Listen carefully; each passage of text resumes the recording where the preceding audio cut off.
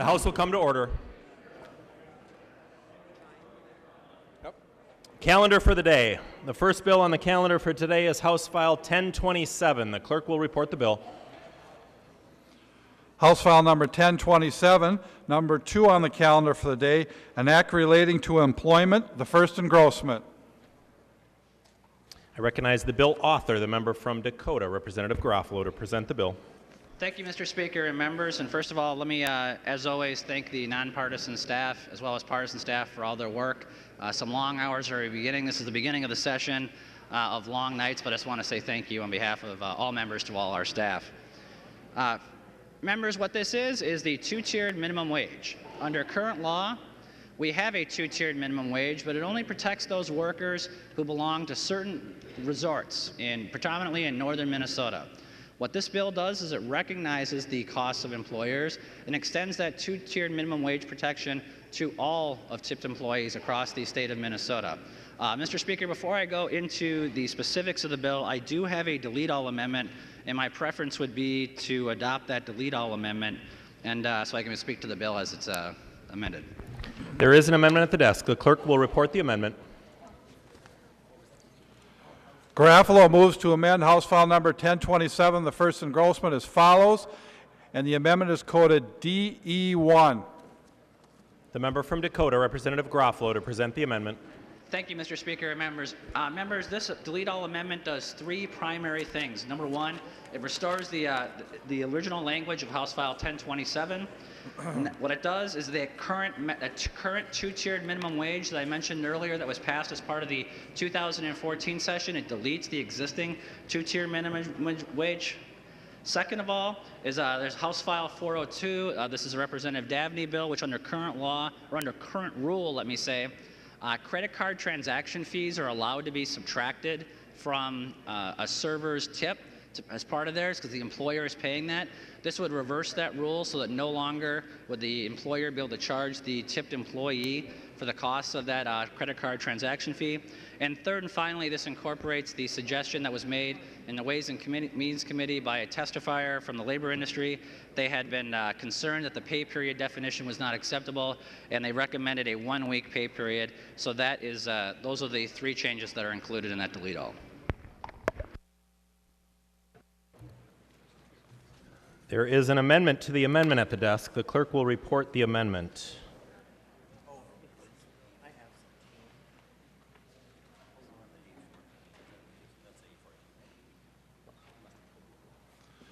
Garofalo moves to amend House File 1027 as amended as follows. The amendment is coded A14.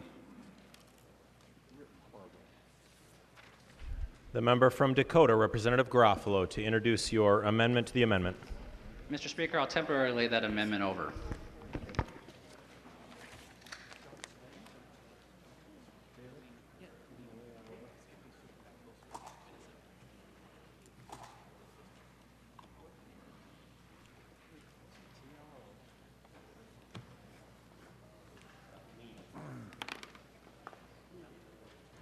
Representative Garofalo withdraws temporarily the A14 amendment. There is another amendment to the amendment at the desk. The clerk will report the amendment. Lean moves to amend the Garofalo amendment to House File number 1027, the first engrossment, and the amendment is coded A15-0314. The member from Clay, Representative Lean, to introduce your amendment. Thank you, Mr. Speaker and members. I move to amend the A15-0314 amendment. This amendment would ensure that prospective employees have as much information as possible about the job for which they are applying. Because House File 1027 addresses the wages of employees, it is crucial that prospective employees are able to go into a job interview and possibly a new job with the ability to adequately set and plan their monthly household budgets. And this amendment would ensure they have as much information as possible to do so. I urge a green vote on the amendment. Thank you. Discussion on the Lean amendment. The member from Dakota, Representative Garofalo. Mr. Speaker and members, first of all, let me thank the gentleman from Moorhead for his amendment. This is improves employee disclosure, and I'd urge its adoption. Further discussion on the Lean amendment. Seeing no further discussion, all those in favor of adoption of the lien amendment signify by saying aye. Aye. Opposed, no. The motion prevails and the amendment is adopted.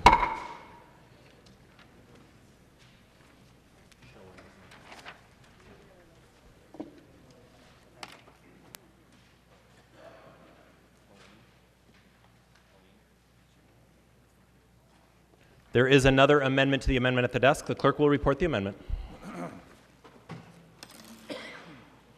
Moline moves to amend the Garofalo amendment to House File Number 1027. First engrossment as follows, and the amendment is coded A15-1. The member from St. Louis, Representative Moline. Thank you, Mr. Speaker and members. And this amendment is to address the very serious issue of wage theft that workers experience here in Minnesota and across the country. It's estimated that nationwide, workers experience $30 billion annually worth of wage theft. This is workers who aren't being paid for overtime that they're working, workers who are forced by their employers to work off of the clock, and workers who aren't afforded the proper breaks that they're supposed to have under law. We have several examples of Minnesotans working here experiencing some of these issues as well. I'm going to start out by going section by section through the amendment because it is pretty lengthy and I want members to understand what it does. Section 1 clarifies that rest breaks must be at least 10 minutes per 4 consecutive hours of work. Section 2 permits a meal break of at least 30 minutes after 5 or more consecutive hours of work. Section 3 goes to employer liability. It increases damages owed to an employee and penalties against an employer liable for noncompliance with a variety of labor standards and wages, including members' overtime, paying the minimum wage, paying wages in a timely manner, the new wage disclosure protection law, nursing mothers, pregnancy accommodations, sick leave, and pregnancy and parenting leave, equal to twice unpaid wages, overtime pay, and gratuities, and increases civil penalties for repeated or willful violations. It requires the state, county, or municipal agency to immediately revoke or suspend licenses and permits that allow the employer to conduct its business until the commissioner determines the employer has remedied all violations. Section 4 increases damages owed to an employee when an employer is found liable for failure to pay wages or overtime. Section 5 indicates that a person or organization other than employee may file an action against an employer or on an employee's behalf in district court. Section 6 of the amendment adds a subdivision to say that any person or organization may file a complaint with the department claiming an employer has violated wage, overtime, or break laws, and allows anonymous complaints to take place. We know that a lot of employees fear retaliation for bringing these complaints forward. Section 7 grants the commissioner authority to require employers to provide a wage bond if they are found to be not paying wages due to their employees. If the employer fails to provide the bond within 10 days, the commissioner can bring action against the employer. Section 8 prohibits retaliation against an employee for asserting rights under wage, overtime, and break laws. Section 9 increases employer penalties and fines. An employer is guilty of a gross misdemeanor if the employer fails to pay wages to an employee and the total due exceeds $5,000.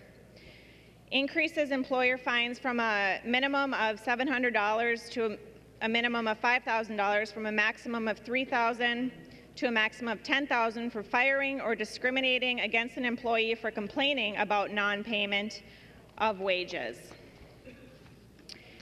Section 10, creates a special account to deposit civil penalties to administer grants to community organizations.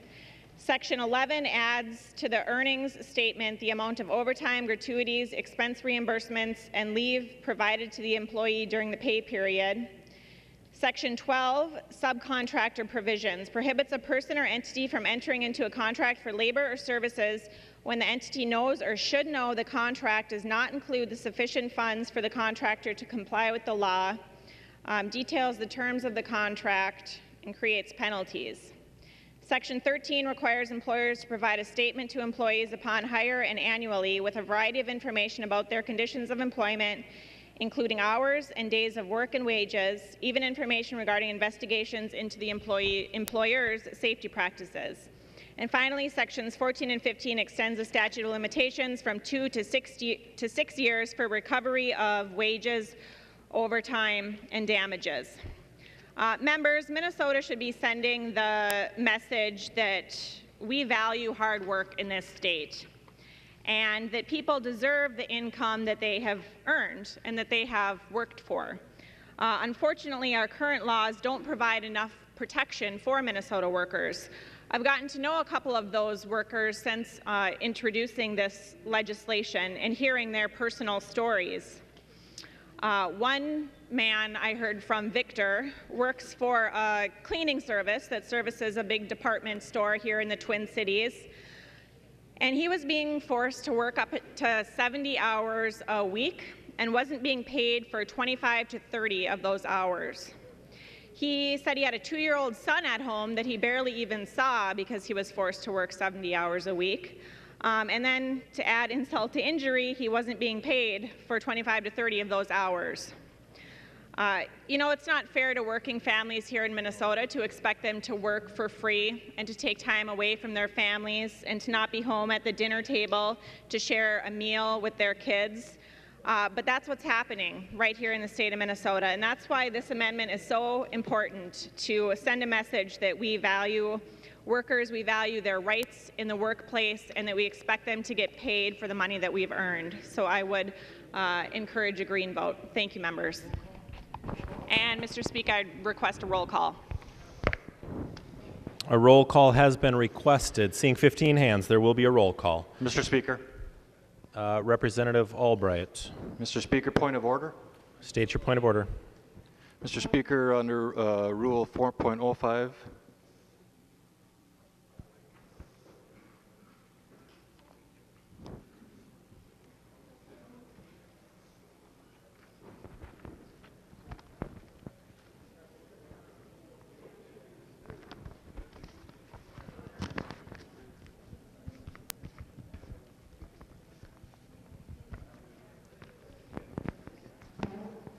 Mr. Speaker, I have advice.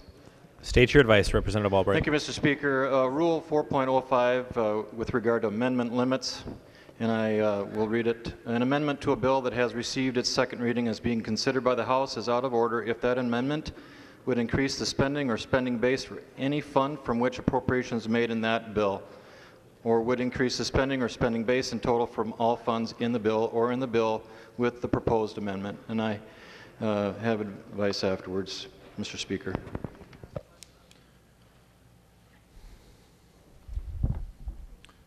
Representative Knobloch. Further advice, Mr. Speaker. State if your you advice. look on page 2 of the amendment, you'll see that they're increasing the amount of fines that can be levied underneath Section 3, Subdivision 7B, and that later on in that same section, they talk about how the department can use those fines. So that would be an increase in the amount of money that the state would be taking in and spending, Mr. Speaker. And then beyond that also, Mr. Speaker, as you can see, this is a long amendment adding a great many new laws that would need to be enforced. There is a fiscal note already on the underlying bill because of the additional enforcement that would be needed by House File 1027. This would add to the enforcement costs, this bill, and so again should be ruled out of order under 4.05. Mr. Speaker, advice. State your advice, Representative Moline. Well, thank you, Mr. Speaker. And as Representative Knobloch just pointed out, there's increased civil penalties in the amendment, which makes it self-funding. And if you look at the rule 4.05, it says that the amendment is only out of order if it would increase the spending or spending base from any fund from which appropriations are made, and that's just not the case in this amendment because it's the civil penalties, as Representative Knobloch pointed out, that provide for the enforcement of the additional labor standards in the bill. So I would ask that you not take the point well taken.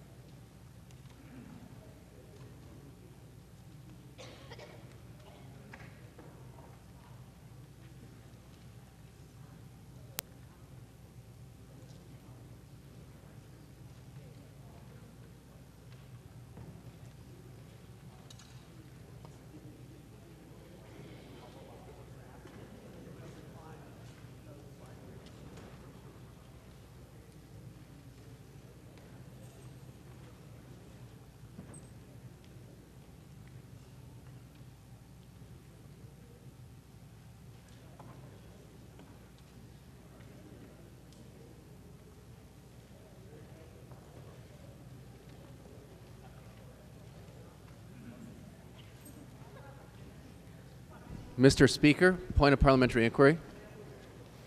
State your point of parliamentary inquiry. Thank you, Mr. Speaker. Representative Knobloch referred to a fiscal note, which is not in the system on any of these bills. So if he's gotten a fiscal note in advance, it would be terrific if he could actually share it with the body.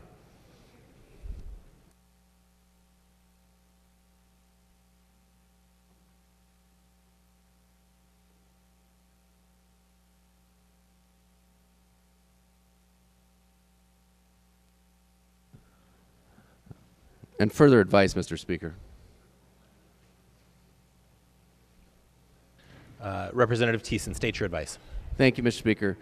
I believe that Representative Garofalo's bill itself is going to require additional enforcement and the hiring of additional enforcement folks to enforce his more complicated changes to the way we do the minimum wage. And those same folks could do exactly what Representative Moline's legislation would do as well, be the same people. Representative Knobloch. Well, Mr. Speaker, I'm having a copy of, I guess it's a preliminary fiscal note that is being copied, and I'll have it distributed. It shows a cost of, well, now I don't have it with me, but I think it was $123,000 in the upcoming biennium. And I guess as long as I'm on it, Mr. Speaker, you know, there are numerous references throughout the amendment talking about the commissioner reviewing things, requiring the commissioner to enforce laws. This is going to cost money, members, and again, underneath 4.05, this should then be ruled in violation of 4.05. Representative Carlson. Yeah, Mr. Speaker, further advice, a fiscal note that has not been signed off on by MMB has no standing. And the current chair of the Ways and Means Committee just said it was a preliminary fiscal note, and if it lacks those signatures, it really has no standing before this body or in any committee.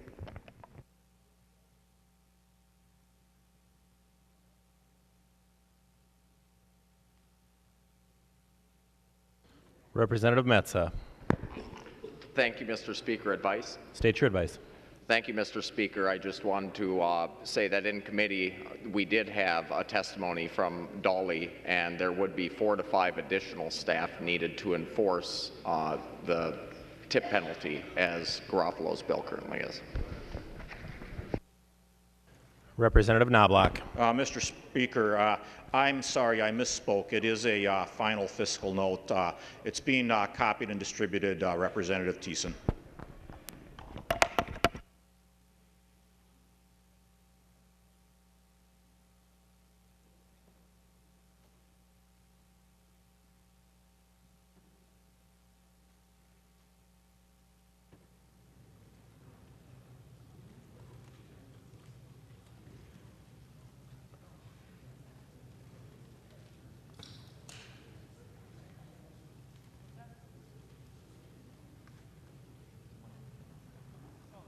All right, members, upon reviewing the rule and the amendment itself, and upon the advice of Representatives Moline, Albright, Metsa, Thiessen, Knobloch, and Carlson, I find the point of order well taken.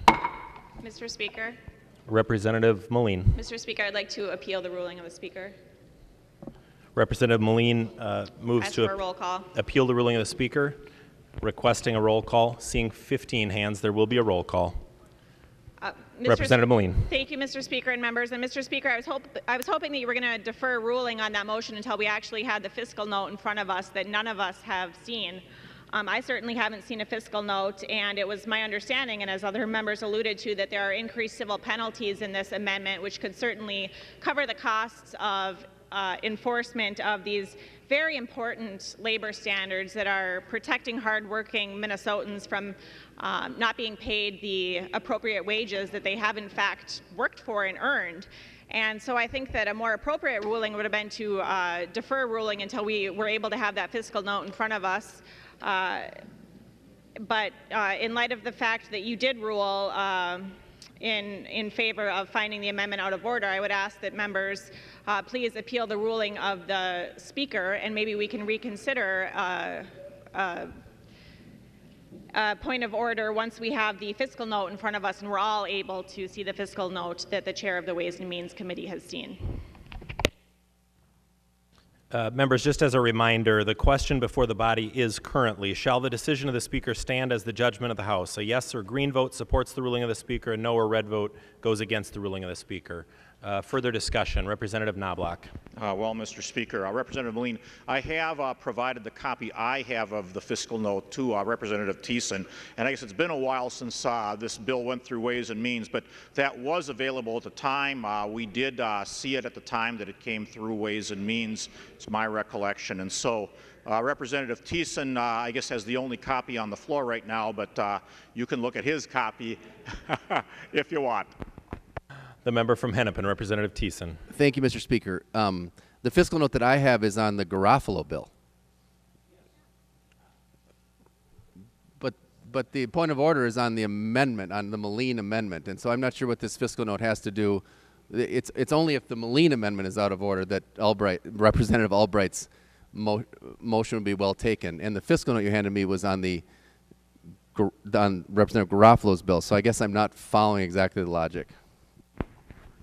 Representative Knobloch. Well, Mr. Speaker, members, I never said I had a fiscal note on Representative Moline's amendment. I said that there was a fiscal note on the bill that talked about how the Commissioner was going to have additional enforcement costs as a result of the bill, as a result of some of the additional requirements that were in the bill, and that when you looked at Representative Moline's A15 amendment to the amendment, that obviously then there were going to even be more enforcement costs based on that fiscal note and what they said there were going to be enforcement costs would be for House File 1027. So that's what I was speaking of, members. I'm sorry if that wasn't clear, but yeah, the fiscal note is on House File 1027, not on the Moline amendment.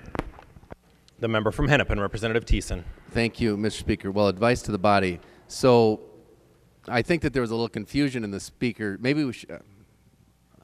I think there's a little confusion in the information and advice given to the Speaker, because my understanding was that Representative Knobloch was actually talking about the cost of enforcing the Representative Moline's amendment based on a fiscal note on Representative Moline's amendment. And in fact, we don't have any fiscal note on Representative Moline's amendment. And as she pointed out, within the context of her amendment or her bill, the fees pay for themselves. So there's no additional cost, as I understand it, to Representative Moline's amendment for the additional enforcement activities.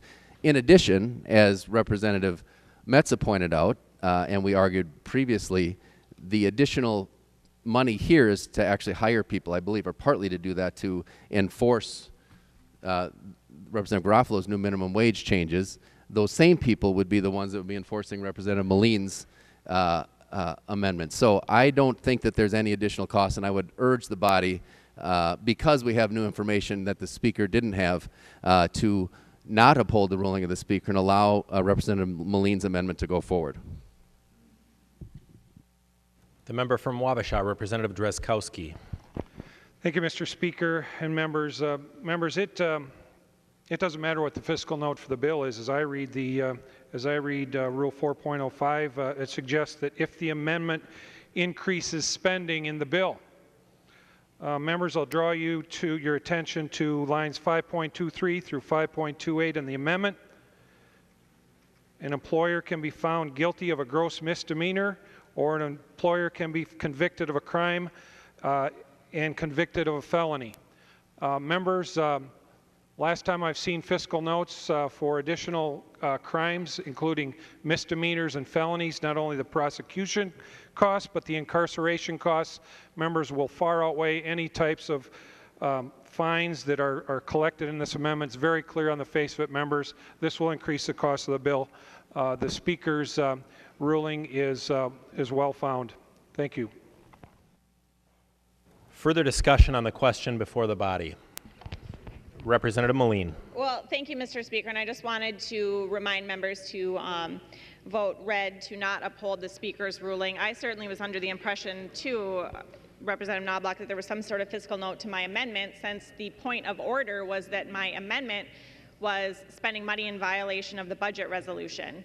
That is the point of order that was raised, but there is no fiscal note to my amendment, and as has been pointed out, there are civil penalties in the amendment that pay for the enforcement, and therefore there is no violation of the budget resolution. So members, we need to vote red to appeal the ruling of the Speaker. Thank you. Any further discussion?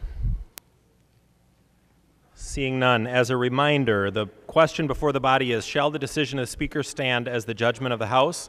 A yes or green vote supports the ruling of the Speaker. A no or red vote goes against the ruling of the Speaker. The clerk will take the roll on the question.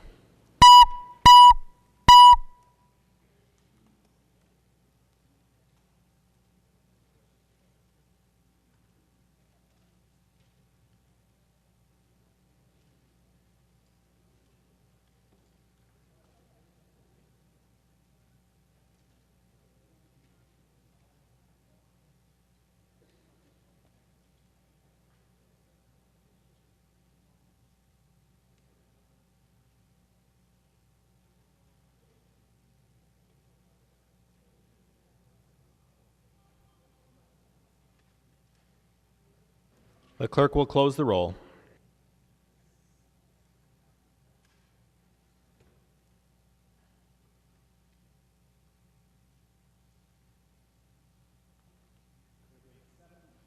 There being 74 ayes and 57 nays, it is the judgment of the House that the decision of the Speaker shall stand.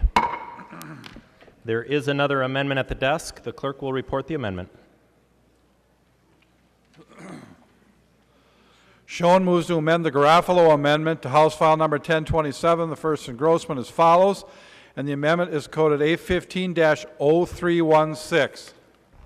The member from Washington, Representative Schoen, to introduce your amendment. Thank you, Mr. Speaker and members. And when we're looking at tip staff and wait staff, 70 to 80% of the staff are women supporting themselves and their family. And I really hope, Representative Garofalo, that this is an amendment that we can come together on. I think that maybe we could find common ground here. And basically what the amendment says is that if you work 30 hours or less at your place of employment, then the amendment, the tip credit does not apply. But those folks that are trying to make a living, supporting their families, which again are 70 to 80% female, this wouldn't apply. So that's the simple amendment, members, and I would urge a green vote. And I'd ask for a roll call. A roll call has been requested. Seeing 15 hands, there will be a roll call. Discussion on the amendment. The member from Dakota, Representative Garofalo.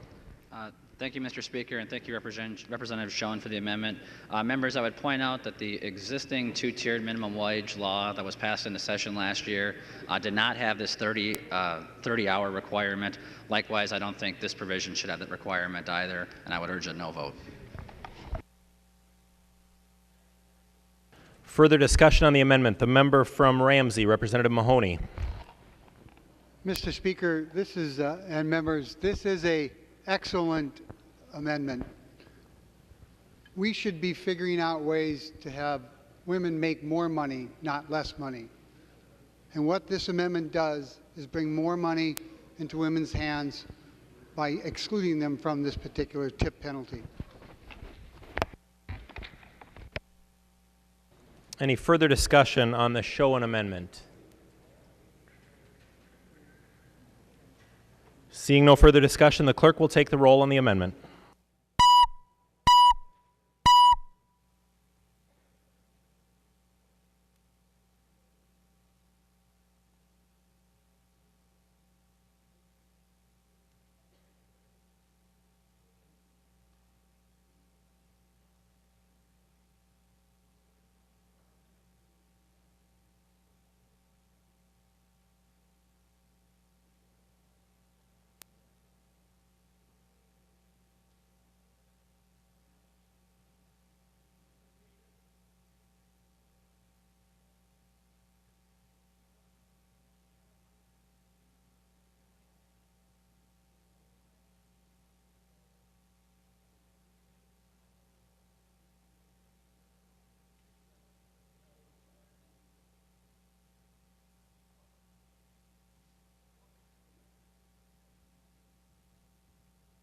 Clerk will close the roll.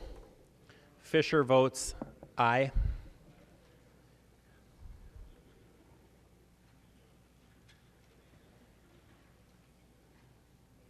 There being 60 ayes and 72 nays, the motion does not prevail and the amendment is not adopted.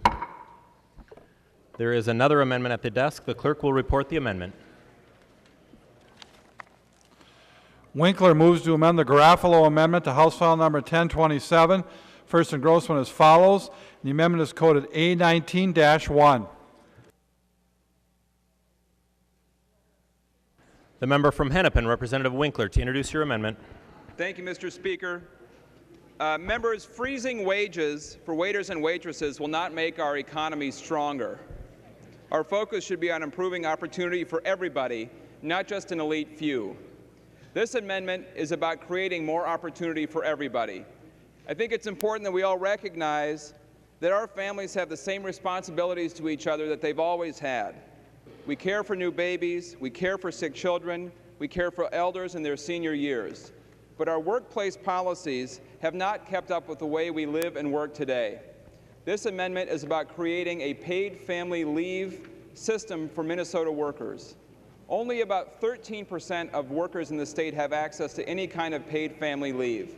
What this amendment does is create a very small premium for employers and employees deposited in a special revenue account that will enable people to draw a share of their wages when they are taking care of a new baby, taking care of a sick child, or taking care of an aging family member.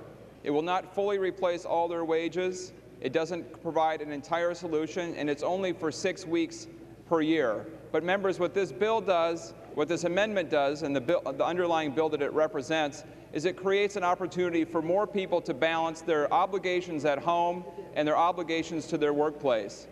What's important to understand about this program, members, is that it actually helps keep people working more, not less. In the states with paid family leave insurance systems in place, when women return to or end their caretaking period for their new baby, they're more likely to return to work, they're less likely to be on public assistance, and in general, they are more attached to the workforce. In Minnesota, this is especially important because we have the highest share of women engaged in the workforce of any state in the nation. And as we look at how our families are structured today and the economic reality, which is that very few families can afford to have one person staying at home full-time to take care of people, the reality is that families depend on that income, and that conflicts directly and irrevocably with those family obligation needs. So members, I think this is an opportunity tonight to, instead of freezing wages for some, focusing on opportunity for all. Instead of creating a penalty for people who earn tips through their hard work, let's create an opportunity for everybody to take care of family members while working, doing what we would like them to do, which is to be engaged in the workforce. If we don't continue and move on this path, members, we are just going to be falling further and further behind the states that are taking action and leading on this issue. Other states have decided that valuing the contributions of all workers in the workplace is important, whether they have care obligations at home or not. And it's been over 20 years since this country passed the Family and Medical Leave Act, and we've done very little since that time to bring unpaid time off into the realm of paid time off, where it can actually be more useful for Minnesota families. So members, I would urge a yes vote on this amendment, and I would ask for a roll call. A roll call has been requested. Seeing 15 hands, there will be a roll call. Discussion on the amendment. The member from Sherburne, Representative Knobloch. Well, Mr. Speaker, I rise to a point of order underneath Rule 4.05, and I am prepared to offer advice. State your advice, Representative Knobloch. Well, Mr. Speaker, this amendment is going to vastly increase the enforcement cost for the state of Minnesota. If you start at looking at page 2, line 7, subdivision 3, you'll notice that the definition of an employer is changed from someone that employs 21 or more people to any business that employs 1 or more employees. There are, I'm sure, tens of thousands of businesses in the state between that category of having 1 employee and 21 employees. And now the commissioner is going to have to enforce this law for all those additional thousands of businesses. In addition, Mr. Speaker, if you look throughout the bill, such as page 4, line 17, the Commissioner is instructed to do certain things. If you look further, page 5, line 15, the Commissioner is supposed to determine the effective date and enforce a premium equal to the total premiums paid by the employer's employees. There is a lot of additional work in here for the Commissioner, Mr. Speaker. It's certainly going to cost more money, and I would thus advise you to rule it out of order. The member from Hennepin, Representative Winkler. Mr. Speaker, advice. State your advice. Mr. Speaker, Representative Knobloch, I would actually point your attention to lines 5.4 through 5.8. And lines 5.4 through 5.8 specify that the money collected in this bill is deposited into a special revenue account, and all of the spending in the bill takes place from that special revenue account. If you look at Representative Garofalo's fiscal note, and both for the bill and for the DE amendment that we're considering, that is a fiscal note in the general fund. And then, Mr. Speaker, if you then look at Rule 4.05, it says, an amendment to a bill that has received its second reading and is being considered by the House is out of order if that amendment would increase the spending or spending base from any fund which appropriations are made in that bill. So, Mr. Speaker, the fiscal note on the Garofalo bill is on the general fund. This bill creates a special revenue fund and funds all of the obligations under this amendment through that special revenue fund, so it does not meet the definition of Rule 4.05. All of the spending and all of the revenue collection under this amendment all take place in a special revenue fund which is separated from the general fund, and it's all self-supporting and pays for itself. That's the very definition of this bill. There is zero impact on the general fund whatsoever from adopting this amendment, and I would ask you to find the Knobloch point of order not well taken. Further advice. The member from Sherburne, Representative Knobloch. Well, Mr. Speaker, Representative Winkler, thank you for making my case for me. I don't think that's required that this has to be a general fund appropriation. And also, Representative Winkler, it's not a matter of whether it simply balances.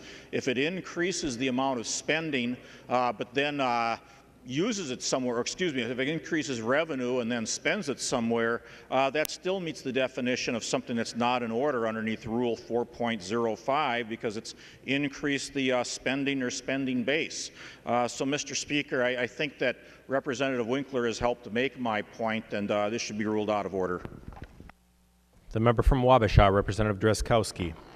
Thank you, Mr. Speaker. I stand to offer advice as well. State your advice. Mr. Speaker, on line 4.31 and 3.2, we can see that the amendment requires a minimum amount of $1,000 per week to encompass the employee's benefit. And, Mr. Speaker, in Subdivision 4 on page 4, 4.17 through 4.32, there's 6 different blanks in the bill that the author has not completed, that have not been filled in. So ostensibly those could be any numbers that we, or maybe the author wants them to be. Right now they are not specified, and so the amendment doesn't even work, Mr. Speaker. I find that the point of order should be well taken. The member from Hennepin, Representative Winkler. Mr. Speaker, just some further advice based on the comments from Representative Knobloch. Now, I know that Representative Knobloch is really good with numbers because I read the Pioneer Press, but the problem is that this rule amendment has, or this rule and this point of order has to do with words, and the words say something completely different from what he said. And I don't know how he is with words, but as far as reading goes, what I read, it's pretty straightforward. It says that the amendment would have to increase the spending or spending base from any fund from which appropriations are made in the bill, or would increase spending or spending base in total from all funds in the bill.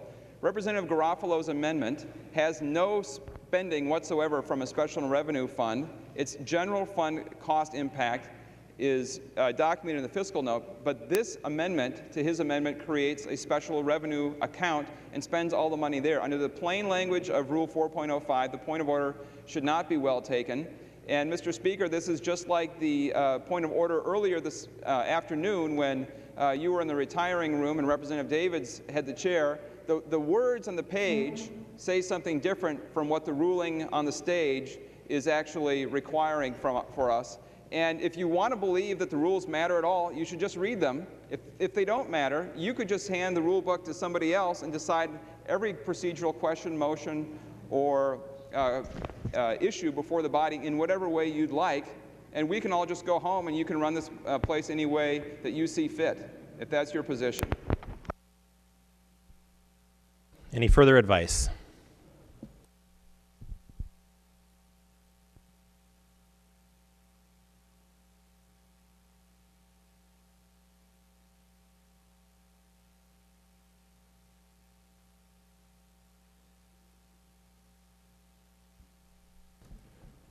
Members, having reviewed the amendment and the rule, and upon the advice of Representatives Knobloch, Winkler, and Driscowski, I find the point of order well taken. There is an amendment at the desk. The clerk will report the amendment.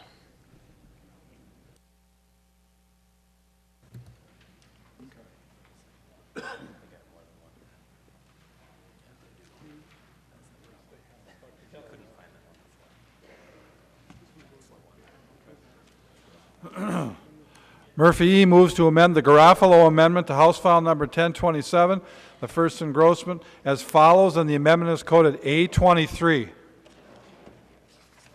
The member from Ramsey, Representative Murphy, to introduce your amendment.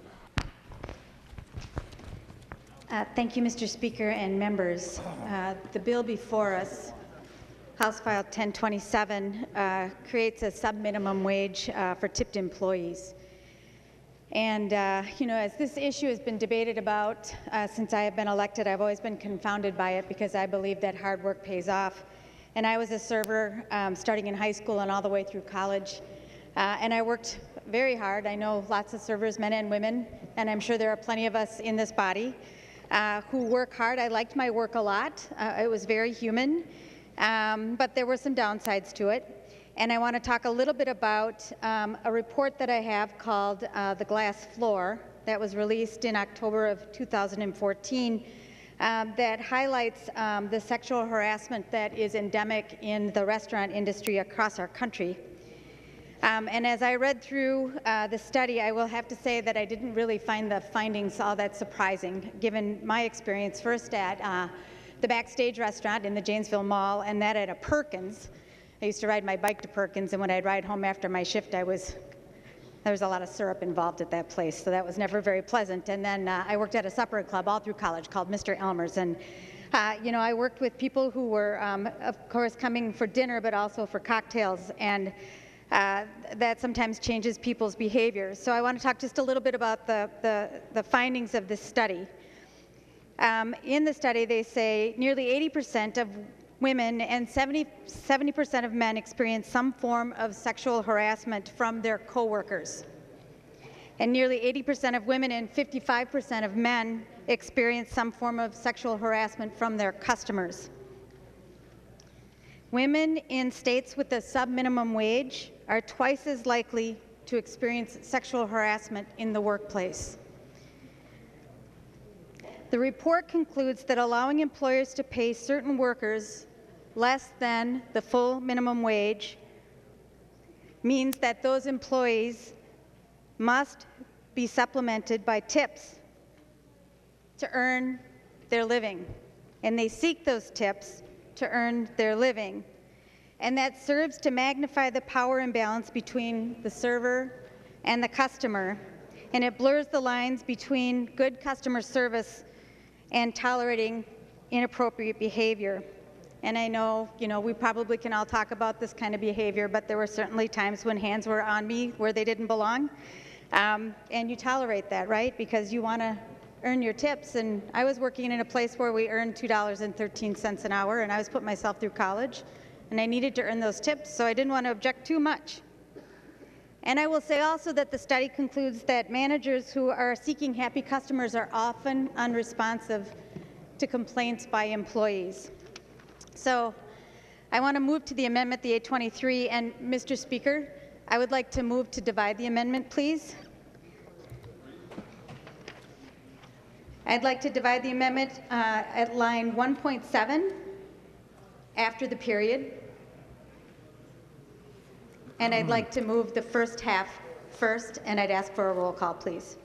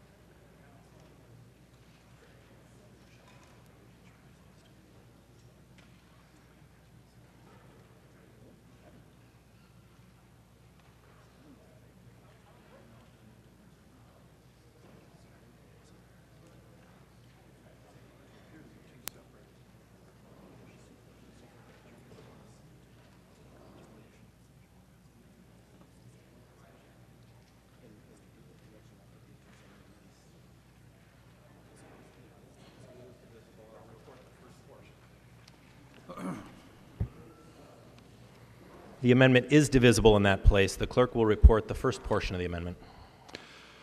Murphy E. is dividing her amendment as follows.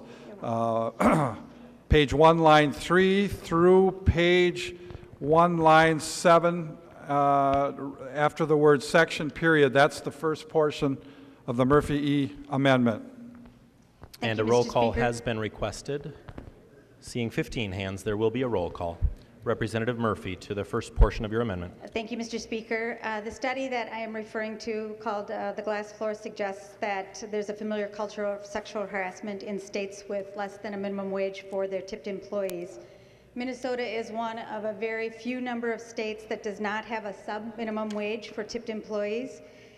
And by voting for House File 1027, we are not only paying tipped employees, servers, less for their hard work, but we're also subjecting them to an environment that is much more likely one of harassment for those employees. My amendment suggests that after 3 or more probable cause determinations of sexual harassment made by the Department of Human Rights, the tiered wage is no longer in force for that employer, and the full minimum wage must be paid. Instead of supporting servers who are working hard to earn a living, with this bill tonight, we're choosing to shortchange workers and their families and their children. And since tip employees rely on customers for their income, they're subjected to and tolerate inappropriate behavior from customers in order to earn their living wage. This Garofalo bill tonight creates a sub-minimum wage for tipped employees and paying them. Instead of paying them for their hard work, we're creating an environment ripe for harassment. And I'd ask you to vote for my amendment tonight in order to say if there are examples, 3 probable cause claims that have been upheld by the Department of Human Rights, that we return to a full minimum wage for those tipped employees, and we reduce the level of harassment, and we reward their hard work with decent pay. Thank you. Further discussion on the first portion of the Murphy amendment. Representative Garofalo. Thank you, Mr. Speaker, members. And even though this provision is not in law under the existing 2-tiered minimum wage that was passed last session, I am willing to take this provision into conference, so I would encourage a green vote.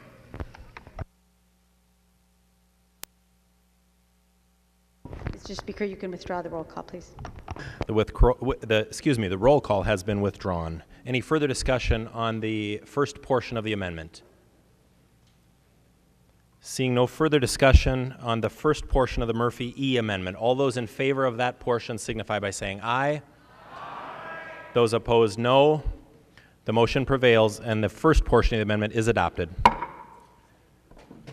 The clerk will report the second portion of the Murphy amendment. The second portion of the Murphy E amendment to the Garofalo amendment is as follows. Starting on page 1, line 7 with an employer and going through to line 10 to the end of the sentence there.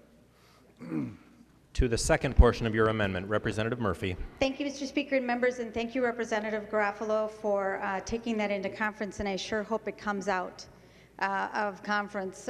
You know, if this gets to conference, I sure hope it comes out of conference strong in its protection for tipped employees, women and men. I also think that it's important to recognize the culture that's being created by your piece of legislation.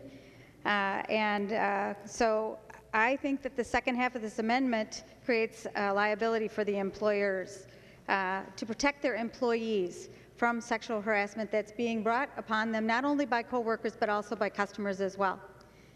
Now, I think this is a tougher piece of legislation to consider. I think it's probably tougher to enforce, but I think it's important for us to consider it. Because I think the data is clear. And I would imagine that most of us who have experienced or done this work as servers have experienced this interaction between a customer and a server, and it should be intolerated. We should not tolerate it here in Minnesota. But by creating this piece of legislation, by trying to roll back the minimum wage for tipped employees here on the floor of the House of Representatives, by trying to take the wages from hardworking men and women trying to support their families, we are creating that environment, a more hostile environment for employees who are just trying to put bread on their tables. And Mr. Speaker, I'm going to withdraw the second half of the amendment. Thank you. The second portion of the Murphy amendment has been withdrawn. There is another amendment at the desk. The clerk will report the amendment. Winkler moves to amend the Garofalo amendment to House File Number 1027, the first engrossment as follows, and the amendment is coded A21. The member from Hennepin, Representative Winkler, to introduce your amendment. Thank you, Mr. Speaker. Members, Representative Garofalo has repeatedly discussed a two-tier minimum wage in Minnesota, and it's important to understand that we actually have many more tiers than just two. We have a minimum wage for small employers and large employers.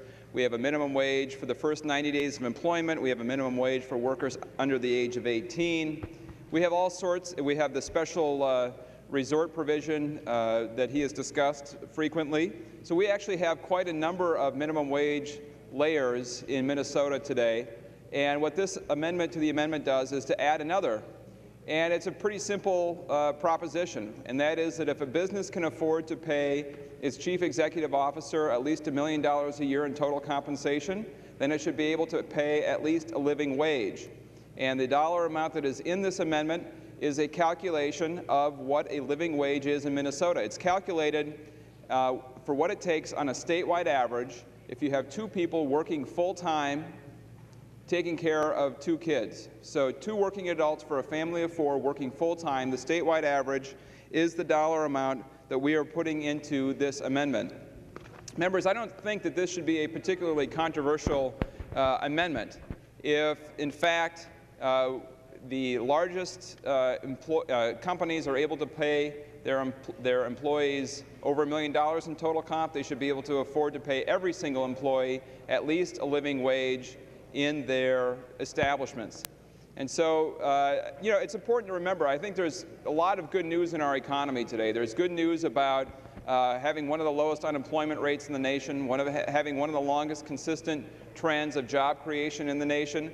We've got very innovative people here. We've got very hardworking people. We have a state government that is largely supportive of the efforts of the business community and workers to be productive and get things done. We have a lot of good things going in our state economically.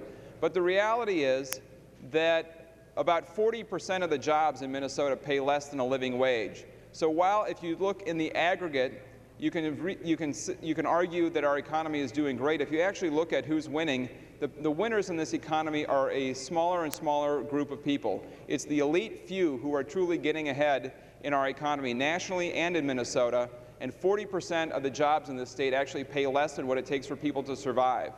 So if we're looking at an economy that is further eroding the quality jobs base, if we're looking at an economy where people are working hard but can't survive, can't support a family, that's a problem.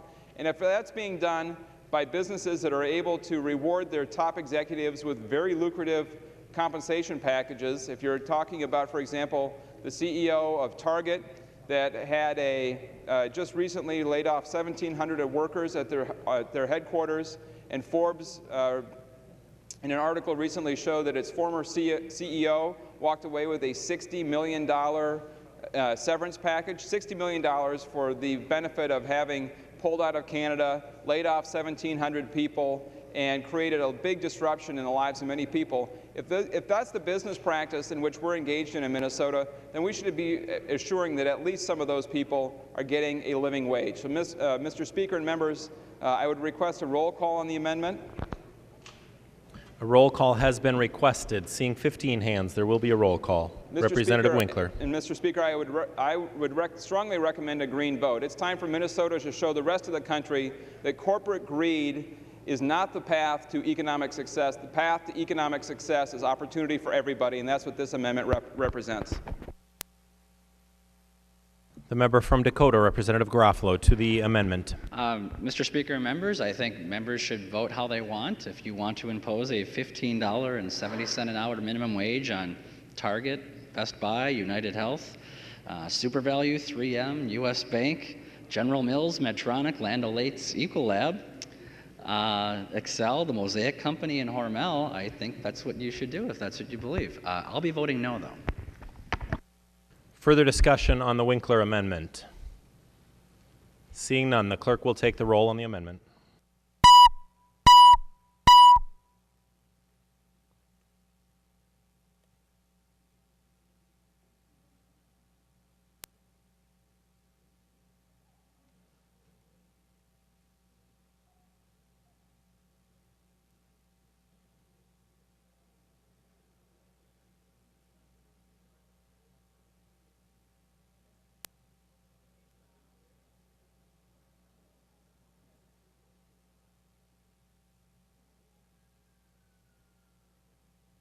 The clerk will close the roll.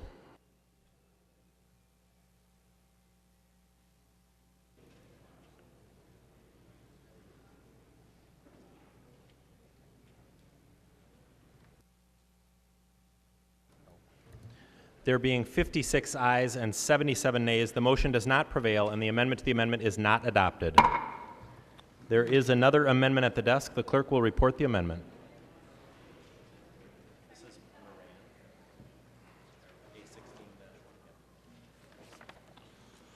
Moran moves to amend the Garofalo amendment to House File Number 1027. The first engrossment is follows. The amendment is coded A16-1. Thank you, Mr. Speaker and members. Representative Moran. The A16-1 deletes the penalty portion of the DE1 and inserts my fair scheduling bill. Minnesota has the opportunity to be one of the first states in the nation to pass legislation that will help workers have a normal schedule. The problem is, with the advent of just-in-time labor practices, store managers often use computer process of real-time sales data to build work schedule, allowing employers to call in staff on a moment notice or cancel shift if business tampers off. However, this leaves workers, often women and people of color, holding the bag, scrambling to piece together child care and family coverage, school schedules, and other basic activities of everyday life. According to a recent academic research, 56% of men and 61% of women in the workforce are paid by the hour, many in industries like retail and, of course, food service. Researchers from the University of Chicago recently found that 41% of hourly workers learn their schedule less than a week in advance. Half of hourly workers have no control over their schedules. Among the 74% of workers who report weekly fluctuations in hours, average hours vary by 49% of their usual, in quotes, weekly hours. So a 10-hour week can follow a 30-hour week. So what did this bill do? Well, proposed fair scheduling legislation makes sure we're investing in students and families who are working hard to get ahead by creating common sense standards that does a few things. One, it guarantees predictable schedules so that people can work hard and still plan ahead for things like college classes, doctor's appointment, parent-teacher conference, child care. It compensates employees for their time and their flexibility when last-minute scheduling changes happens. Just like someone who puts in extra hours earn overtime pay, so too should someone who sacrificed their personal life be available on short notice. 3, it protects people from unhealthy schedules, like those that require an employee to close late at night and then turn right around and be available on short notice the next morning. 4, it establishes basic living standards through scheduling that people can count on. I would like to share with you a story of a worker named Elto. Elto had an unpredictable schedule, a schedule that was wreaking havoc on the lives of working Minnesotans who are juggling child care, school schedule, and caring for aging parents. And so this is Elto's story. Elto is a retail worker and Working American member. And she says, I use public transportation to get from home to work and back. There have been numerous times when I am asked to work later than I'm scheduled, past the time where buses stop running, as I try to find a way to get home from my store in the suburbs back to my home in the city. Because of this, more than once, she has had to take a cab that costs $15 to $20 in order to get home in time to care for her child. This cost eats into her budget, and it affects her ability to meet the basic needs. She says that I have also had to work closing shifts until as late as 10:30 at night, and then return to work first thing in the morning to open the store. Juggling the times the bus runs, she has had to wait at the coffee shop near the store for as much as 20 minutes before a manager arrives to let her into the store. And this is the time that she's away from her family, and she's not been paid for that time. She also says that my bosses have called me as few as 2 to 3 hours before my scheduled shift and told me not to bother to come into work. These are hours that she banks on doing time that she has set aside to be working. This impacts her life as she tries to pay a light bill, her rent, and food for her family. She regularly comes into work on days off, and she usually works 6 days a week, but she is kept under 40 hours per week. During slower periods after the holidays, she may get only 8 to 9 hours of work in a week, while keeping her schedule available to come into work throughout the week. Unpredictable and not right. So this policy principle is as follows, that this bill includes provisions being advanced in communities around the country by groups such as Working America, Center for Popular Democracy, the National Employment Laws Project, and A Better Balance. Together, this package of fair scheduling of recommended policies work together to update Minnesota's scheduling laws by creating a level playing field and fostering equity, fairness, and opportunity. So these are some of the things the Fair Scheduling Bill does. Advance notice of schedules. It requires employers to provide employees with 21 days notice of their work schedule, or in case of a new employee, a work schedule for the employee's first 21 days. The schedule must be posted and updated within 24 hours of any changes. This bill also compensates employees for changing their schedule after it has been posted and to ensure predictable work schedules. An employer must pay 1 hour of predictability pay at an employee's regular hourly rates for each employer initiated change to the posted work schedule. So for each time that an employer changes the schedule, they are to pay for 1 hour of predictable work. So let's say that, which happens so often, that on a whim, they cancel an employee from coming in on call shifts. So what this does, it provides 4 hours of predictable pay for when a regular or on-call shift is canceled within 24 hours. Predictability pay is prorated for scheduled shifts fewer than 4 hours. And lastly, one of the big provisions within this bill is that it guarantees employees adequate daily rest by requiring employees' consent to work with less than 11 hours of rest between work shifts and compensation of time and a half pay if the employees agree to work within less than 11 hours of rest. Employees are entitled to daily overtime pay for shifts that exceeds 8 hours, and they can refuse, without the fear of retaliation, to work more than 55 hours in a week.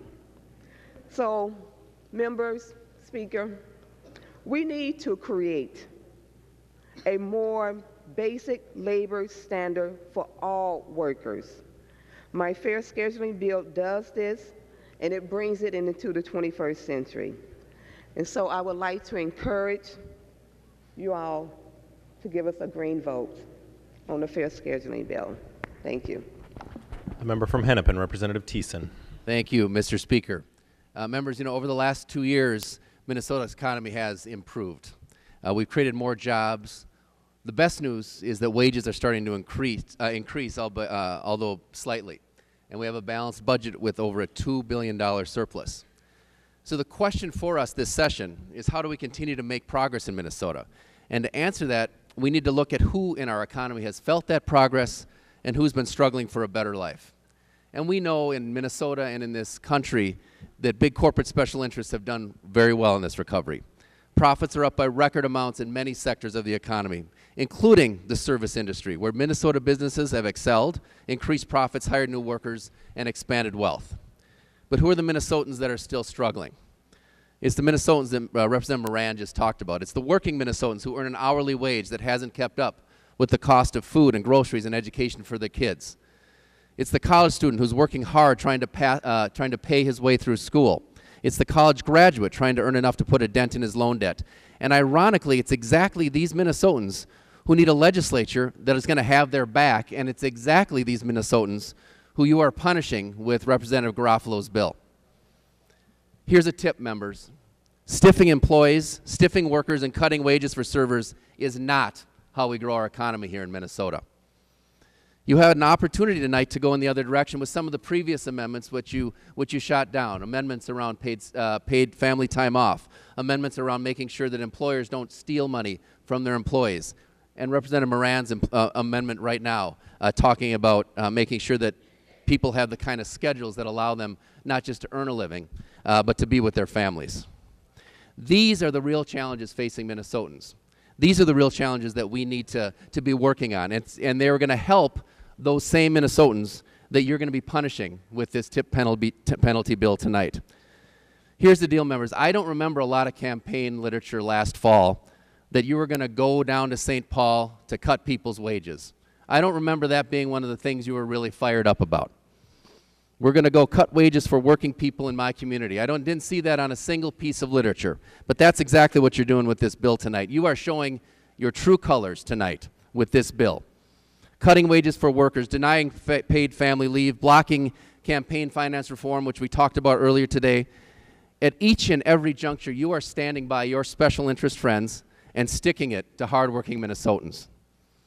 Members, we have a great opportunity this session and in this moment. We have the opportunity to actually grow the economy for the benefit of all Minnesotans.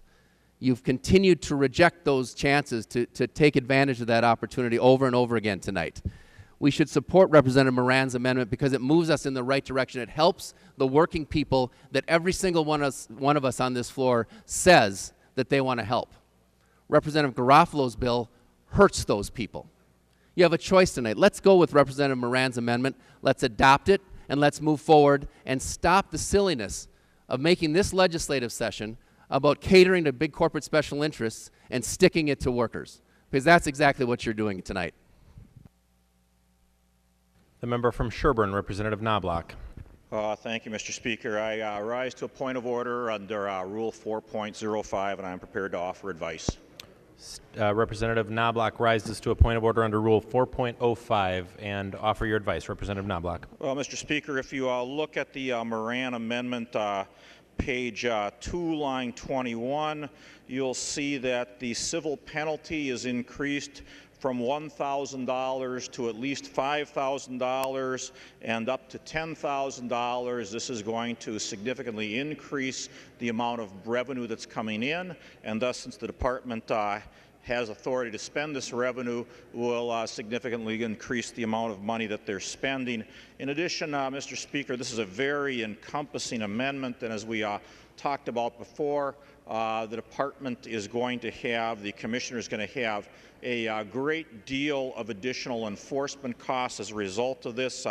I'd direct your attention to page 3, section 3, in terms of all sorts of additional reporting that the employers have to have, that the department would have to audit. Section 4, additional information that the department would have to audit. If you go to the page 8, other record-keeping requirements that the department is going to have to audit. There's a lot of additional work here for the commissioner. It's going to cost a lot of money, Mr. Speaker. Some of it at least will be paid for by those higher fines that it itself creates a new fund that's going to have more costs, and so I'd urge you to find this point of order well taken. Further advice, the member from Hennepin, Representative Thiessen. Thank you, Mr. Speaker. Advice. State your advice. Thank you. Well, first, to Representative Knobloch's first point, it has not, the Rule 4.05, it's irrelevant if it raises more money. It's whether there's spending that is increased. So that argument is not an argument under Rule 4.05 that's legitimate. And there's no fiscal note on this bill. As we know, there's lots of enforcement that's going to have to be done for all the provisions in Representative Garofalo's bill. Some are captured in the fiscal note, as we know, at least as to the original bill. The other thing, though, that we know about this bill, that we know about paid family leave, that we know about another amendment that's coming up here, Representative Lesch's bill on earned sick and safe leave, we know from studies that they actually improve the bottom line of corporations, and undoubtedly they improve the bottom line of Minnesota families. And I know that I'm actually quite surprised tonight how rigorous the majority is looking at the fiscal notes and trying to understand the fiscal impact of things, since that hasn't been their MO through the earlier part of this legislative session. But one of the things I know that the Republicans, I know that Chair Downey, for instance, when he was a member of this legislature, and I think a lot of Republicans have bought into this idea of dynamic scoring for our bills. You know, the idea that if you do things that are actually going to improve business and get more money into the pockets of people, it's going to increase tax revenues, and it's actually going to save our state money or make our budget look even better. And we know that Representative Moran's amendment does that through studies. We know that Representative Winkler's amendment on paid family leave actually increases the bottom line of companies that embrace it. We know that Representative Lesch, and maybe he'll talk about this when his amendment comes up, actually increases the bottom line of those companies, and it makes their employees more productive, and makes their employees have more money in their pockets ultimately, because those businesses do better. So, Mr. Speaker, first of all, Representative Knobloch's argument about increasing the amount of revenues coming in is irrelevant to Rule Point 405. But secondly, I'd suggest that you take Representative Downey's advice and the advice of a lot of Republicans. I think this is actually going to be one of the reasons that you have proposed this legislative office or legislative budget office, because you're very interested in moving not on the way that the agencies do their fiscal notes, which is to actually look how it impacts them, but to look at this new system of dynamic scoring, which has been adopted in a number of Republican states, failed there, but been adopted in a number of Republican states. And if you adopt that Republican principle of dynamic scoring, you're going to see that this Representative Moran's amendment is actually going to do better for our state budget. We're going to be better off in our state budget because we're going to be better off in our state economy. And I'd urge you on those grounds to find that the point of order is not well taken.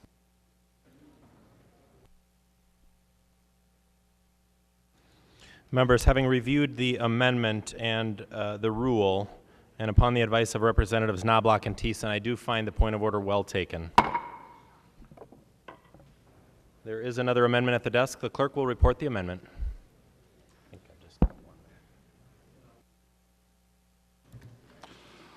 Lesh moves to amend the Garofalo amendment to House File Number 1027. The first engrossment as follows, and the amendment is coded A20-1.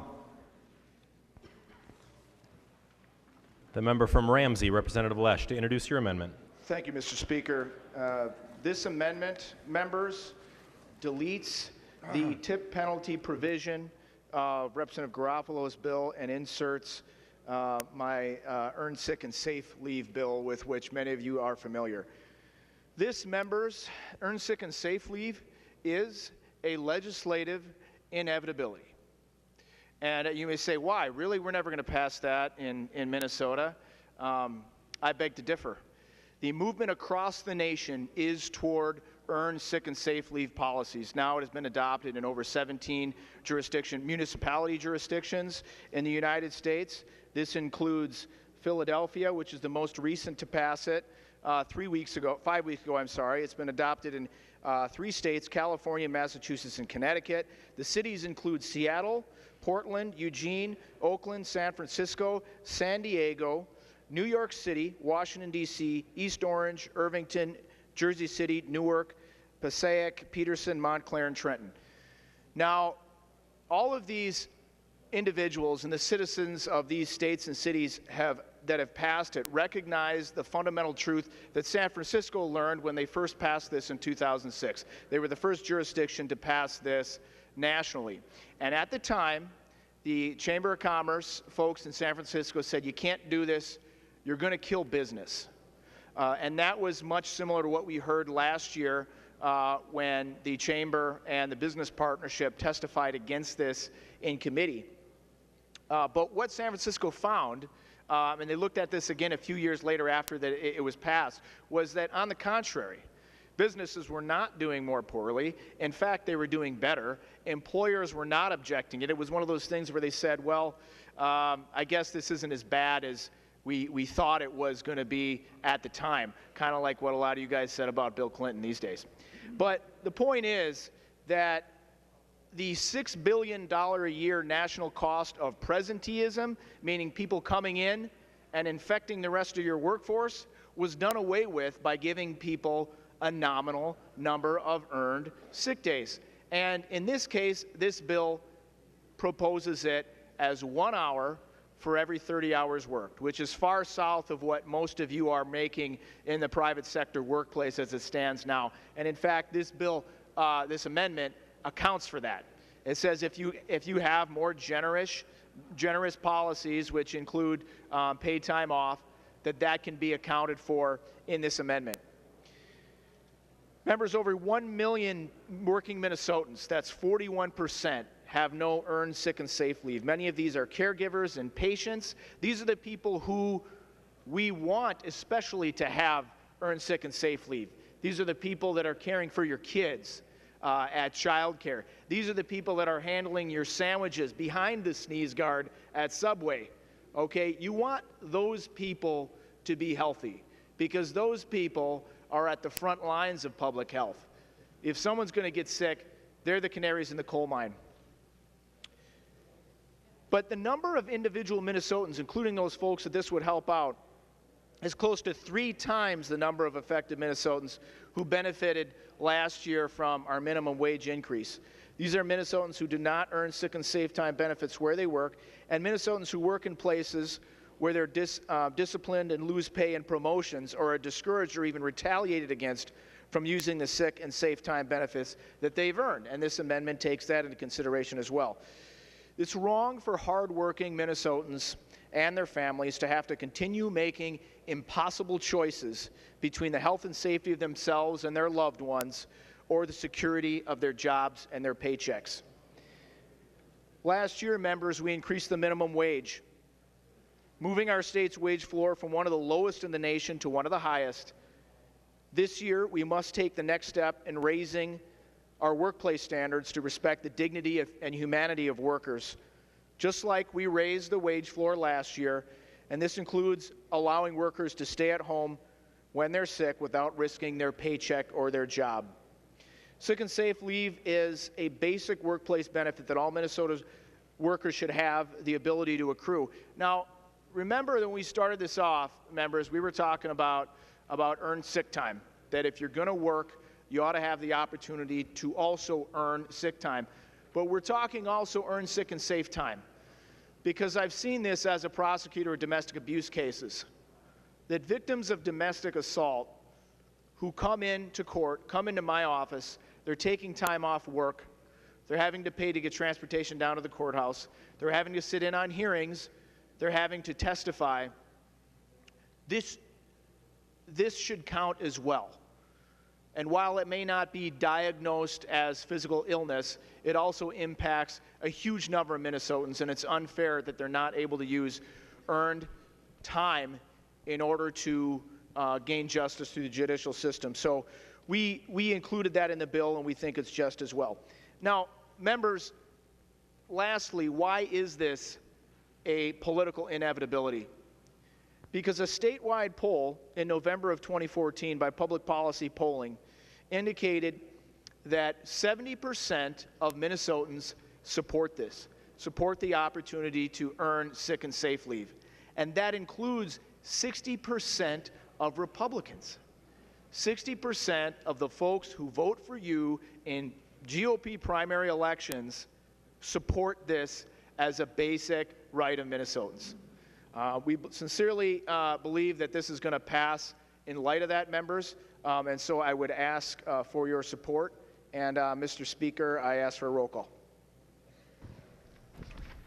A roll call has been requested. Seeing 15 hands, there will be a roll call. Further discussion on the Lesh amendment. Mr. Speaker. Representative Albright. Point of order, Mr. Speaker. State your point of order. The amendment before us under Rule 4.05. If you take a look at lines 2.13, there's an addition of a compliance component to this, which will require additional administrative services. On page 3, 3.5, 3.6, the Commissioner is asked to consider factors to assess civil penalties, 3.12, 3.13, 3.4. They are establishing new penalties for violations. All of these would assess additional costs to the agency in order to prosecute and administer those on a case-by-case basis. And so this does raise the expenses for the bill as it sits before us, and so I would ask for you to find the bill not in good standing. Excuse me, the amendment not good standing. Mr. Speaker, advice. Representative Lesh, state your advice. Thank you, Mr. Speaker. If you look at line 2.10, 3.4, and 3.33, you will find a word on each of those lines that is a 3-letter word, and it says may. These are permissive provisions, Mr. Speaker. By virtue of them being permissive, it would not add the costs as suggested. I ask you to find the point of order not well taken. Representative Lesh, can you give me those line numbers again? Yes, Mr. Speaker. That is line 2.10, 3.4, and 3.33.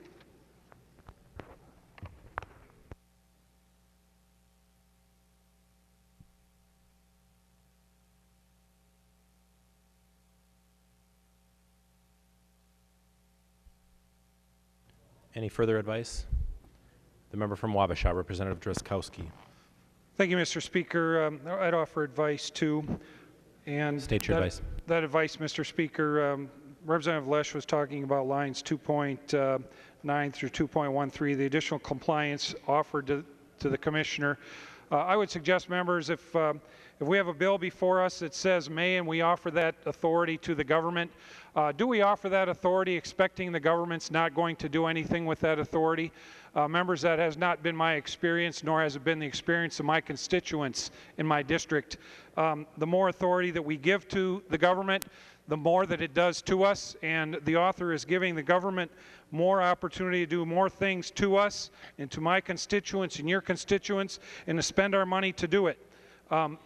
Mr. Speaker, this bill inherently, not only through that section, but also the sections on 7.1 through 7.36, additional compliance requirements. This bill is wrought with more government that is going to have more administrative costs, that is going to add to the cost of bill and accrue additional violations to Rule 4.05. Mr. Speaker, I ask that you find Representative Albright's point of order well taken. Representative Knobloch. Well, Mr. Speaker, while there is some permissive language in here in regard to the fines, if you look at page 3, line 12, you will see there the Commissioner is ordered that it says he must order the employer to pay a civil penalty of up to $10,000 per violation. So in some cases, while it is permissive, in some cases it is not, then clearly this will raise the amount of money that the department is spending. Representative Lesh. Well, Mr. Speaker, I should probably wait until anyone else stands, but just to the point relayed by Representative Knobloch, if you look at the beginning of that paragraph, parens B, if the Commissioner determines that an employer has repeatedly or willfully violated, that too is permissive, Mr. Speaker, so it requires that the Commissioner has made a determination, thereby making that permissive as well.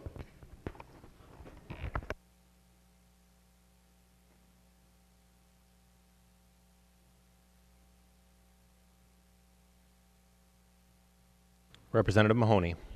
Advice, Mr. Speaker? State your advice. Mr. Speaker, when a bill is permissive and the department is ordered as a may,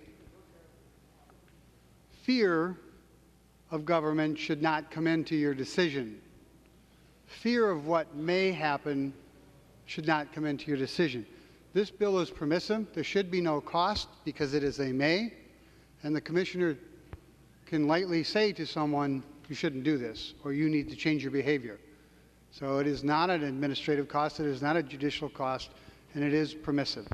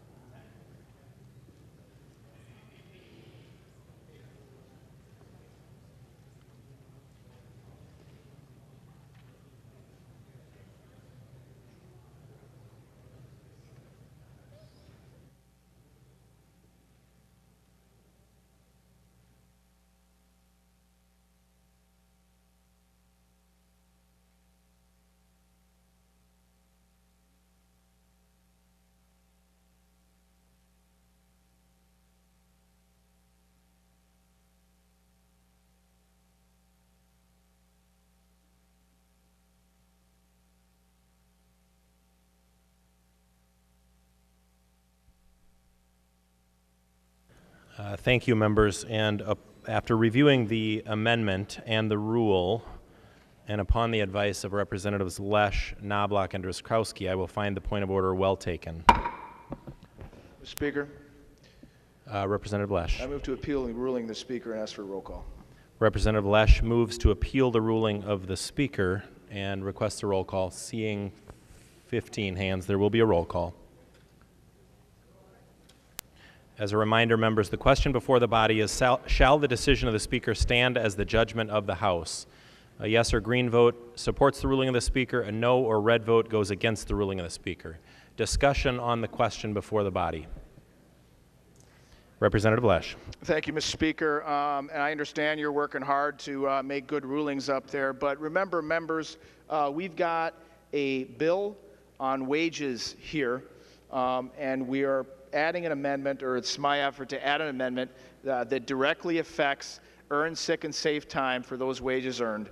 And it's only fair that to the extent we are cutting wages for employees in this bill, that it at least is counterbalanced by the benefit of the opportunity, not just giving away earned sick and safe leave, but the opportunity to earn it. It's the American way to earn what you get, which in this case would be earned sick and safe leave. It's modest, 1 hour for every 30 hours worked, and I would ask members to vote red and overruling the Speaker, overruling the ruling of the Speaker. I think I got that right, Mr. Speaker. Vote red. Okay, thank you. Any further discussion on the question before the body? Seeing no further discussion, as a reminder before we vote, again, the question before the body is, shall the decision of the Speaker stand as the judgment of the House? A yes or green vote supports the ruling of the Speaker. A no or red vote goes against the ruling of the Speaker. The clerk will take the roll on the question.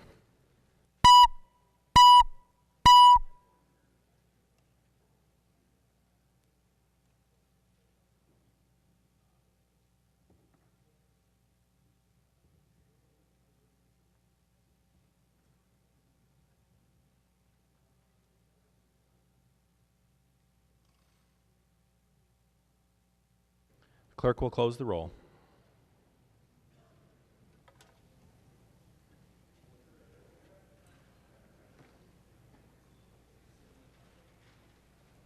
There being 72 ayes and 61 nays, it is the judgment of the House that the decision of the Speaker shall stand.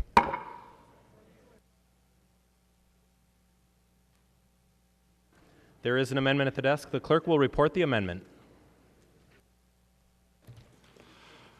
Considine moves to amend the Garofalo amendment to House File Number 1027. The first engrossment as follows, and the amendment is coded A24.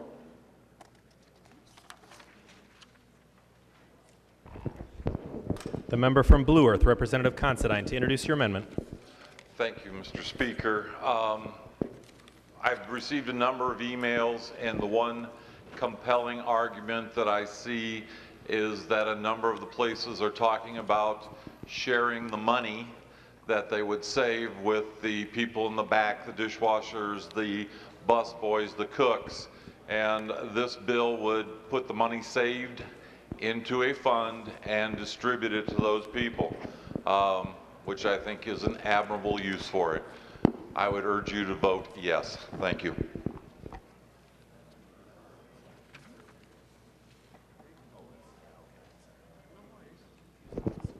Oh yes, I would like a roll call. Thank you. A roll call has been requested. Seeing 15 hands, there will be a roll call. Further discussion on the Considine amendment. The member from Sherburne, Representative Knobloch. Mr. Speaker, I rise to a point of order under Rule 4.05, and I am prepared to offer advice. State your advice, Representative Knobloch. Well, Mr. Speaker, while this is a short amendment, it has enormous cost to the department in terms of compliance. I mean, we're looking at thousands, tens of thousands, maybe hundreds of thousands of employees across the state that are going to be affected by this. We've got thousands upon thousands of employers that are going to have to be setting up these dedicated accounts. The department is going to have to hire new people to be auditing these accounts, to be auditing these employers, to be checking up on all this. Mr. Speaker, I don't know what the cost would be, but there's certainly a very significant cost to the department here, and so I'd urge that you uphold the point of order. Thank you, members. Upon reviewing the amendment and the rule, and upon the advice of Representative Knobloch, I find the point of order well taken.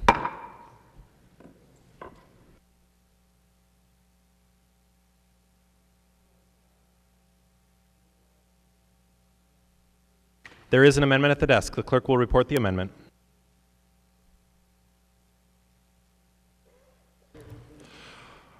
Garofalo moves to amend his amendment to House File Number 1027, the first engrossment, and the amendment is coded A14.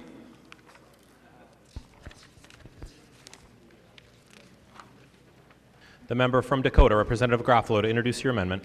Thank you. Mr. Speaker and members, the original provision of this bill excluded and actually prohibited from applying to collective bargaining units. The feedback we have gotten from both business and labor is they do not like the idea of laws that tell them when it does not apply to them, they prefer to negotiate these things locally. So we are accepting those wishes and deleting this provision out of the bill.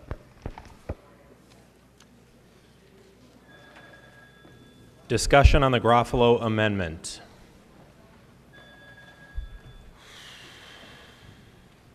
Seeing no discussion, all those in favor of the Garofalo amendment signify by saying aye. Those opposed, no. The motion prevails and the Garofalo amendment is adopted.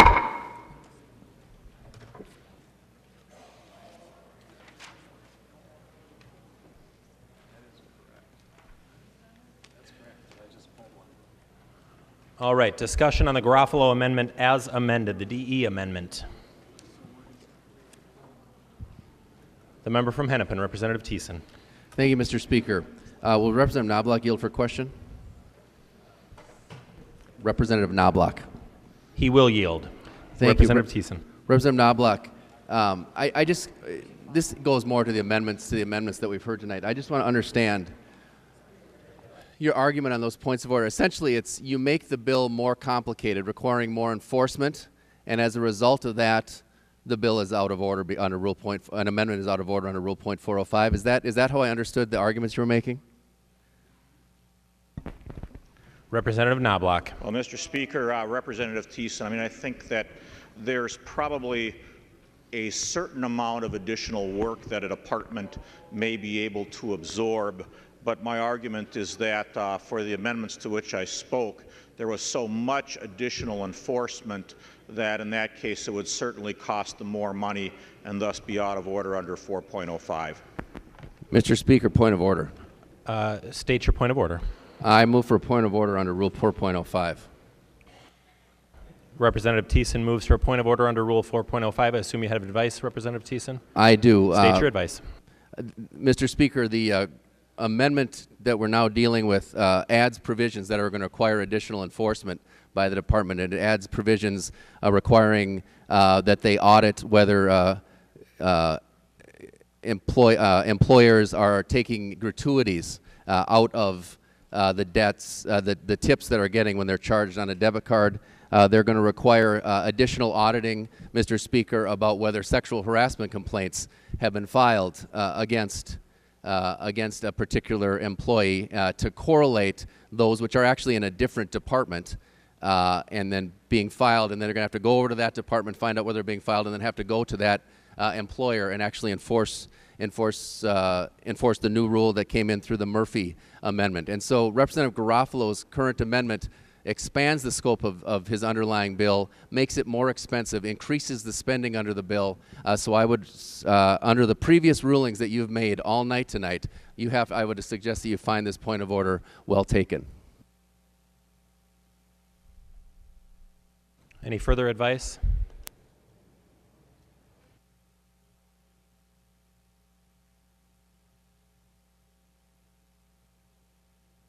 The member from Dakota, Representative Garofalo. Thank you, Mr. Speaker. I believe I'm offering advice. State your advice.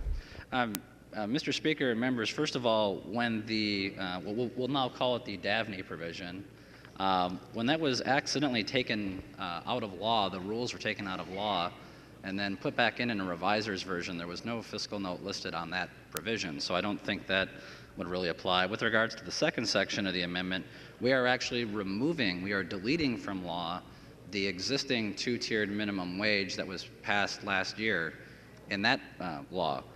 And then third and finally, Mr. Speaker, the only change is that instead of having the pay period definition, we're just going to 1 week. So there's no, if anything, the compliance costs would be substantially lower. So I don't know how there could be any extra costs. And again, the removal of the existing 2-tier minimum wage, I would be curious if the minority leader could explain how getting rid of the 2-tiered minimum wage he voted for last session is going to cost money this year.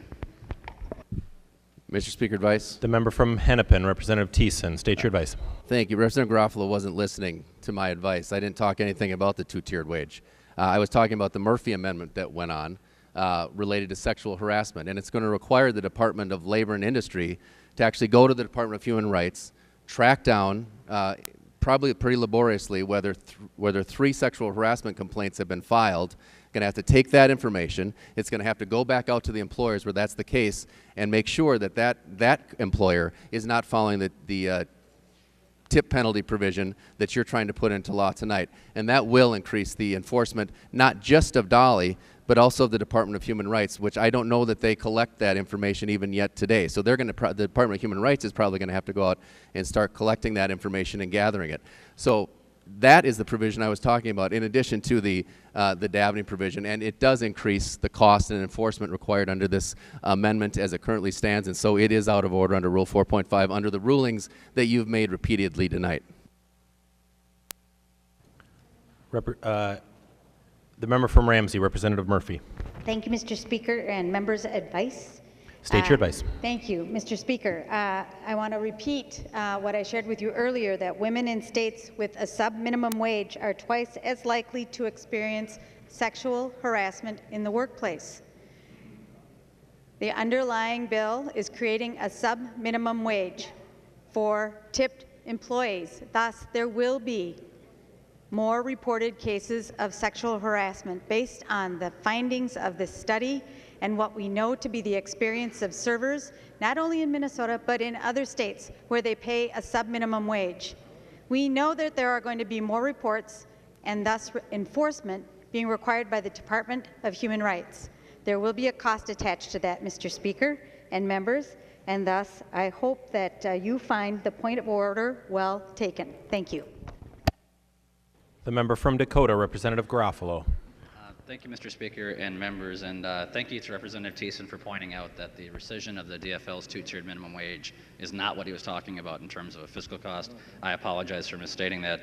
Mr. Speaker, members, as I review the language in the Murphy Amendment that was addressed, it seems like this could easily be accomplished by the Department of Health. Department of Human Rights. I don't see a fiscal cost. I don't know how there could be a fiscal cost, and so I would urge you to urge the point of order not well taken. The member from Hennepin, Representative Thiessen. Mr. Speaker, I would just offer as one more piece of advice that you guys can't have it both ways all the time. You can't say things are going to cost all kinds of money when it suits you and then say it's not going to cost any money when it doesn't suit you. You know, we've seen repeatedly over the last 4 days, on Thursday and again today, repeated violations of the rules. I mean, we just had a debate on another of these amendments where Representative Lesch was saying the word it's discretionary because it's may. Representative Knobloch says it's must. We ruled earlier, Representative Davids ruled earlier today that the word must no longer means must on one of the points of order that we raised when you were not in the Speaker's chair. You can't have it both ways, Mr. Speaker. You've ruled repeatedly that any additional enforcement costs, and they didn't have, the Republicans, when they raised their points of order, did not have any information, no fiscal notes, nothing whatsoever to support the argument that it was actually going to increase the fiscal cost. And now you have Representative Garofalo standing up and saying, well, because it's my amendment, Mr. Speaker, there's really going to be no fiscal cost. That would be totally outrageous, and I know that you're going to do the right thing and find this point of order well taken as you found other points of order well taken all night. Representative Mahoney. Thank you, Mr. Speaker. And advice to the Speaker and to the body. State your advice. It's just to the Speaker. The fiscal note for this bill, 1027, that we were handed just a couple hours ago, calls for $105,000 in 16 and $168 in 17. No way, I'm sorry, $63,000 in 17. Now, I don't necessarily agree with this particular note. We have wage inspectors that we just got last year, 6 of them, in this state. 6 wage theft preventers for 3 million employees in this state. And last year, they said they needed about 20 to 25, but this was all we could afford. Now you're going to send people out on sexual harassment duty, so to speak, to check out and to investigate sexual harassment with one person amongst 15,000 waitstaff persons? Mr. Speaker, your own fiscal note, the one that you brought up 3 hours ago, would lend you to rule that this 4.05 violation is in order. The member from Olmsted, Representative Liebling. Thank you, Mr. Speaker. I rise to give advice. State your advice. Thank you, Mr. Speaker. I would dispute Representative Garofalo's contention that removing this special lower minimum wage for resorts would not, in fact, result in higher enforcement costs. Because it's not as though we're removing altogether the requirement of a minimum wage. In fact, we're putting those workers back under the regular minimum wage that exists now for other workers, which in fact could very well mean that there are additional enforcement costs. As these workers are going to be treated just like every other worker in the state, they of course would expect to be able to file complaints just like every other worker in the state. And so I think that just to say because he's removing this special provision, there would be no other enforcement costs is simply not, that's just simply mere speculation on his part. In fact, because you're making a change here from current law, I would expect that there would be more confusion and hence more complaints, and that would add to the argument that indeed this is going to raise costs. Any further advice?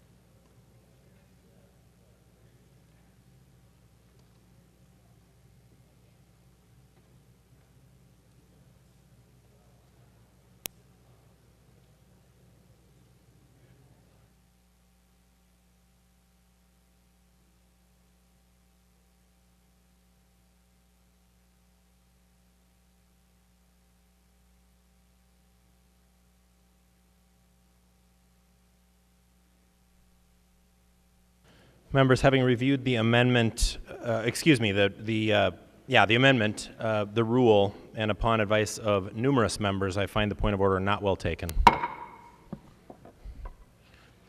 Discussion to the amendment as amended. Representative Garofalo. Thank you, Mr. Speaker. I would request a roll call on the DE1 amendment. A roll call has been requested. Seeing 15 hands, there will be a roll call. Further discussion on the Garofalo DE amendment as amended. The member from Hennepin, Representative Winkler. Mr. Speaker, the Garofalo DE amendment takes a bad bill, adds some language, and it comes out the other side of your, I don't know what you call it. It's It's a fiscal note factory, but it seems to just operate on its own. You guys just generate them on the fly, on the floor. I don't know if it's some sort of special machine. I didn't hear that about the human spreadsheet, but it seems like the fiscal notes just kind of come and go as you'd like, auto-generated. So you run this bad bill through your automated fiscal note machine. It comes through on the other side as just the same bad old bill and the same bad old amendment. Members, this is a bad idea for Minnesota. This is a bad idea for the people who actually do the work in this state, who take care of us when we go out to eat, when we are at restaurants or bars. It's the same service workers who take care of senior citizens and the disabled. It's the same workers that you voted against last Thursday. It's the 40% of our economy that works hard, takes care of our people, and don't make enough money to get by. Your consistent priority from the beginning of this legislative session has been to side with corporate insiders, rich special interests, and against working people in Minnesota. It's been true from the very first day when we tried to get you to reveal who's funding your campaigns, who's funding your majority, who's funding your agenda. When we wanted to find that out, you shut it down, and I don't blame you for wanting to hide from it. You're hiding from all of these amendments tonight because you don't want to be directly on the record showing just how opposed to working people in Minnesota you actually are. You don't want to recognize that this economy heavily favors the corporate elites who are paying for your campaigns. You don't want to recognize and acknowledge that those people are afraid of legislation like we propose tonight. The legislation that we propose tonight and that we would like to see this legislature adopt actually creates opportunity for more working Minnesotans. It creates a floor of economic security under which people can't fall. And the only thing you have to offer tonight on this whole discussion about wages, about economic security, about opportunity and success, the only thing that you have to offer is a bill to cut worker wages. The only thing you have to offer is less than nothing. Your goal is to freeze worker wages, presumably because some special interest is helping to fund this operation. And you know it's not going to become law. You know you can take it to conference and lose it. You can say anything that you want to the people who helped get you here. You say, we tried and it just didn't make it through, but we gave it our honest effort. We're seeing that in bill after bill this session because you're not proposing any solutions. You're not offering any policies that will make any difference in the lives of most Minnesotans. It's a shameful act of this legislature to push forward a bill to eliminate not half, but to eliminate a good share of the wages of workers who are working for tips. The median wage for these workers is $8.63 an hour. Very many of them, very many of them, are earning wages that fall between $8 and the $12 cap that you propose. A lot of workers are going to fall into this chasm that you're opening up. And you don't even have any kind of bill, any kind of amendment, any kind of anything to offer them in return. The amendments that we did offer that would actually make a difference to your amendment, Representative Garofalo, were all rejected by very, it's almost amounting to fraudulent arguments about fiscal notes and finances. It's the most base kind of cowardice to hide behind these arguments. These are workers who deserve a break. They deserve some basic uplift in this economy, and you're hiding from them behind these arguments about numbers that you see and don't see based on enforcement. So this is a shameful bill. It's shameful that this legislature is deciding that it wants to penalize workers for the good job that they do. You want to make it harder to make a living. You want to make it harder for workers to get ahead. And the only reason that I can come up with why you would want to do this is because somebody else is paying for your bill in doing so. So members, side with workers, side against corporate special interests, vote no on the Garofalo DE amendment, and think again about who you're actually standing up for. There's more to Minnesota than just the few who get ahead. The member from St. Louis, Representative Metsa. Thank you, Mr. Speaker. Members, Representative Moran, if your idea was law right now, we might have people here who were able to schedule a few weeks out to come down to the Capitol and say a few things about what's going on here. Carly, Representative Moline, I should say, we live too close together, sorry members. We would have wage theft as an issue that we could discuss in terms of the enforcement if it were law. And these are things, Representative Knobloch, you've been getting up and you've had a point of order for not having any point at all, really, other than you don't want to hear our bills and our ideas. And, you know, while Walmart's raising wages, the Minnesota GOP is adopting their roll-it-back advertising policy. And I'm sure my constituents find that ridiculous, and I guess that's all I got to say about this, but I say we roll it forward, not roll it back. Any further discussion on the Garofalo DE amendment as amended? Representative Mahoney.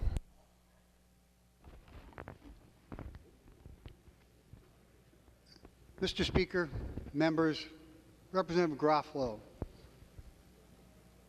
your bill brings to mind an incident about 20 years ago. I was on a strike line, you know, and pipe fitter, construction work. These happen. We negotiate a new contract every couple, 3 years. And it was about the second week, carrying the sign back and forth, stopping, having a conversation with the other fellows that were working the line. It's just up the street here, local company. And you know, by the way, most of us pipe fitters and plumbers, we know the owners of these companies. We either went to school with them in our day school or our apprenticeship program, or when they were union members with us, we had at the picnic. So we know these guys. The owner of the shop pulls up, gets out, stops over, says, "Hi, fellas, how's it going?" Talks a little bit about the kids and hunting and fishing. You know, we were talking back. He decides, after a little small talk, to start trying to convince us that this negotiation needed to be more important. You know, the cost of insurance is going up, the rent on the shop's going up, the materials are going up, you know, the bids are having to be tighter and tighter. And we're sitting there listening to this, and we managed to point out to him that after 2 weeks on the line, and driving to this picket line in our $10,000 pickup trucks, he had driven up and gotten out of his car, which happened to be about an $85,000 BMW. Well, that was 20 years ago, so that's probably a $120,000 BMW now. And it didn't really even dawn on him that he was asking the members that were striking, negotiating with him, that to give him more money so that he had an easier time of making his payment on his BMW. Now, members, wait staff aren't paid in the same bracket as pipe fitters and plumbers. Not many of them, anyhow. They're hardworking people that we're trying to ratchet back their wages from whether it's $14 or $24 back down to $12. Let me repeat that. We're trying to get them, if they're making more than $12, we're trying to cut their wages back down to $12. Now, it's been said here tonight, 80% of wait staff are women. About half of them are women with children, supporting children. We're not freezing rents. We're not freezing the cost of an automobile. We're not freezing the cost of food. But we want to cut back their wages to $12 an hour, which is not a living wage. We're here tonight with this bill cutting the wages that college students. Now, I've heard in committee after committee that college students should have some skin in the game. So you have wait staff, about 20% of them are college students, either going to college or paying off their student loans, which, by the way, my daughter worked as a wait staff for 8 years after she got out of college to get her loan within reach. And the sexual harassment amendment is really the key to this for me. I appreciate that. I just wish I could vote for your bill, Representative Garofalo, because really, Your bill is about someone having an easier time paying off their car versus someone having an easier time paying their rent. Representative Garofalo, there are better ways. You are the jobs chair. You are chair of the Jobs and Economic Development. There's a whole long line named to your committee. I can't figure it out anymore. There are better ways to help people make more money. And you should be looking at them rather than trying to take money out of the hands, the pocketbooks of women, working women in Minnesota. Because that's what this bill does. Many workers are still struggling. And Representative Thiessen talked about the fact that the economy has gotten better. It has never been better in the state of Minnesota. There are more people working than ever before. And for these 14,000 people that are actually starting to crawl out of that hole that they got into because of a housing bubble from Wall Street, where none of them went to jail, we're now going to cut their wages back to $12 an hour. Representative Garofalo, you know, I like to think of this bill, and I know it irritates people, but this is a tip theft bill. To me, you're stealing the wages from these people that I really appreciate when they bring me my food, and they do a good job of it, and giving it to the owner of the restaurant. You're not giving it to the cook. You're not giving it to the bus boy. They're not getting a pay raise here. We've heard that story before. So Representative Garofalo, I don't know why you're trying to push pay cuts to women and to college students, but I think you should really get on the side of the person driving the $10,000 pickup truck rather than the $85,000 BMW.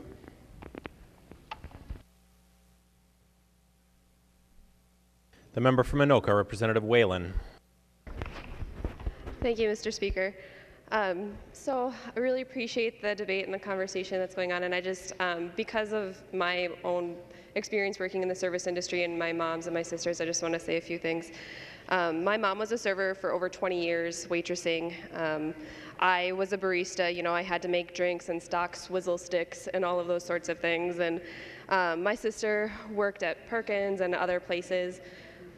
So for me, this bill, when I think about our work and the jobs, you know, the things that we had to do, I want to make sure that we can keep as many people employed as possible doing that kind of work. And when you look across the state, especially small towns and small cafes and the family-owned businesses, I think about them in that they're struggling already. A lot of them have already gone out of business, and this, I think Representative Garofalo's bill is going to help them stay in business. And I don't think that point has been raised yet. So I prefaced the family experience that I had just to say, you know, my heart is for servers and for women, with my family, my sister, my mom, and then just the other point that I think this is really going to benefit some small businesses. So thank you, Mr. Speaker. The member from Olmsted, Representative Liebling. Well, thank you, Mr. Speaker. I just had to rise to respond to that comment. You know, when I look at this bill and the way it's structured, I really see that this helps the large restaurants, not the small ones. This doesn't help the corner cafe where people don't make that much money and don't make that big of tips. This is really for the large restaurant, the place where people are making a little bit more in their tips. That's when you know, it's when they are making the money that the restaurant owner gets to save. It's not the little mom and pop shop on the corner in rural Minnesota. So I think that if you really wanted to help those people, you'd have something that was structured a little bit differently. So I also have been a server, and my daughter very recently has been a server when she was in college in Wisconsin. I'm just looking at this restaurant association page that was sent out, and Wisconsin has this minimum wage for tipped employees. It's been stuck quite a bit in the you know, it's kind of in the rearview mirror when you look at this. It's like, really? Could this really be now? In 2015, $2.33 an hour in Wisconsin. Well, my daughter was making the $2.33 in Wisconsin when she was in college just a few years ago, and she was not always making tips, and she'd come home from her job not having made hardly any tips. And I have to say, the idea that we're going to do that to somebody who goes to work and works hard like your mom or like you did, and then gets less money because the customer is supposed to make it up. And then it's this complicated calculation. Honestly, I look at that fiscal note and I say, how in the world can it only be one employee to enforce this? The thing is so darn complicated. How am I as a customer supposed to think about this? I want to tip my server because I want that server to make good money. I want to reward good service, but now I have to think, well, let's see, if I give them too much, it's going to cut their base wage. This just seems absolutely crazy to me. This is not the way to help Minnesotans. This is not the way to help the mom and pop restaurant in the rural Minnesota. And it's certainly not the way to help the women who are struggling to feed their families. Any further discussion on the DE1 amendment as amended? Seeing no further discussion, the clerk will take the roll on the amendment.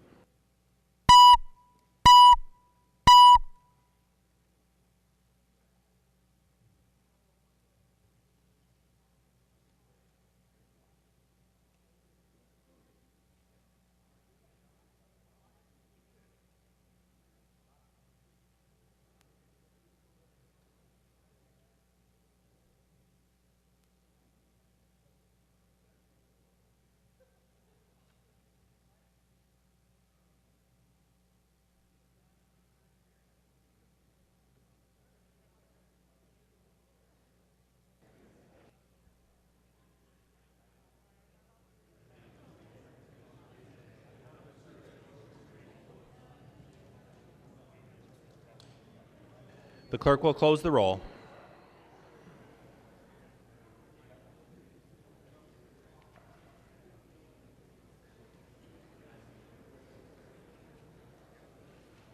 There being 77 ayes and 56 nays, the motion prevails and the amendment as amended is adopted. There is another amendment at the desk. The clerk will report the amendment.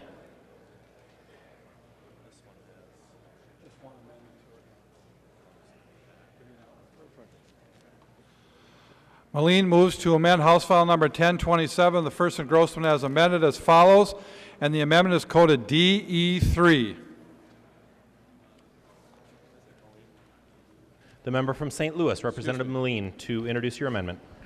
Thank you, Mr. Speaker and members. And this is the same amendment that I had presented before regarding protecting Minnesota workers against wage theft. Mr. Speaker, you had ruled it out of order as a violation of 4.05, but now we know your most recent ruling on the Thiessen point of order. I know that you'll change your mind this time around, but members, I think that the important thing is, and I went through it section by section before, but you know, maybe the spirit of my amendment is a little different than the underlying bill, Representative Garofalo, because what I'm trying to do here is protect people's wages, and the underlying bill here is taking people's wages away if they work too hard and earn too many tips. But the fact of the matter is there's a lot of Minnesotans suffering from wage theft, not being paid proper overtime and everything else. And I was thinking of my own family. My grandfather, when he was a teenager, he went to Wisconsin to do some logging. And he spent months logging, and he was then told by his employer that they weren't going to pay him anything, not one red cent for spending months logging. And my grandfather had a cleft palate. His speech was very impaired. He had a difficult time advocating for himself, but actually on his way back to Minnesota, he found a lawyer in Duluth that felt so sorry for him, actually represented him for free, and got his wages back from that logging company. Now that was 80 years ago, and it's still happening today. I just met some workers in Minnesota that's happening to today. They are working and their employers are telling them that they're not going to pay them. Mr. Speaker. Representative Albright, for what purpose do you rise? Mr. Speaker, point of order. State your point of order. Mr. Speaker, point of order. Rule number 4.05 under amendment limits. If you take a look at the amendment that Representative Molina is talking to on line 2.1, we are increasing the costs in this, and in order to increase costs, you have to have someone that adjudicates and prosecutes compliance with those costs, and so this would conform to the Rule 4.05 and raising overall expenditures to the bill.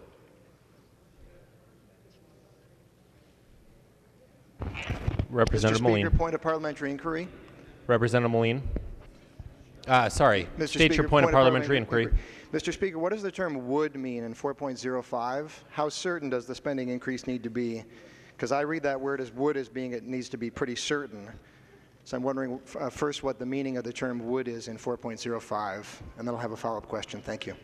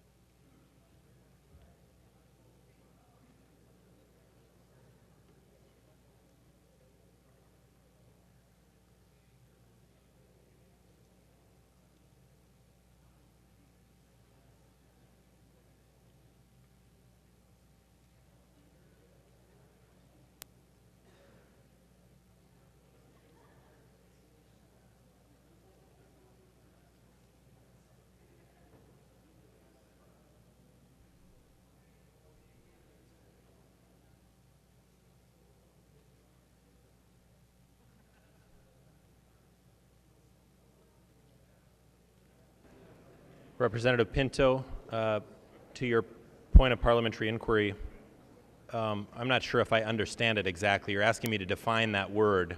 You know, I have to look at the rule as a whole, and you know, my judgments have been that if the bill increases the spending, then it defies the rule.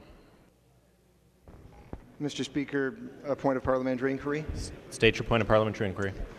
In that case, I guess, am I right in understanding you that if the amendment would in fact increase the spending, if you determine that that is something that is essentially certain, it's a cause and effect, that you will then rule the amendment out of order on that basis? Is that correct?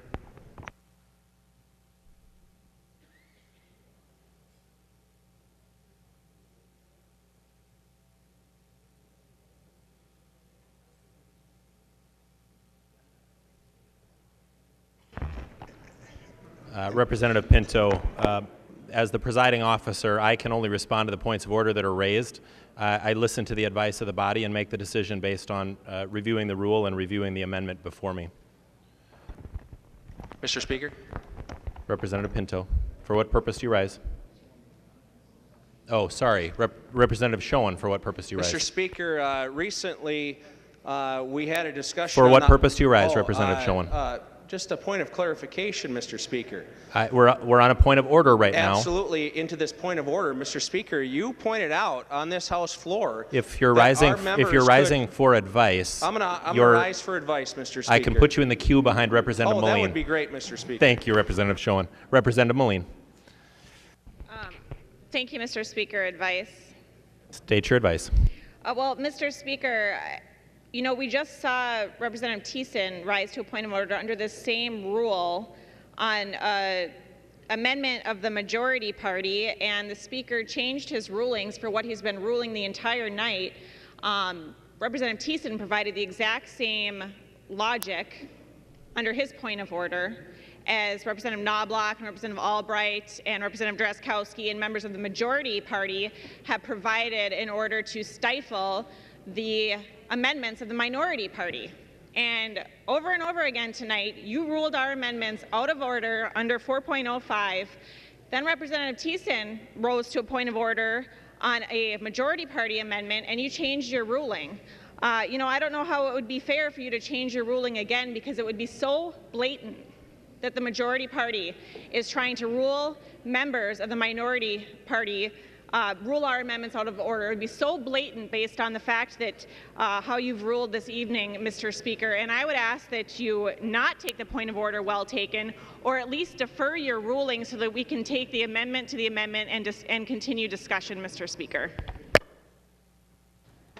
Any further advice? Representative Schoen.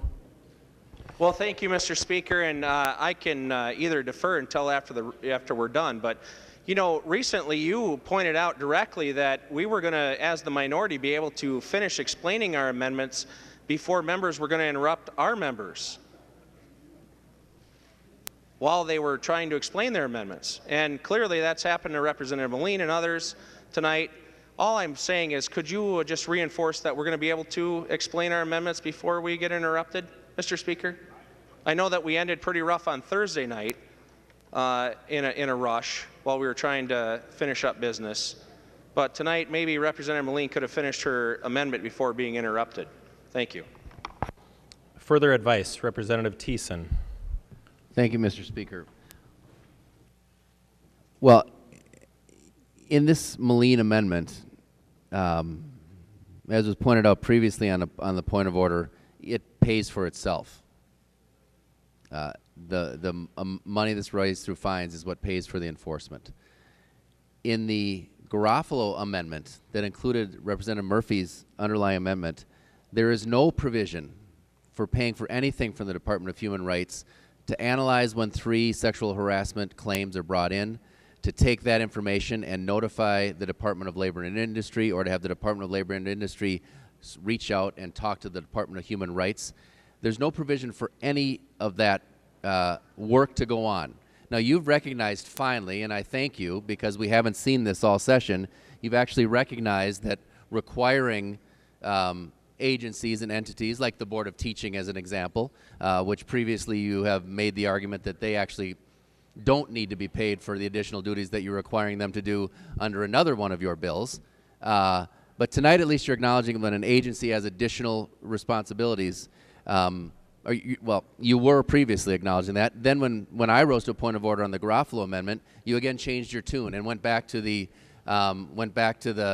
firing teachers, laying off teachers interpretation of how you review fiscal notes. And so, Mr. Speaker, if you're going to be consistent now with your ruling under the Garofalo amendment, you need to rule this point of order not well taken. And there's really no way around that. So, Mr. Speaker, I hope that you prove this time that the rules of this body and the integrity of this body mean something, that when we say something, we mean it, that we don't say one thing and do something else, because I know that's your fundamental precept in life. And you have a chance to prove and stand up for it right now, Mr. Speaker. Any further advice? The member from Wabasha, Representative Driscowski. Thank you, Mr. Speaker. Advice, Mr. Speaker. State your advice. Thank you, Mr. Speaker. Mr. Speaker, we have the same issues with this amendment we did last time. And if you look, Mr. Speaker, at lines 5.6 through 5.8, if a transgression happens according to this amendment in excess of $5,000, there's a guilty of a gross misdemeanor. With that, Mr. Speaker, would carry all the court costs that are associated with that, all of the potential incarceration costs that might come with that, probation. I don't know what that adds up to, Mr. Speaker, but that sounds to me like a pile of money. If you then look at lines 5.9 through 5.11, if it happens twice, then that results in a conviction of a felony.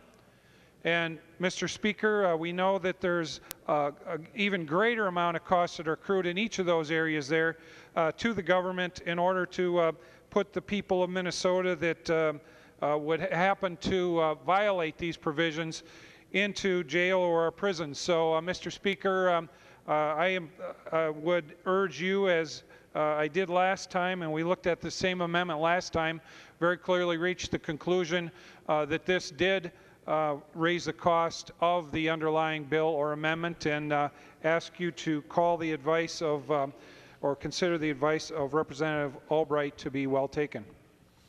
Members, having Mr. Speaker, advice. I think I've received enough advice. I To guess the I can take Driskolski more. point. Go ahead, Representative Thiessen. To the State your Driskolski advice. point, we have a bill coming up after this, Representative Hilstrom's bill, which actually creates a felony and has a zero fiscal note. So Representative Driskolski's argument on this is actually not correct. Representative Uruso. Thank you, Mr. Speaker. Advice? State your advice. This has been an evening of kind of rampant speculation about budgets. And Representative Driskolski is dragging into this discussion the idea of prison costs and whatnot if people violate. I'm kind of astounded at the amount of speculation that's based upon assuming that our employers are going to behave badly and that there's going to be all these enforcement costs and incarceration costs and so on for our employers. Now, I'm of the opinion that the minimum wage is one of those kinds of regulations that allows employers who are ethical and responsible to behave well and be able to compete in the marketplace. We've had a number of chances this evening to put on provisions that also would help our employees to behave well. Representative Moran, with her predictable work schedule, would give us the opportunity to avoid costs that might be associated with child protective services, because a parent that needs that job to put bread on the table and keep a roof over their families is going to have to make a bad choice of whether to stay home because they don't have child care because they were suddenly called into work, or to go and leave that child unattended. And that's where we get into the child protective services. Representative Lesh, with his earned sick and safe time, gives us an opportunity for that parent to avoid having to make that bad choice when they've got a sick child. Do they leave that sick kid home alone? Do they send that sick kid to school? Or do they stay home and lose their job and put the whole family on public assistance? Those are costs. They're really speculative. I don't have any data at all, but neither does Representative Driskolski. We're speculating and speculating and speculating about all of these enforcement costs with no basis whatsoever. And ruling again and again and again that that's a legitimate argument. But we're ignoring all these other costs, social costs and real dollar and cents costs to the state and to our counties. So I would urge you to rule that the point is not well taken. Representative Knobloch. Well, Mr. Speaker, leaving aside some of the discussions about speculation, let me just direct your attention to page 5, lines 20 through 24. Again, if you look at the rule, it says an amendment's out of order if that amendment would increase the spending or spending base from any fund from which appropriations are made in that bill. Well, Mr. Speaker, we see throughout the bill big increases in fines, and here we see it says that all civil penalties collected must be deposited in the state treasury, credited to a special account, and appropriated annually by the commissioner to administer this section. So, members, it's very clear, Mr. Speaker, that the additional money that's being collected in the fines is going into a special account, is being appropriated. There is more spending. It's in violation of Rule 4.05. Members, having reviewed the rule, reviewed this amendment, compared it to the earlier amendment to which I ruled on, and then even reviewed the roll call on the motion to overrule the Speaker, and upon the advice of numerous members, I find the point of order well taken. There being no further amendments at the desk, the clerk will give the bill its third reading. Third reading, House File number 1027 as amended. Third reading. Discussion on the bill as amended. The member from St. Louis, Representative Moline. Thank you, Mr. Speaker. Just some brief comments, since I wasn't able to finish my presentation, about the really important protections that we could have added to your bill here, Representative Garofalo, that unfortunately the majority party ruled out of order. But as I was stating earlier, there are contractors in Minnesota who hire then subcontractors to go clean big department stores in the Twin Cities. Very recently, 24 of those workers, it was discovered that they were owed $18,000 in unpaid wages. We could have provided additional protections of them via the amendment that you ruled out of order. Additionally, another cleaning company that cleans big department stores in the Twin Cities, I'm trying to keep names out of it here, their workers were forced to work 7 days a week, and on the 7th day, they actually had to clock in on a time card as a ghost employee, like they didn't even exist, because they weren't going to get paid for that time. They just won a settlement of $675,000. I'm just using these as examples of things that are going on in Minnesota workplaces. These are generally low-income, minimum wage earners that are targeted and that are not paid the wages that they have earned. We had an opportunity earlier this evening on more than one occasion to protect these workers. Those are my values. That's the values of the DFL minority here, to add protections into Minnesota state law to make sure that people who are just trying to put food on the table, just trying to keep a roof over their head, are provided some protections. But unfortunately, those ideas were shot down, and what we're left with, members, is a bill that actually penalizes workers for working hard and earning a tip. It says if you work hard, if you earn a good tip, we're actually going to take wages away from you. That should not be Minnesota values. That should not be the message that we're sending to hard-working Minnesotans. The harder you work, the less you're going to get paid. It's wrong, members. I'm voting no, and I hope you'll join me. Thank you.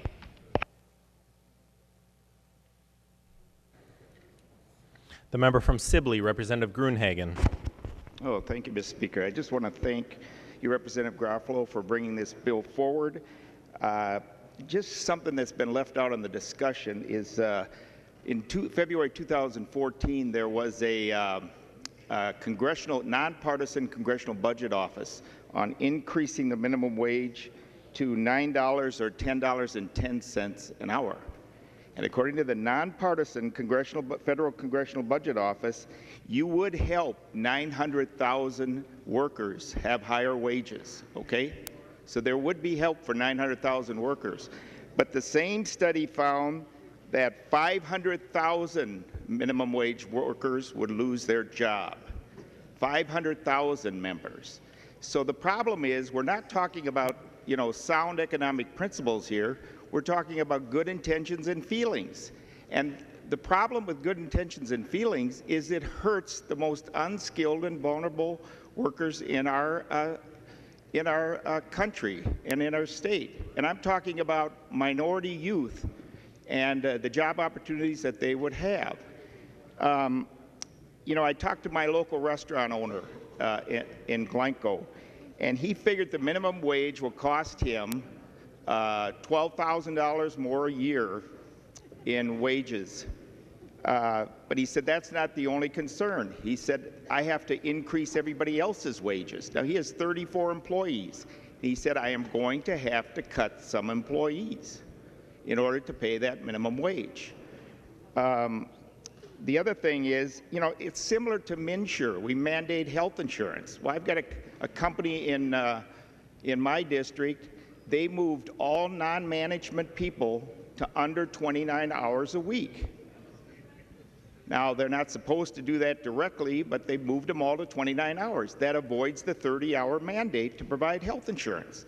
So your good intentions and feelings hurt people's lives and hurts their opportunities to improve their life. When I started working at 16, I had a minimum wage job that paid me $1.60 an hour. I think every 2 weeks I got a $76 check, okay? And I was happy to have it. Finally, I had a town hall meeting in Hutchinson at the Hutch Cafe, and afterwards I went around, I was shaking hands, and I was nonpartisan. I shook hands with DFL and Republicans.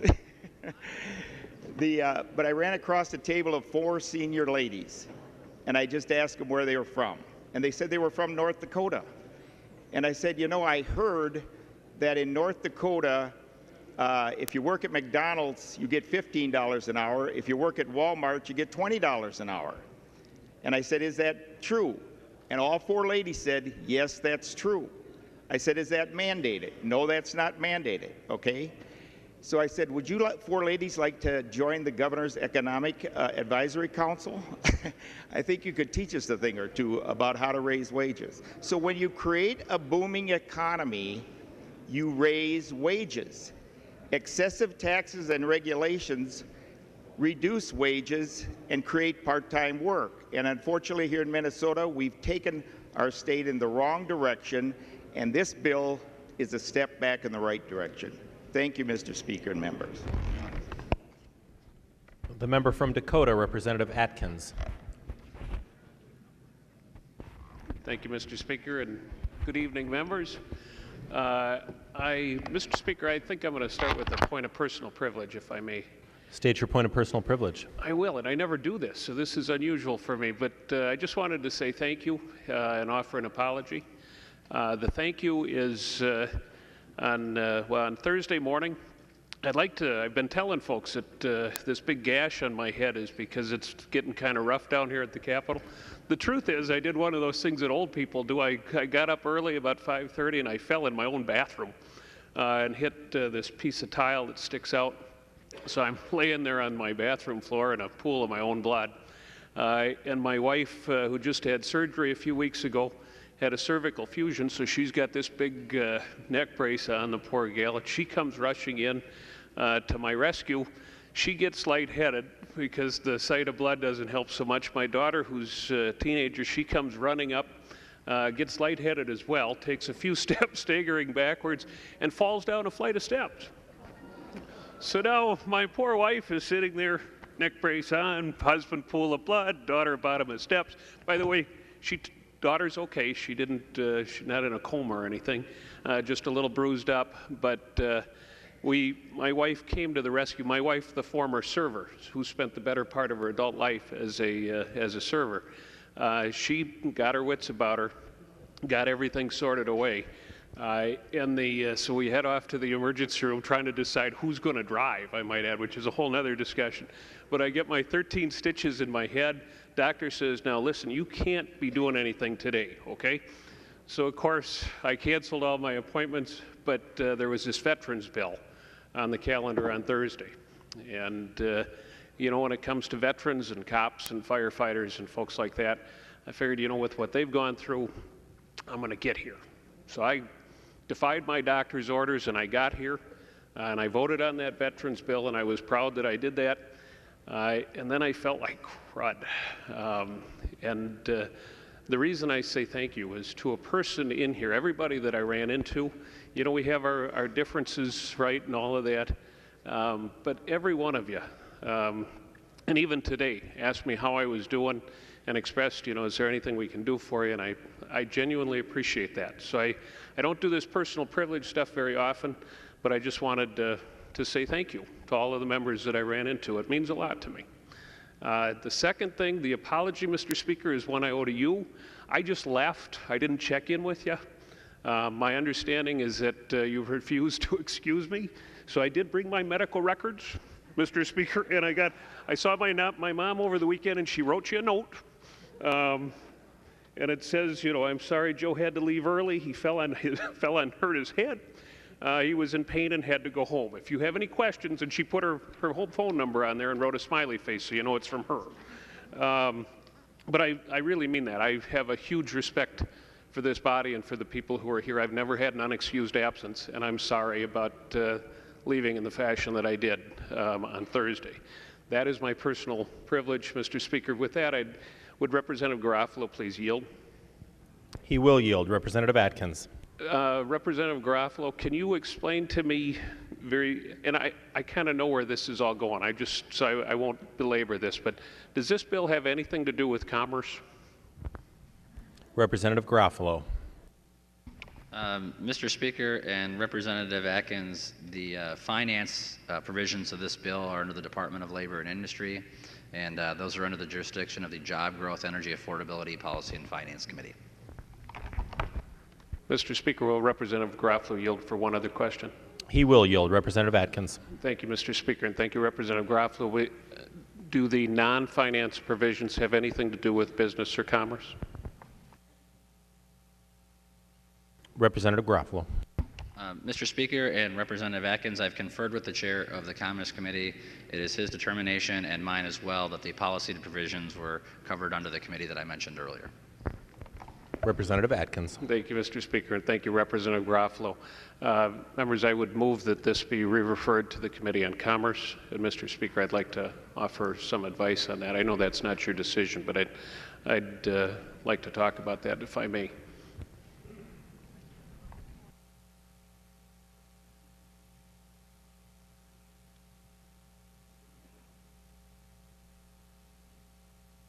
Representative Atkins moves that House File 1027 be referred to Commerce Committee. Discussion on that motion. Representative Atkins. And thank you, Mr. Speaker. I've got a lot of regard for this body. I'm not going to ask for a roll call. This isn't a rub your nose in it. Although, Representative Garofalo, I told you earlier that I was going to do this. I sent you an email about a month ago when it went directly to the floor and told you that it should come to the Commerce Committee. And then I thought, well, I won't actually make the motion because, you know, it's going to get voted down. But then, God darn it, you rub my nose in it, for goodness sakes. You offer this DE that impacts credit cards and wages and undoes part of the bill from last year. It really does have to go to the Commerce Committee, and I'd appreciate members' support for that. Every minimum wage bill ever has come to the Commerce Committee. I understand Representative Garofalo's point about the finance provisions. Those go to whatever committee oversees Dolly.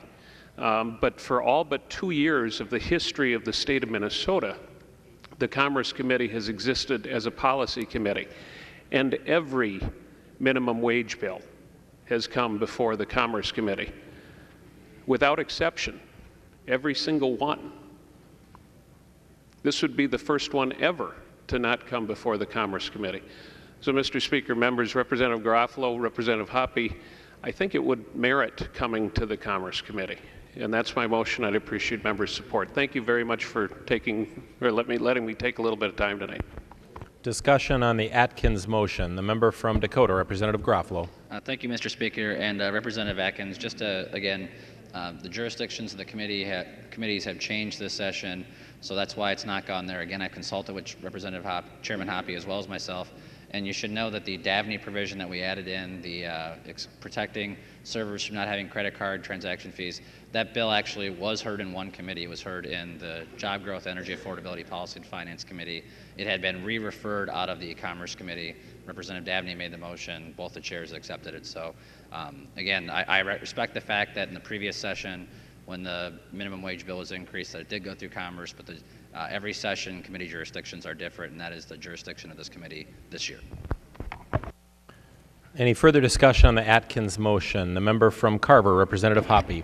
Thank you, Mr. Speaker and members. Representative Atkins, Representative Garofalo, and members, as the chair of the Commerce Committee, I did talk to what I would say is higher authority. I consulted some folks in House research, talked to Representative Atkins about it, and essentially I think what it comes down to is it's the discretion of the chair, and I think Representative Atkins is right. I think, and I'm not 100% sure about this, but I believe he's right when he says that all minimum wage bills have been heard before the Commerce Committee, but I don't think we've had one when there's been a Republican chair of the committee.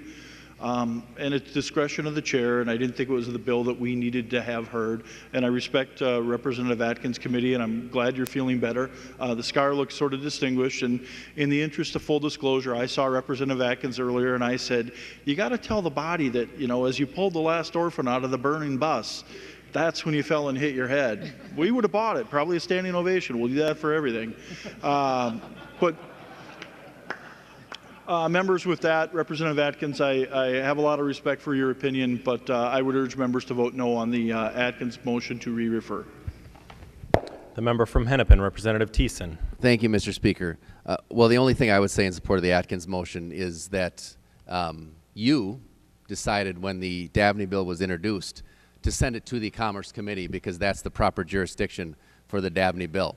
And so if the Speaker was correct in his sending that bill to the Commerce Committee, then we do need to re-refer this bill to the Commerce Committee for a hearing. Representative Mahoney. Mr. Speaker, I'm not entirely sure who I could probably ask this. Maybe one of the more senior members, or, well, maybe one of the members from the Commerce Committee. Representative Hoppe said that minimum wage bill has never been in the Commerce Committee when a Republican was chair. Representative Atkins, would you yield for a question? He will yield. Representative Mahoney. Thank you, Mr. Speaker. Representative Atkins, do you have a good history or knowledge of the history of the Commerce Committee? Representative Atkins. Thank you, Mr. Speaker. Thank you, Representative Mahoney. Why, yes, I do. Would you continue Representative to yield, Mahoney. Atkins? He will yield. Representative Mahoney. Well, so, Representative Atkins, would you happen to know who was chair of the Commerce Committee in 2005? Representative Atkins. Thank you, Mr. Speaker, and thank you, Representative Mahoney. All we got to do is get Mariani involved, and we can have the whole back row going here. Actually, you know what?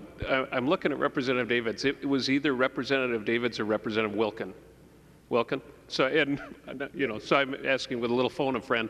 Representative Wilkin, who served in our body for the better part of about a dozen years from Egan, was a state representative who was a Republican from Egan. Representative Mahoney. So, Mr. Speaker, and to the chair, current chair of the Commerce Committee, you know, I think you are just mistaken, or you know, you didn't have that history. And so, members, this is in a bipartisan way. We've always sent this kind of a bill to Commerce Committee, and for that very reason, this bill should now go to the Commerce Committee, whether it's Representative Hoppe or Representative Wilkins or whomever, or Democrats before that. We have always sent, wait, I think it went to your committee last year, Representative Atkins, so we've always sent minimum wage bills to the Commerce Committee. Republican, Democrat, bipartisanly, they've always taken a look at the bill. So members, I would ask that you support this re-referral of this bill to the Commerce Committee. Any further discussion on the Atkins motion? Seeing no further discussion, all those in favor of the re-referral of House File 1027 to the Commerce Committee signify by saying aye. Aye. Those opposed, no.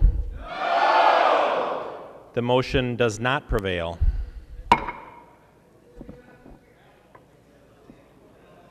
Any further discussion on the on House File 1027 as amended? Oh, I'm sorry, I do have a list. Representative Metsa. Thank you, Mr. Speaker. This bill is wage theft. Vote no.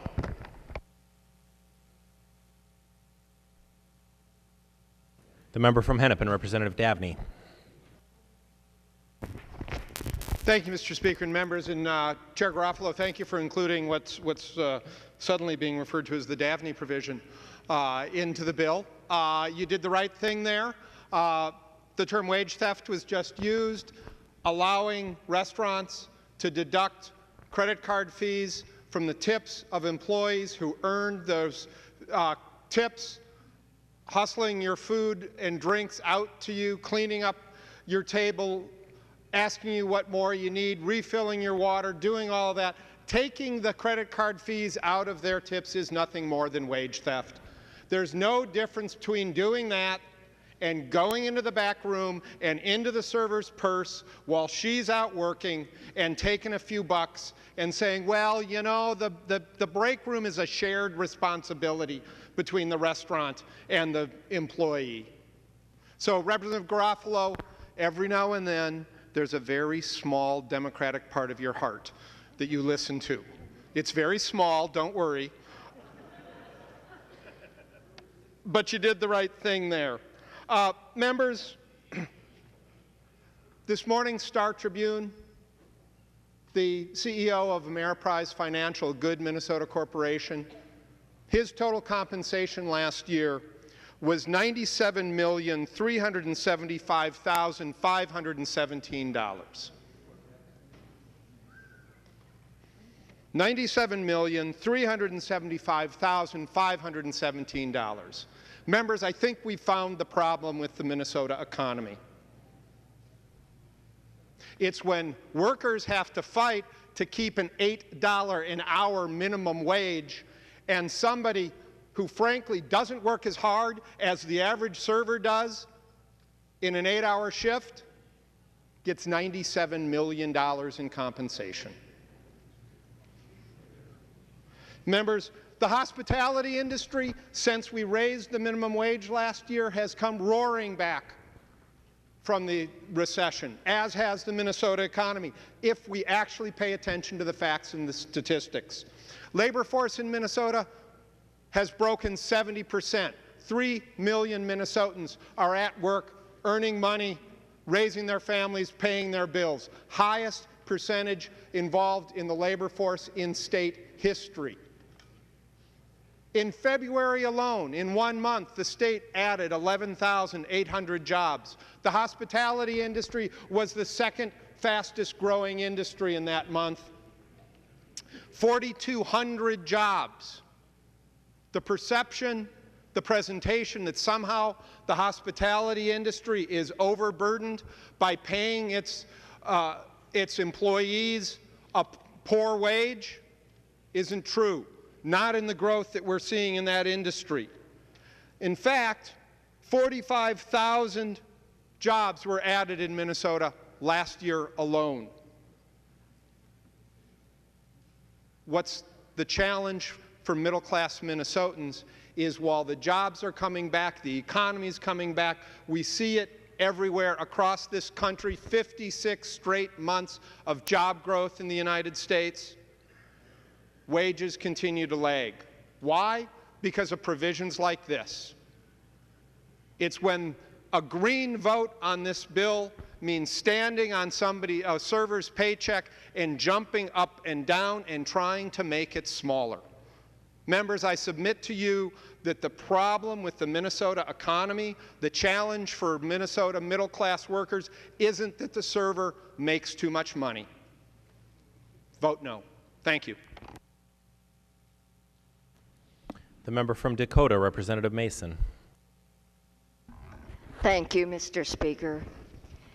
This is not the first time I've gone through a session on tips, and it's always, to me, incredibly disturbing and actually appalling how much time we spend trying to restrict the wages of people who are making modest amounts of money. I would like to make 3 points. First of all, tips are not mandatory. People voluntarily pay this. And I've talked with many people in my district. I've taken polls. They are doing it because of the relationship they have with their server. They're not doing it for the restaurants. Basically, what it looks like is happening here is that the owners are stealing money from their employees. That is the general perception. Two, I must admit there are some restaurants that do provide benefits for all those for all their employees. They should be commended, and I personally try to frequent those restaurants, but not everybody does that. Third, hopefully you are all aware that in this country we have a severe economic gap. And we know there's money out there. We know where the money is going. It's going to the top. And it seems to me it would be a heck of a lot more helpful if we spend more time trying to restrict the outrageous and exorbitant amounts of money going to a few people at the top, and try to do as much as we can for people that are making modest amounts of money, that are just trying to survive. Thank you. The member from Ramsey, Representative Mahoney.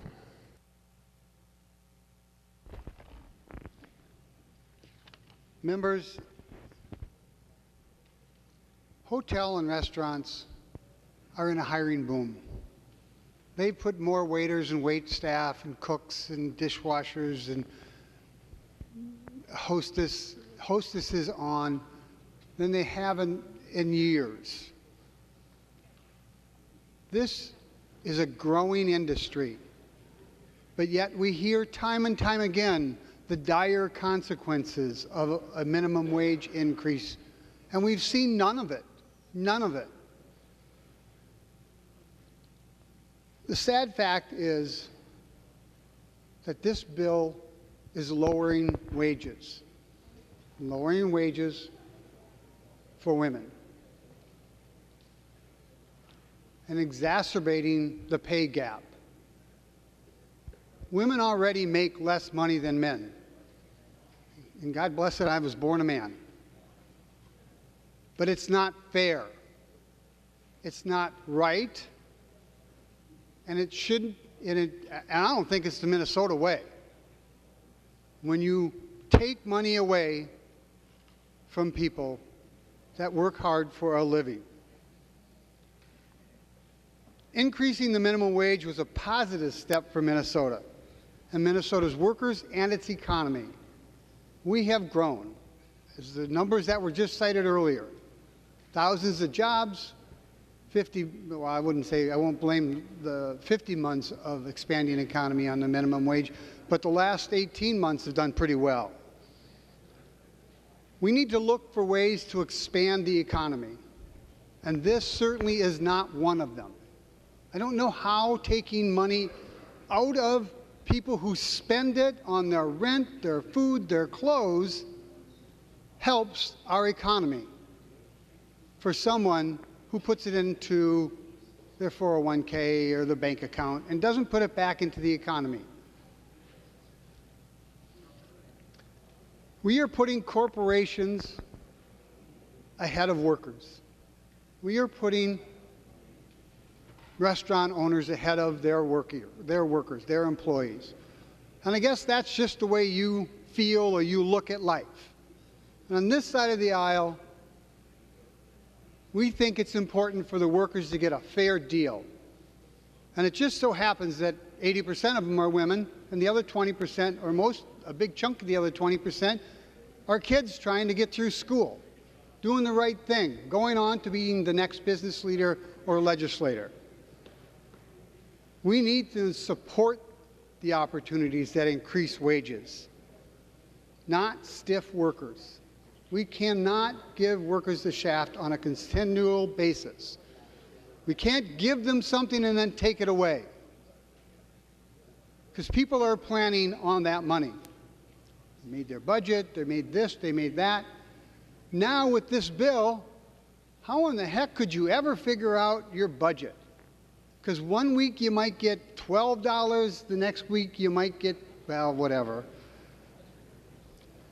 And we're doing that because of a cozy relationship with one of the industries in this state. 60, 70, 80% of the people in the state of Minnesota do not support taking tips from waiters and waitresses. And yet you vote to put this into law. You're going against 80% of the people in the state of Minnesota for the benefit of 1%. Members, whose side are you on? Whose side are you on? Those people just trying to put a roof over their head? Or those people trying to drive a BMW? Members, this is a bad bill. Shouldn't happen. We shouldn't do it.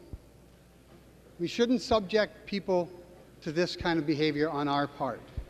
Members, vote no on House File 1027. The member from Ramsey, Representative Lilly. Thank you, Mr. Speaker and members. I rise today to, I'm a little disappointed. You know, we've kind of turned into a session, you know, thank goodness you got Representative Knobloch back, because, man, he knows this book. He is good.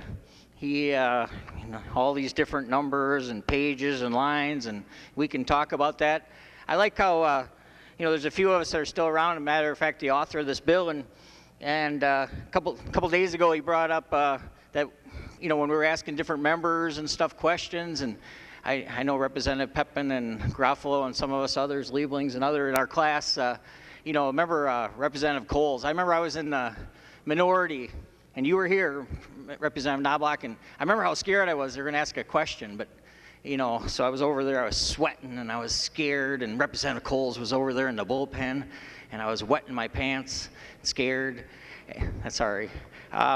So anyways, but then I didn't know that I was in a little safer district. I didn't know what that meant or anything.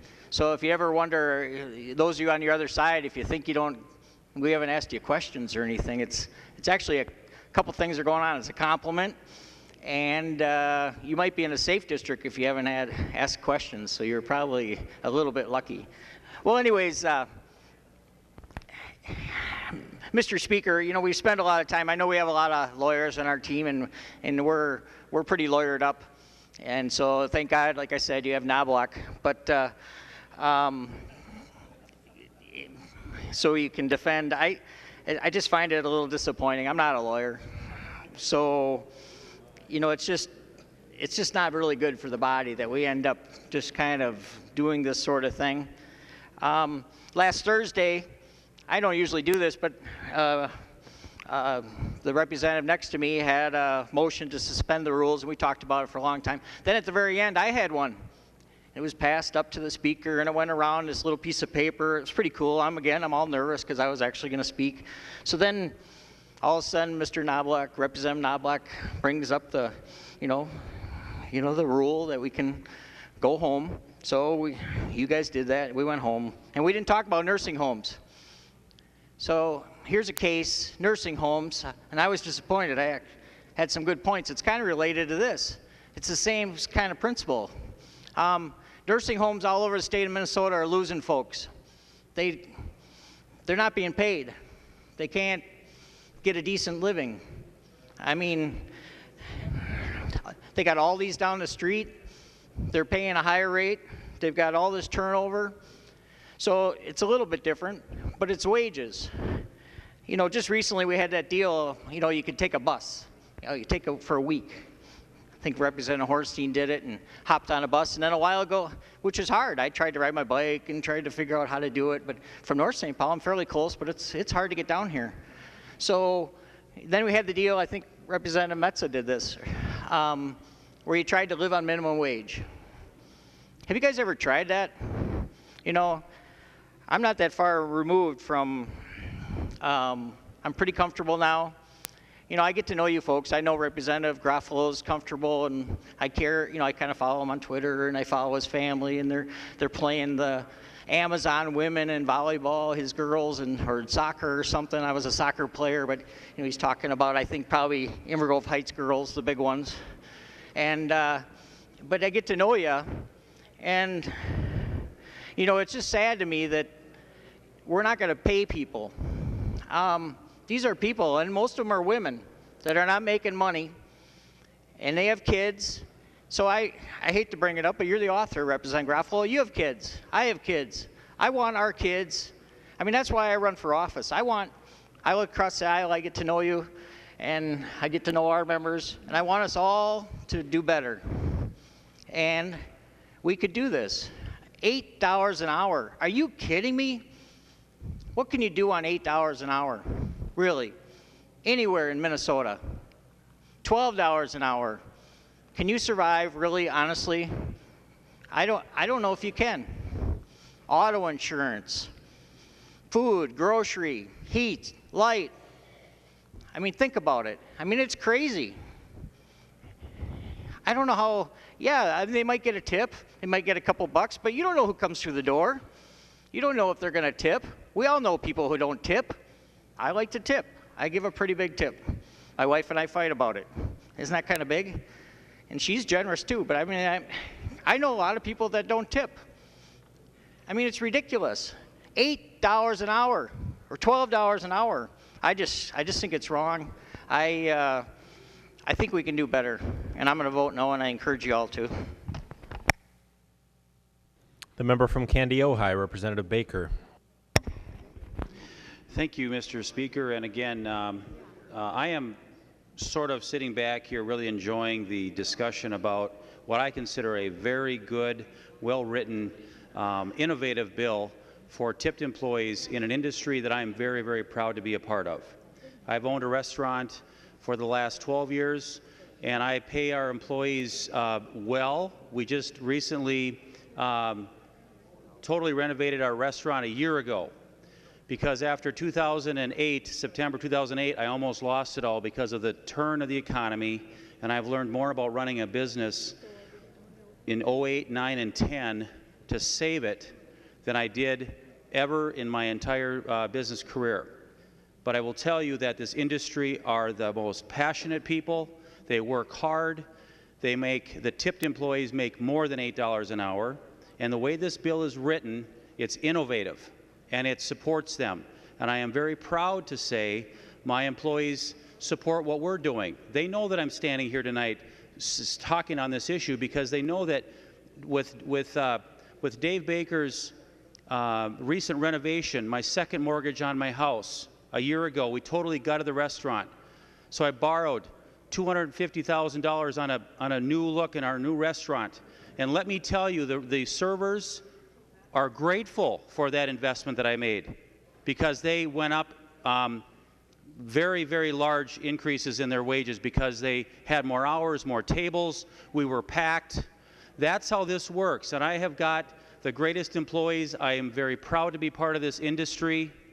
And I just think that this is a great bill. I really support Chair Garofalo and his movement on this thing, and I really, really urge members to vote green, because your tipped employees will be grateful that if the owners can continue to reinvest, continue to keep their prices where folks can afford to come out, that will put more people in the seats. It'll put more turns on their evenings and their daytimes.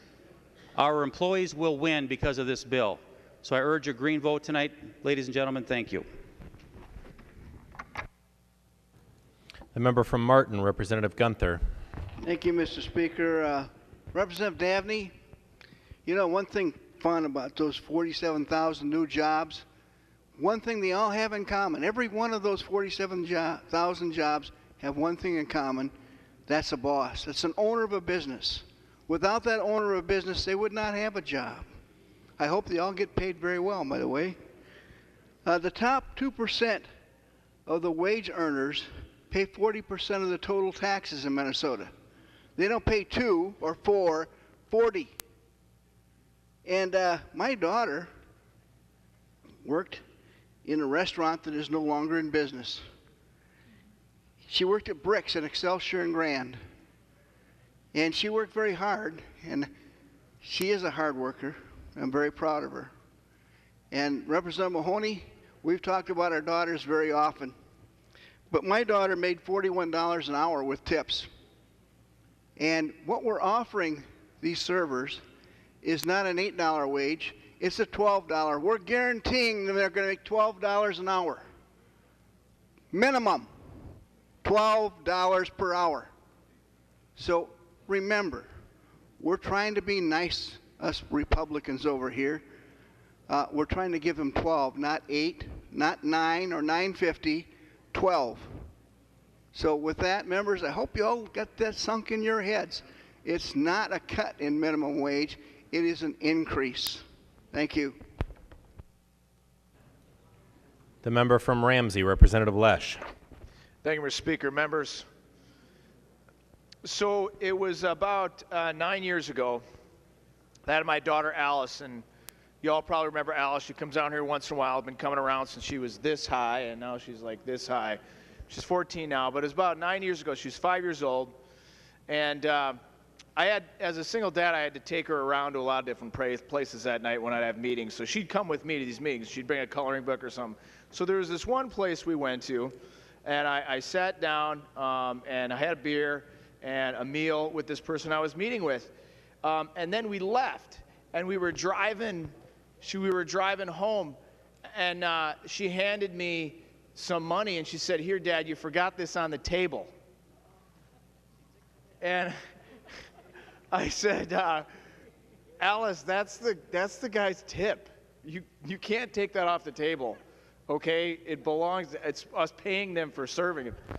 And she immediately got quiet, and she looked down and she started to cry a little bit. She's like, "You mean I stole money from him?" I'm like, okay, well, it requires intent to steal. You didn't mean to, But I said, what we're going to do is we're going to turn around and we're going to go bring the money back, okay?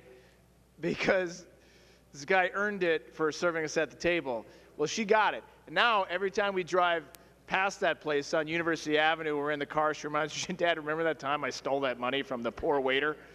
I said, yeah, I remember that. But she laughs about it now, so she got to pay back. But she didn't understand the meaning of giving somebody this money for their hard-earned work. Members, I hope at least we can get that. Alice was 5 years old when she got it. That you don't take money away from people. And that's what this bill is doing. This bill is proposing to take money away from people who've earned it, who worked for it. Everyone, y'all see that movie Christmas Vacation around Christmas time, right? Where Clark Griswold, the last true family man, trying to dig a pool for his family in his backyard. That's right, Representative Zerwas is a movie reference. Okay, so he's building a pool, and he's waiting on his Christmas bonus to build the pool. Money that he had coming to him. And he takes his boss at his house on Christmas Eve to say, you know, we were counting on this for our salary, and you just took it away from us. That's what we're doing. Y'all are Clark Griswold's boss today. Don't be Clark Griswold's boss. Nobody likes that guy. Although he did change his mind at the end. He changed his mind, and Clark Griswold got his Christmas bonus and was able to build his pool in his backyard for his family. And while there's still time to change your mind on this, members, vote red. The member from Ramsey, Representative Uruso. Thank you, Mr. Speaker. I really need to address a comment that was made here just a couple people ago. It was stated that the bill guarantees a minimum wage of $12 for waitresses and waiters. It does not do that. It does not guarantee a minimum of $12. It's kind of a slot wage bill. It doesn't allow anybody to get more than they get now. Because right now, if you make tips that bring your total up over $12, you get to keep it. If you make anywhere between $8 and $12, you get to keep it. This bill would allow the employer to reduce what the employer is paying you so that you come out at that $12, unless you make a lot of tips so you can stay above that. So it doesn't increase the amount of money anybody's getting. That was a misstatement of the fact. It does not guarantee a minimum of $12 to anybody. That was a misstatement of the fact. And I urge you to vote no. The member from Hennepin, Representative Winkler. Thank you, Mr. Speaker. Representative Baker, since you rose on this issue to talk about the benefit for the industry, I wonder if you would yield to a question. He will yield. Representative Winkler. Thank you, Mr. Speaker. Representative Baker, this is just a simple fact question. Do you pay for health insurance for your employees? Representative Baker. Thank you, Mr. Speaker. We do pay health insurance for a number of our salaried managers, yes. Representative Winkler. Mr. Speaker, if Representative Baker would yield to another question. He will yield. Representative Winkler. Representative Baker, do you know what a living wage is for a family of 4 with 2 adults working full-time in Candiota County is? Representative Baker. Mr. Speaker, I do not have that number with me. I can tell you that our employees are well paid, and with mostly part-time positions at my position or my business, I do not know exactly what the living wage is. Representative Winkler. Well, Mr. Speaker, if Representative Baker would yield to one more question. Well, I guess it's a question. He will yield. Representative Winkler. Thank you, Mr. Speaker. Representative Baker, according to the numbers I have, if you count food, housing, health care that you have to pay for yourself, transportation to and from work, child care and basic necessities and taxes, if you're a family of 4 with 2 adults working full-time, both parents in this case, in this example, would have to make $14.50 an hour in Candiota County in order to make ends meet. And I guess the question for you, Representative Baker, is do all of your employees make at least $14.50 an hour? Representative Baker. Again, I don't have every record in front of me, but I think if some people are youth working for me, just starting out, I'm teaching them how to answer telephones, how to show up for work on time, how to make change.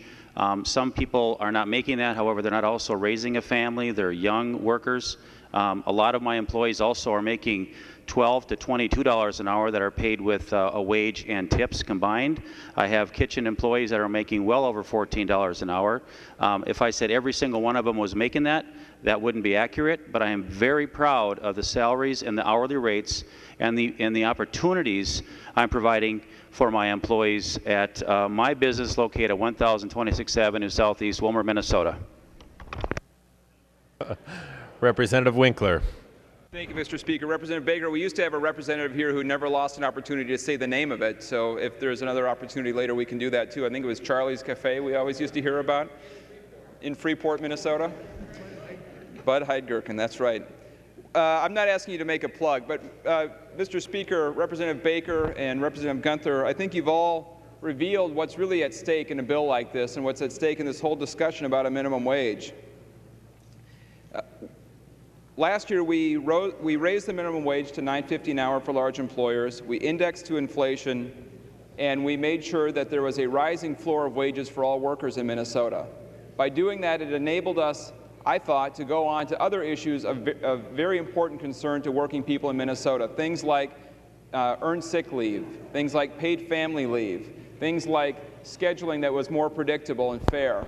Those are the kinds of issues that we should be going after today and addressing instead of revisiting and trying to reverse the gains that we made in the minimum wage. In Minnesota, approximately 388,000 people make less than $9.50 an hour. And most of the people who make less than $9.50 an hour work in the food service industry. Occupations like host, waitress, cook, dishwasher, bartender. The median wage, not the average, the median wage for tipped workers, so waiters and waitresses, not this whole industry, but the median wage for tipped workers in Minnesota is $8.68 per hour. That's including the tips. So we are not talking about people who are making $14, $15, $20, $40 an hour. There may be those servers out there at certain restaurants at certain times. But the vast majority is much, much lower if the median is at $8.68 an hour. As we talked about earlier, 40% of the jobs in Minnesota pay less than a living wage. 40%. And Representative Baker, I'm not sure, you didn't say yes, they all make $14.50 an hour. I'm going to guess that they don't. Some might at some times or another. And it's just based on a business model in the service industry that's premised on low-wage workers doing the work and not being able to support themselves. And the reason we know that they don't support themselves is that of the people who are working full-time and qualifying for public assistance, so think about that, working full-time, qualifying for public assistance, those people are predominantly in the service industries, hospitality, low end of the healthcare industry, food service in particular. Those low-wage service workers make up the bulk of people who are working and qualifying for public assistance. So while we are seeing small upticks in wages, and Representative Gruenhagen, I don't want to have a debate about economics with you because you're contrasting facts, which I don't think are facts, with feelings, which I don't think are feelings. The contrast is between what's actually happening in the economy and what the theory says. And what's actually happening in the economy is that we need years and years of strong economic growth in order for wages to move at all. Our economy is booming, but wages are barely moving at all. And you might think that's because of Obamacare, but it's been something that's been going on since Obama was in law school or college. It's been going on for a very, very long time in our economy because workers don't have the negotiating and bargaining power they once had. Organized labor is a small fraction of our economy, and as the share of the economy that's organized drops, wages drop, median wages drop. All workers fall together when workers can't bargain together. That's the underlying trend. The underlying trend is downward, and that's why establishing a minimum wage that affects all workers is a good idea. We have a basic principle involved here, and it's a kind of a choice between whether you want to adhere to it or not. If you believe that people who work should be able to support themselves and have a decent life where they can make ends meet and not need to turn to government or charity in order to survive, then you should reject the Garofalo bill. Because even if you believe in the tip credit, or the tip penalty, or the tiered tip, or whatever you want to call it, even if you believe in it, $12 an hour doesn't pay the bills. $12 an hour doesn't get you by. $12 an hour is still a welfare job, Representative Garofalo. $12 an hour is still a job that requires you to go to the food shelf, that requires you to go to STEP in my community in order to get clothes when winter comes along for your kids. It's still a job that makes you apply for housing aid. It's still a job that makes you have to scramble from paycheck to paycheck and never get by. That's what $12 an hour represents in this economy. So this bill, even if you like this bill and think that somehow servers are getting by and doing great at $8.68 an hour, even if you like it, the $12 target only keeps people in poverty. And that is not the discussion we should be having. We shouldn't be trying to support an industry that puts more workers on public assistance than any other industry. It's time to change the business model. The change will be hard. It is not easy to change your assumptions and your operating conditions, but the change has to be made because the status quo of continually declining wages for Americans and Minnesotans is not acceptable. We need to reverse course, raise wages, improve job quality, and the first thing that we can do tonight in this legislature is reject this bill. The member from Washington, Representative Dean. Thank you, Mr. Speaker. Would Representative Winkler yield for a question? He will yield. Representative Dean. Thank you, Mr. Speaker. Representative Winkler, you just brought up a number of points, and one of them I just wanted to ask you about. You suggested that we should raise the minimum wage to a point at which people don't receive public services anymore. And I was just wondering what that might be. Would that be services to help people buy health insurance, for example? Would that be services for other things? And just how high would that have to be, Representative Winkler, in your opinion? Representative Winkler. Mr. Speaker, Representative Dean, I didn't say that we should raise the minimum wage until such point as nobody ever qualified for public assistance. What I said is that we need a policy agenda that focuses on raising wages so that people have the dignity of supporting themselves through work.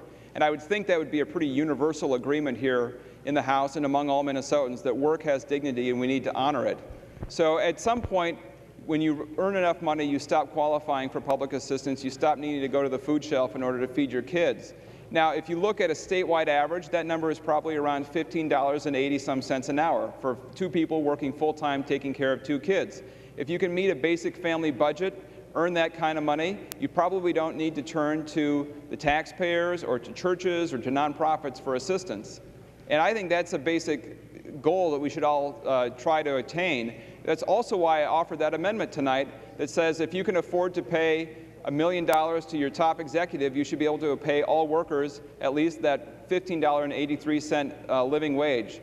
And I think that's a pretty basic concept that everyone would agree to. You shouldn't devote all of your payroll resources to rewarding the few, especially when they have a very checkered record of success, which is often the case and as we often see in the newspapers. For example, the CEO of U.S. Steel laying off workers right here in Minnesota. I'm sure your mining committee has really taken that issue up immediately to figure out why U.S. Steel is laying off mining workers while their CEO gets a 50% pay increase. Those are the kind of principles that we should be talking about and the kind of policies we should be examining. So Representative Dean, I think $15.83 an hour, a living wage for a family of four, should be the policy goal that we all try to achieve.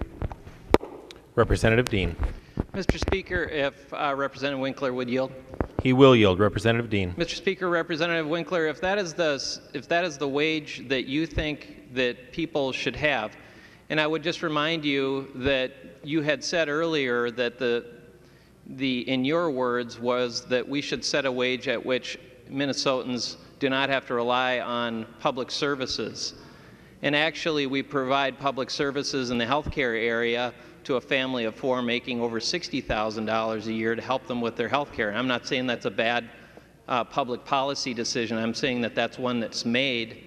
And as you know, that there's about 2,000 hours a year in full-time work at 48 hours per week, that is significantly higher. Representative Winkler, just finally, you had an opportunity to set this maximum or minimum wage, and you didn't choose that last year. Why did you choose the wages that you chose? Representative Winkler. Mr. Speaker, Representative Dean, first of all, I'd just like to correct your math a little bit. If you have somebody making $15 an hour and they are working 2,000 hours a year, that's about $30,000. And I said that's what 2 people working full-time need to make, which is about $60,000 a year, which is what you said the top threshold was for health care. So I actually think it works out about like I said. The reason why we set $9.50 as the top wage for large employers is because that was well within the range of what historic numbers would have delivered. If we had raised the wage consistent with inflation starting in the early 1970s, it would have been somewhere around $11 an hour. If we had raised the wage consistent with increases in productivity, which we did from the end of World War II to the early 1970s, it would be something like $22 an hour. Now, I understand that not all members support raising the minimum wage. Not all members support indexing to inflation so it doesn't fall. I understand that some people want to cut wages for servers because they want to favor the restaurant industry. So we had to do some compromising along the way. I think it could have gone to 10, 10.50, and still been well within historic averages of where the minimum wage was. So we wanted to catch up. We wanted to keep up. We didn't want to say that a state should mandate a living wage for all workers. We want to pursue policies that will help an economy create higher quality jobs that will produce decent wages for all workers, and cutting the minimum wage back won't do that. Representative Dean. Thank you, Mr. Speaker, and Representative Winkler. Well, I appreciate that, and I think that if we're going to be talking about some health care and how we provide help for families, for low-income families to purchase health insurance, and you'll see that it actually goes up significantly above that $15 per hour that you cite. Representative Winkler. But I want to provide you some good information, Representative Winkler. I don't want to be Debbie Downer from over here in the dog pound tonight. I'm going to give you some good information, some good news. The Dean House is going to be providing 2 additional W-2s this year because kid number 1 and kid number 2 both got their first jobs. They received their W-2s in the mail, and they will be filing their income taxes. So that they did that. But I can tell you that my son went to the place across the street, and the manager asked him, he said, David, I'd like a job from you. And he said, all right, Jack, what do you want to do? And he said, I'll start at the bottom of the totem pole. That's what I want. And surprise, surprise, he said, you're hired. And he got hired to wash dishes. And he got hired to wash dishes, and he got hired to clean out the deep fat fryers, and he worked really long, hard hours, and he got scalded, and it's not very fun work. He got to work with people that maybe did this from different parts of the city that he didn't know, and that he got to work with different kinds of folks. It was the best experience that he's had in many, many years. And he learned that he has to show up on time, he can't have excuses, he can't complain, and he can't go home until the work's done. That's what he learned. He doesn't have to support a family. He learned so much by doing that. But Representative Winkler, he also learned a lot more. He learned to respect other people and what they do. We took some other kids out for dinner, and one of the kids that we were with took out a piece of chewing gum and stuck it to the bottom of his plate. And Jack about took the kid's head off. He said, do you know how long it takes to get gum off the bottom of a plate? And he made him take it off, and he made him clean the plate, and he made him put it back. And I was proud of the boy. He really learned a lot. But I'll tell you what, Representative Winkler, he got in a little bit higher than minimum wage, and he's not tipped. And all of the people who got in at those wages are not tipped. But they work really hard, and they do things like drain deep fat fryers and clean stuff and work really long, hot hours. And you're not always thinking about that, Representative Winkler. You're not always thinking about the kids that maybe have to learn something, maybe learn the value of work, showing up on time. and the things that really, the people that really work together to make this state great and to make the state economy work. Representative Winkler, I think that maybe, you know, sometimes you got to think about the people in the back room as well. I appreciate that, and I appreciate Representative Garofalo stepping forward with this bill for the people with soggy shoes at the end of the day who are dishwashers.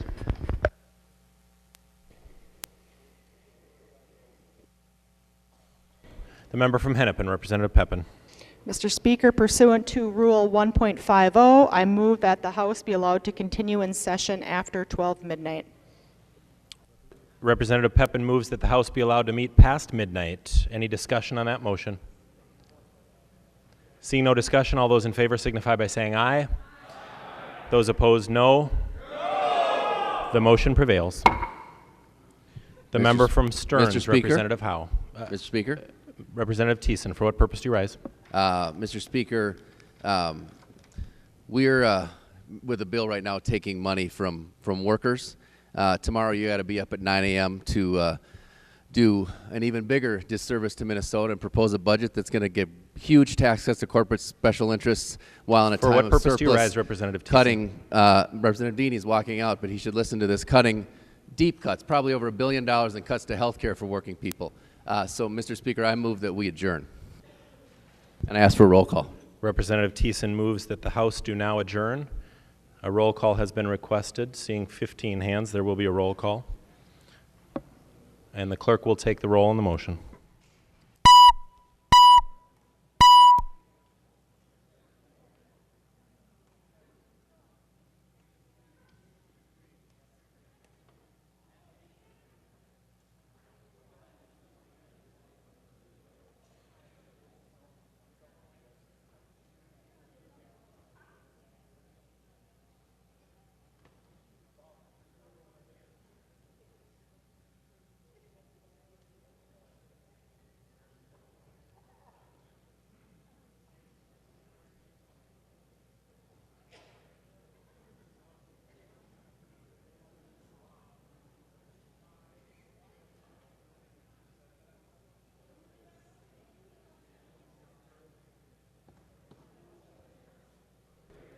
The clerk will close the roll.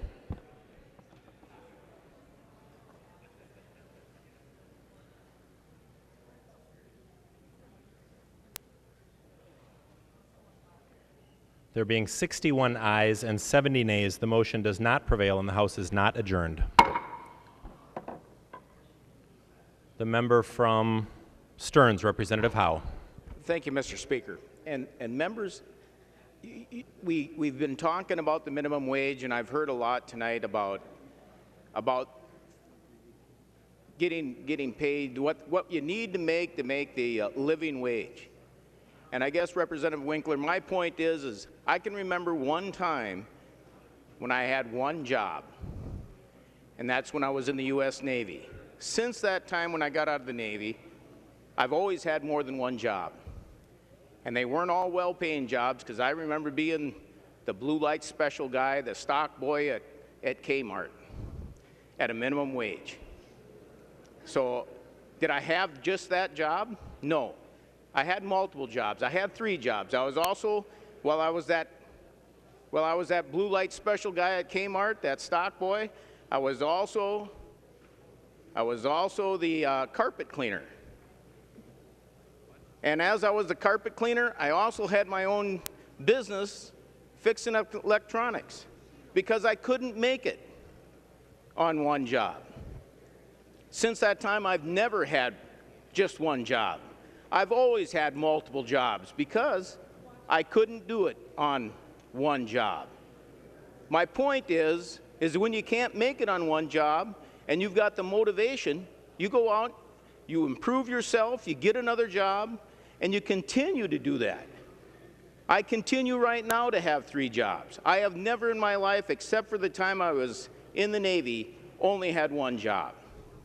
So I guess when you tell me we need to have it so you can do it on one job, and you can do it and you can do it on one job, I guess it falls on deaf ears for me, because I've never been there. I've always worked extremely hard to provide for my family, I've always done that, and I don't see where we have to pay a wage to make it on one job. And it's great when you can do it, but I've always worked multiple jobs in order to provide for my family and do what needs to be done. And it's great when you can have that, and I'm sure you probably only have one job. I guess I've just never been able to make it on one job. I've always had more than one. So I guess I'd like to see that when, that's, to me, when you've got a minimum wage job, it's always motivation to continue to work hard and improve yourself. So I take it, I guess that's my point. And even though I very much respect, I've got a son that works for minimum wage, I've had a daughter that worked for minimum wage, to me, it's a starting point and it's a place to start from and learn from. Thank you. Any further discussion on the bill?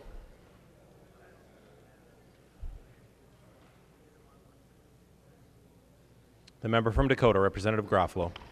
Thank you, Mr. Speaker and members. And just when I saw Representative Pepin make that motion to stay past midnight, just reminded me of I think it was last year, we had a very contentious issue that began debate on the floor at about 3:30. And as a member of the minority, I got up at 3:30 in the afternoon and made the motion that we stay past midnight. And I thought Representative Aaron Murphy was going to run across the floor and rip the eyes out of my socket when I made that motion. So it just reminded me of that. Mr. Speaker and members, I think people have their minds made up, but I do have a question, and I will open this question up to any member of the DFL caucus, and I will ask them to yield if they're the first member I see to raise their hand. And it's quite simple. It really is, if this provision is such a bad idea, if it steals money out of workers' wallets, if it's insulting and demeaning to the work ethic, if it does all these horrible things, why did you vote to do it last year? Can any member of the DFL caucus raise their hand to answer that question? Anyone? You voted to put in place a two-tiered minimum wage for select resorts that are predominantly in northern Minnesota. I didn't vote for it. Would Representative Mahoney yield for a question? He will yield. Representative Garofalo. Representative Mahoney, why did you vote to do that? Representative Mahoney. There you go again, Representative Garofalo. Comparing oranges to apples. Those were a dozen or 2 dozen kids up at one of those resorts, beautiful blue-colored resort up on Lake Superior, from Sweden, that come over on a special visa. I mean, that's like comparing apples and oranges. And this is entirely different. That's a dozen, 2 dozen, maybe 3 dozen kids. Your bill affects 15,000 wait staff. And all the children and family members of those particular employees. So, voted for that? Yes, we probably did. Vote for yours? Absolutely not. Representative Garofalo. Mr. Speaker, would Representative Mahoney yield for another question? He will yield. Representative Garofalo. Mr. Speaker, Representative Mahoney, would you please explain to the body, when you voted for the DFL minimum wage last year, were you guilty of all the things that you have accused me of tonight? Of stealing wages from workers, of punishing work, of a war on women? Did you vote to do that? And did the members of your caucus vote to do that when you voted for that separation of minimum wage costs in last year's bill? Representative Mahoney. Mr. Speaker and Representative Garofalo, last year we voted to increase the wages for hundreds of thousands of workers. We voted to improve the lives of poor people just trying to make a living, whether it was women, men, young people, college students. Your bill rolls that back in many ways. So I voted, my colleagues that were here voted to increase the wage. Your bill votes to decrease the wage. Representative Garofalo. Representative Mahoney would yield for another question. He will yield. Representative Garofalo. Mr. Speaker, Representative Mahoney, I do not dispute that you raised the minimum wage for many people in your 2014 bill. But I also know as a matter of fact that you left behind a certain set of workers. You did not give them a minimum wage. In fact, you created a second tier for them. Now, there are other provisions in law that exist for minimum wage. Smaller employers, for example. Those who have a training wage. And those have been around for years. But you created a two-tiered minimum wage. So, Representative Mahoney, my question to you is, why did you select this group of people to have a lower compensation rate, a lower minimum wage than other employees? Representative Mahoney. Mr. Speaker and Representative Garofalo, I don't believe that it was a new set of wages. I don't have that bill in front of me, and it's been a year. Sometimes my wife accuses me of not being able to remember what she told me in the morning, so I'm not going to test my memory. But that particular visa program has been in place for many, many years. So creating a new two-tiered wage, no, we continued on. And we raised, I believe we raised the wage for that particular group of people. So I am very proud of the bill I did and voted for last year, because we raised the wage for, again, hundreds of thousands. You are lowering the wage for thousands of people. Representative Garofalo. Thank you, Mr. Speaker and members. And I'm not going to belabor that point, but I am going to point out that section of law did not exist until last year. It was placed in law last year as part of the minimum wage bill. In fact, that provision was in neither the House file nor the Senate file. It fell out of the sky in conference committee. That's not an exaggeration. You can look it up. I've had staff review the proposals from both sides. It literally came out of nowhere in conference. And so I have a very difficult time understanding why a provision that accounts for the total compensation of some workers at resorts in northern Minnesota is okay, but when we make that same accommodation to the mom and pop restaurants, to the small restaurants across Minnesota, that somehow this is an assault. I reject it. I don't think it's factual, but that's okay. So, well, I was just going to wrap up my speech, but if you want me to ask you to yield, I want to give you a shot. So, do you want to talk again, or do you want me just to wrap this up? Representative Mahoney yield for a question. He will yield. Representative Garofalo. What do you want to say, Representative Mahoney? Representative Mahoney. Mr. Speaker, Representative Garofalo, I'll let you wrap up your speech, but I do want to remind you that those particular young people get room and board. So yes, you're correct. That particular piece, we created that. We gave them room and board, and we gave them, I can't remember the exact dollar figure, but it's certainly above the $8.50 that's coming this year that we did.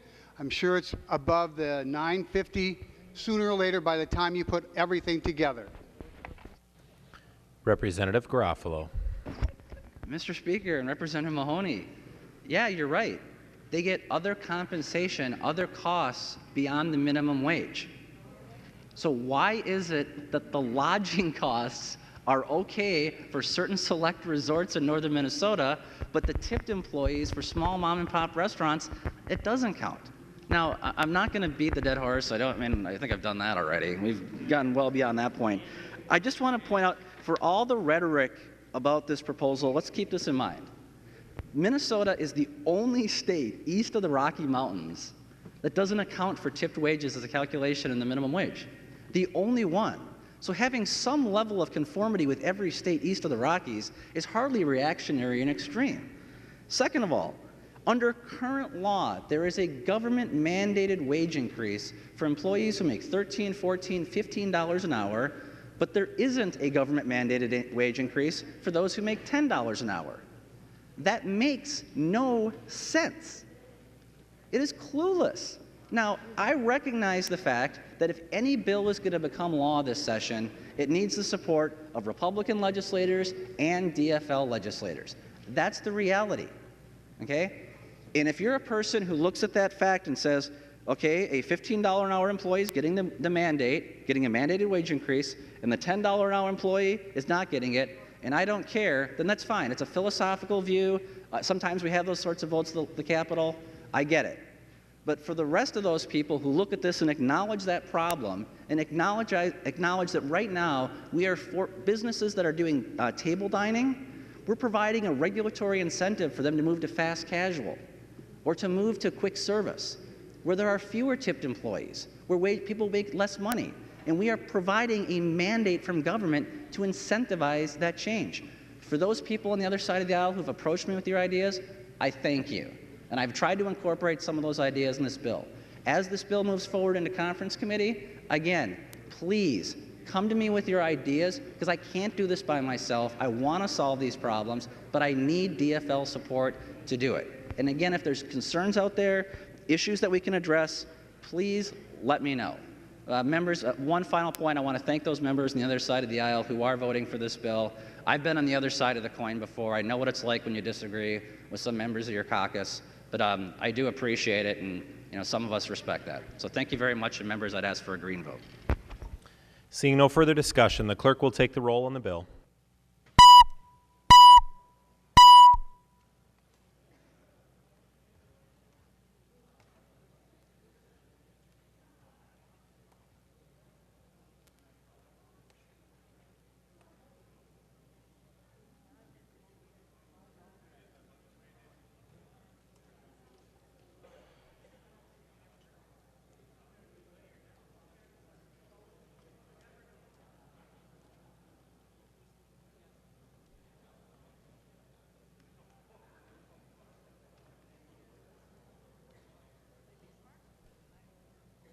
The clerk will close the roll.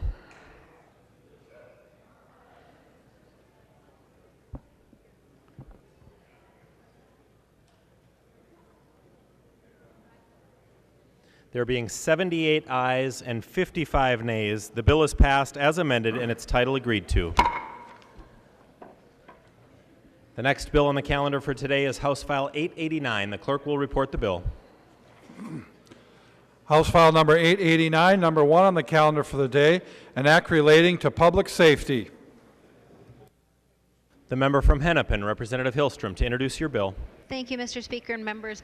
This creates a new crime in Minnesota, an adulteration by bodily fluids.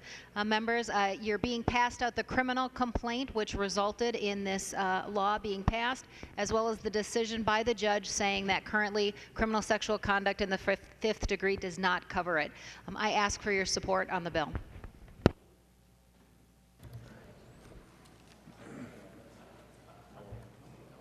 There are no amendments at the desk. The clerk will give the bill its third reading. Third reading, House File number 889. Third reading. Discussion to the bill. The member from Ramsey, Representative Lesh. Thank you, Mr. Speaker. Would Representative Hilstrom yield to a question? She will yield. Representative Lesh. Thank you, Mr. Speaker. And Representative Hilstrom, I don't have a copy of the criminal complaint in front of me right now. And I don't serve on public safety anymore, so this is the first time I've seen this bill. So without the benefit of the criminal complaint, can you tell me what were the charges that were filed in this case? Representative Hilstrom. Thank you, Mr. Speaker and Representative Lesh. The defendant was charged with criminal sexual conduct in the fifth degree, and in the judge's dismissal of the charges, he specifically said that the court finds that the legislature has chosen to define sexual contact by seminal fluid or sperm in Clause 5 of Section 609-341, Subdivision 11A. The legislature, by omission, has chosen not to include this. And therefore, this statute has been created to specifically address the judge's issues. Representative Lesh. Thank you. Would Representative Hilstrom yield to another question? She will yield. Representative Lesh. Thank you, Mr. Speaker. Representative Hilstrom, I have the criminal complaint in front of me now, but I did not check the jurisdiction under which this was charged. What was the jurisdiction that filed this complaint? Representative Hilstrom.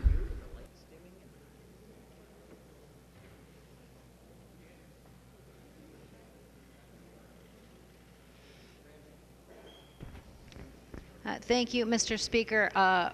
Representative Lesh, this was filed in Ramsey County, and the criminal complaint is signed by the Assistant Ramsey County Attorney.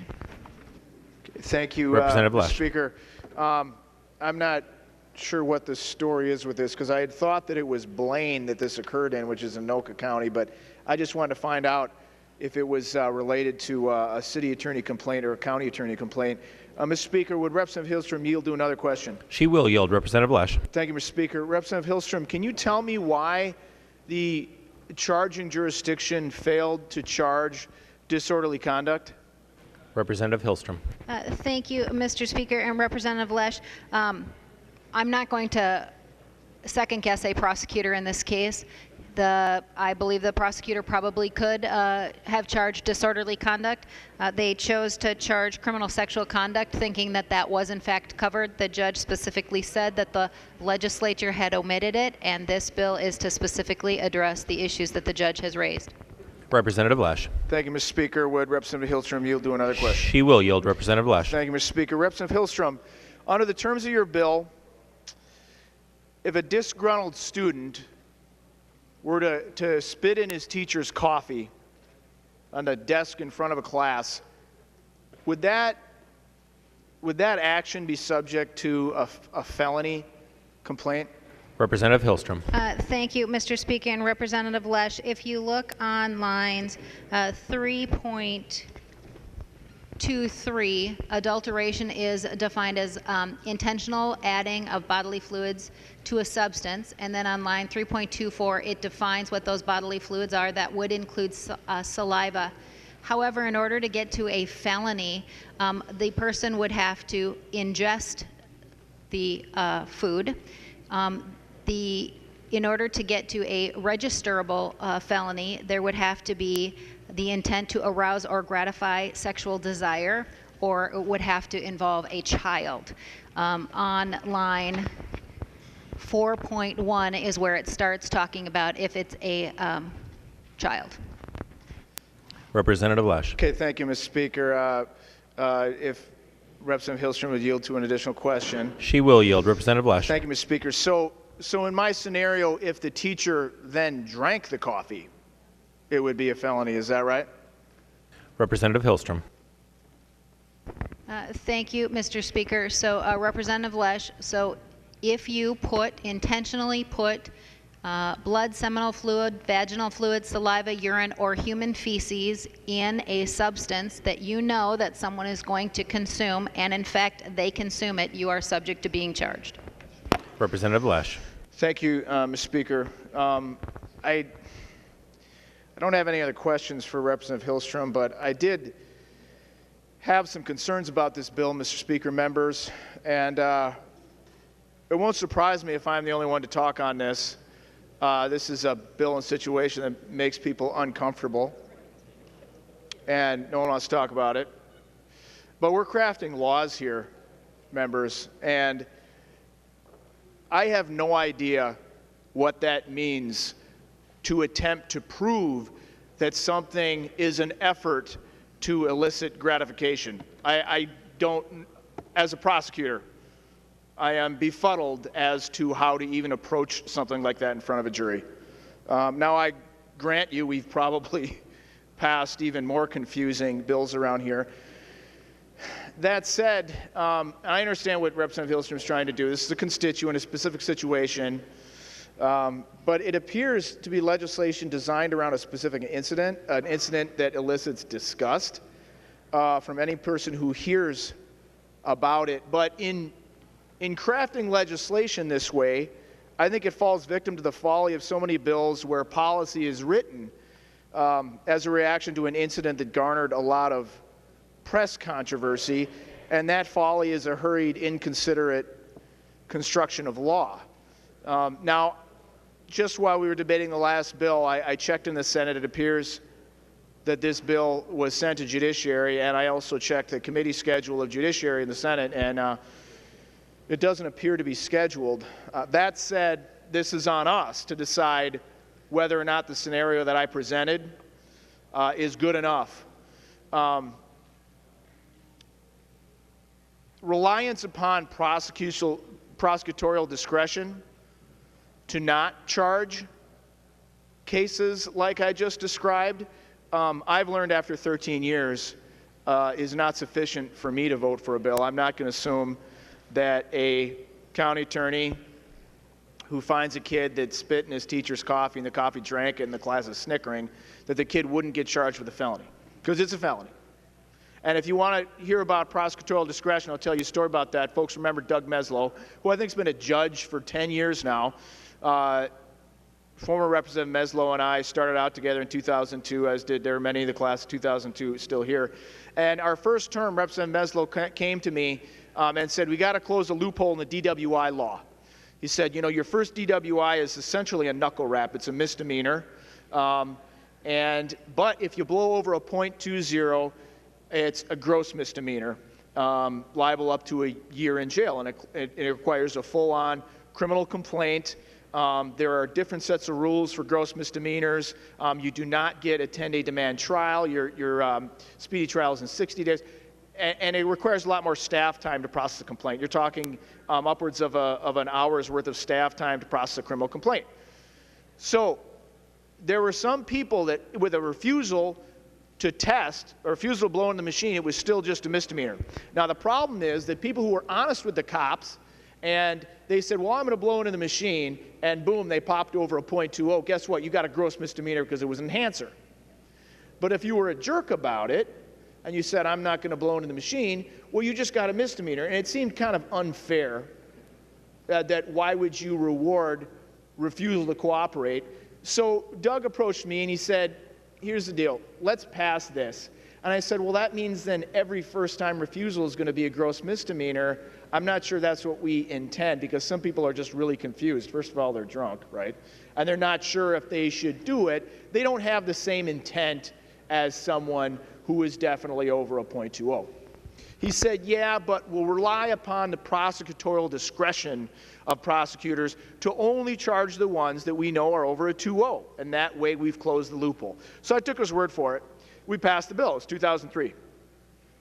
I went back to the St. Paul City Attorney's Office that next summer. Every single first-time refusal was being charged as a gross misdemeanor. And I said to my fellow prosecutors, I said, hang on a second, this isn't what we intended at the legislature. And they laughed. They said, well, it's in the law. We can pass it. We can charge it if we want. And I went around trying to explain to my fellow prosecutors, you know, there needs to be some kind of parity with charges here. Just because something ticks us off doesn't mean we should just straight up go to the maximum. There has to be some consideration. And I found out the hard way that that's not necessarily the way it works when we pass something up there and then pass it out to the locals. So I became concerned about that. This bill is even harder to talk about than a simple DWI bill because of the subject matter. But a lot of us are not going to talk about it, and a lot of us are just going to vote for it for the shame of being asked if we support the actions of some pervert up in Blaine that got on, I think, all the news channels. Now we're after 10 o'clock, so this won't be on the news tonight, but I'm sure it'll be covered again. And we hurriedly went through this, and I'm still confused about it. Folks, remember that expungement legislation that we passed last year?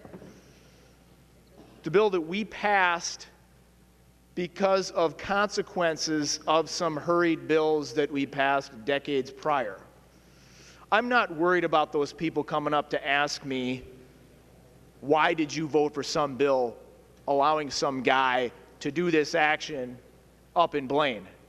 Because it's already illegal. Disorderly conduct makes clear. Anyone who engages in offensive, obscene conduct tending reasonably to arouse alarm, anger, or resentment in others. That would cover it, but it wasn't charged. So even though I understand Representative Hilstrom's intent and desire to seek justice for the victim of this crime, I have some concerns about how we go about it. And I'm going to vote red. So do what you will, but I do have concerns about when we do legislation this way. The member from Hennepin, Representative Earhart. Thank you, Mr. Speaker. And I'm going to ask Representative Hilstrom a question. But before I do, I want you all to know that I'm a bachelor, if none of you do, and I never scrape the gum off the bottom of my plates.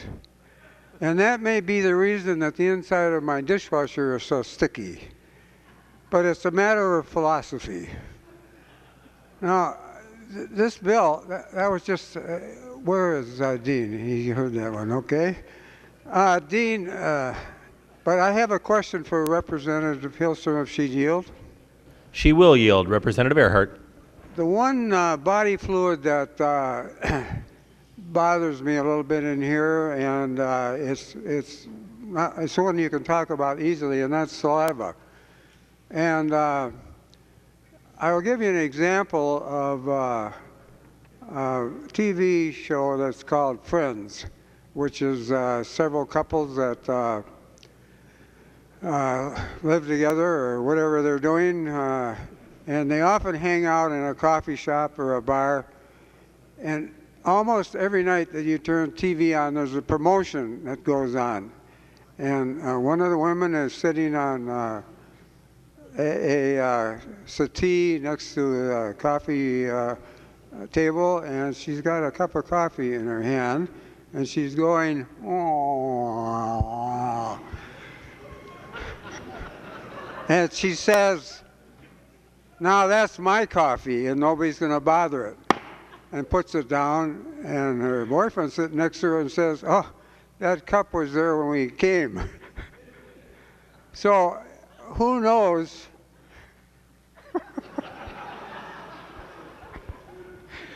Who knows what a little saliva is going to get slopped around? And it's not, do we have to, it is a misdemeanor even at that, but is there any way we can avoid that? Representative Hilstrom. Thank you, Mr. Speaker and members. I've said it before and I'll say it again. If there's any bodily fluid that you're okay with somebody putting in your food, please make a motion to delete it and I would be happy to accept it. Representative Earhart.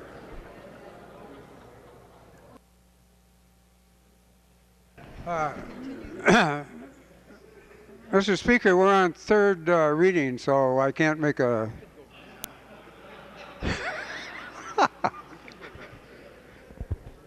Well,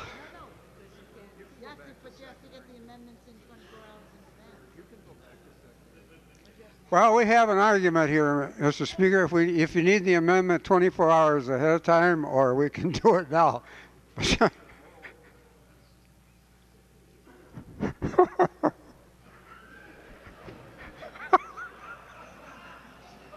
Mr. Speaker.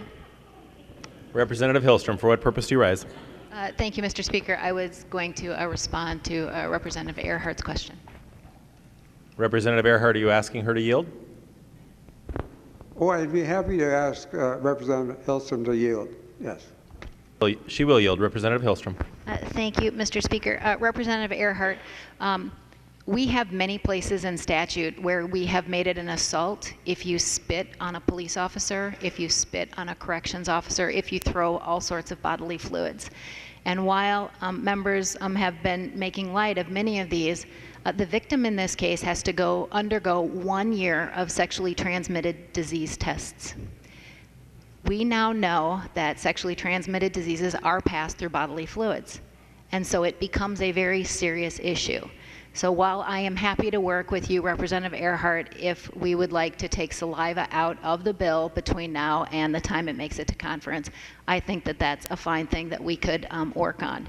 However, I believe that when you are intentionally making it so someone else is going to be eating food that you've contaminated with your bodily fluids when they don't know your history, there are sometimes some very serious consequences for victims. And in the statutes, in many places, we have already made it a crime to spit on, throw blood on, throw up on all sorts of employees, because we believe that it's important that we give them the ability to have that person who has resulted in them having that contact, the ability to get them tested so that they know what diseases they may have come in contact with that could be transferred through bodily fluids.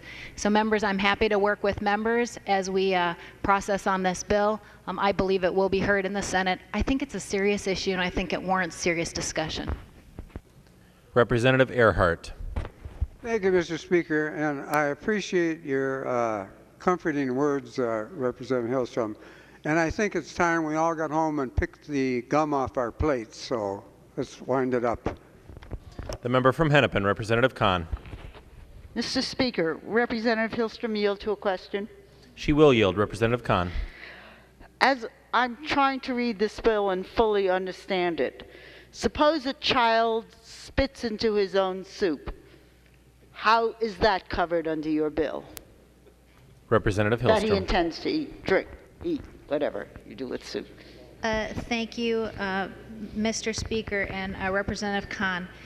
This is the intentionally adding of bodily fluids, and then it's when you add it to a substance that you know, or that you should know, that it's going to be for someone else to consume.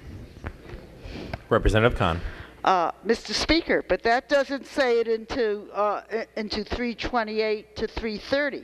The first crime is a misdemeanor. Whoever adulterates any substance that the person knows or should know is intended for human consumption is guilty of a misdemeanor.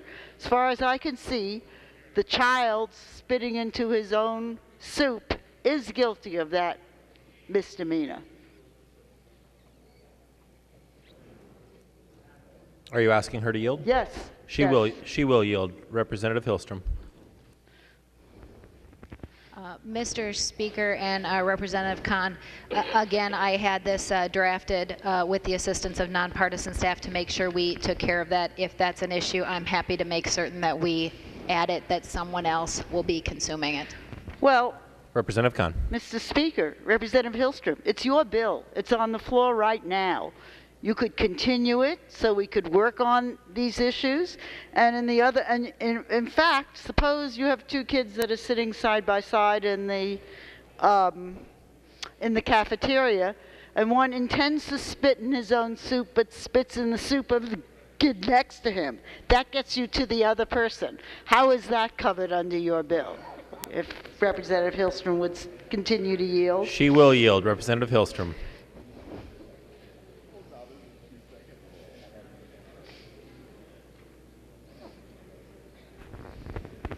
Mr. Speaker and Representative Kahn, I would assume that based on the way that it's worded, it would be that if you intend to spit in someone else's soup, because you have to intentionally do it, and that would be my response, Representative Kahn.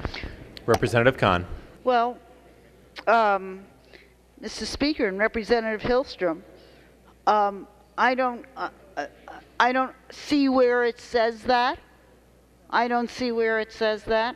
And I don't know how much you've observed kids fooling around while they're eating and so forth, but what I have, and again, we've talked about the prosecutorial discretion and the things that people might do because they just happen not to like the kid or not to like the parents of the kid. And so I think you owe the body some explanation that acts like that do not become misdemeanors or felonies. And this felony, as I understand it, I'm not an expert on criminal law, but I understand that a child charged with a felony under Section B, that could carry them on for some very long period of time, interfere with employment, interfere with education, and so forth. And I think it's the duty, obviously, I don't know if you care or not, but I think it's the duty of the House not to vote on something until these issues are cleaned up, and not to just say that we'll let it go on and we'll fix it before we get to conference committee. Representative Hilstrom.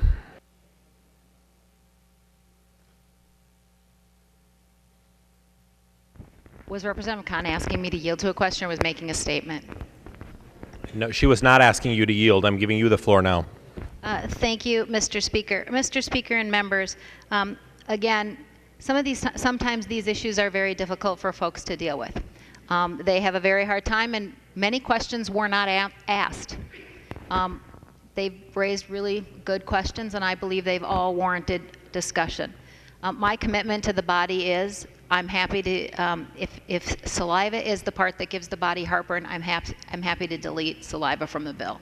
And Mr. Speaker, if you want me to go back and accept an oral amendment, or you want me to go back to committee, I'm happy to do that. But Mr. Speaker, all of these issues relate to saliva. And if members are okay with other people spitting in their food and eating it, we can take it from the bill. The member from the member from Hennepin, Representative Hortman.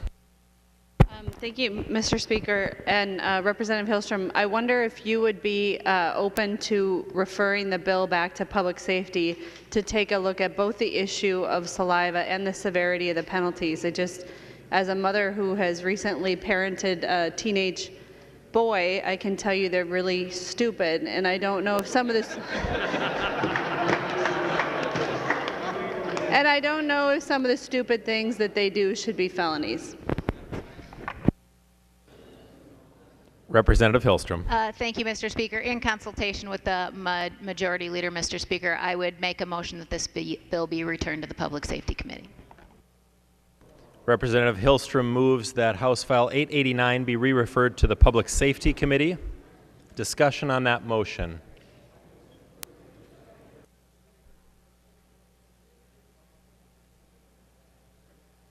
The member from St. Louis, Representative Murphy.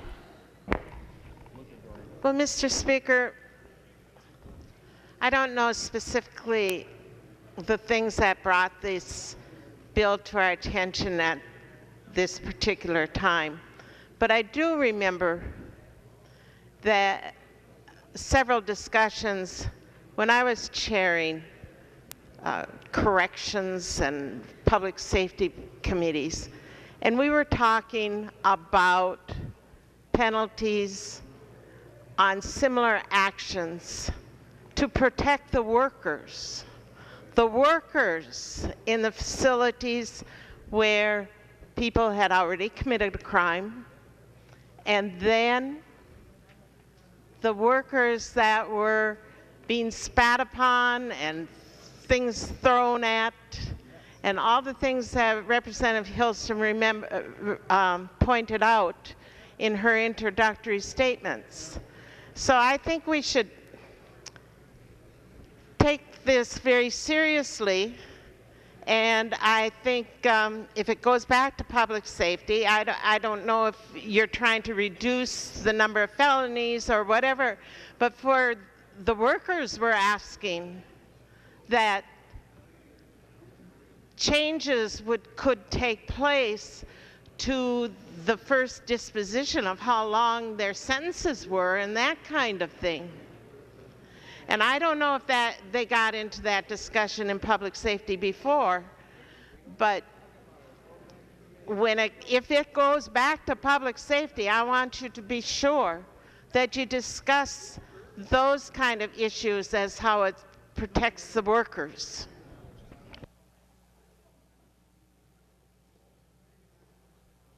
The member from Olmsted, Representative Liebling. On the motion to re-refer. Yeah, thanks, Mr. Speaker. And just real quickly, I support that. I think this is a very serious issue, and I appreciate that Representative Hilstrom has carried the bill. I mean, the incident is really terrible, and we do need to address this for sure. But there is another issue that I also think needs to be addressed, and that is one that if the victim is a child, it goes from a 5-year to a 10-year felony, and there's no indication here whether the person has to know that the victim is a child. And I think if they do, I mean, I support the increase in the penalty in that instance, but I think we want to be clear whether that's something that you have to know at the time. So there are other issues and other reasons to send it back, and so I would ask members to vote yes on the motion.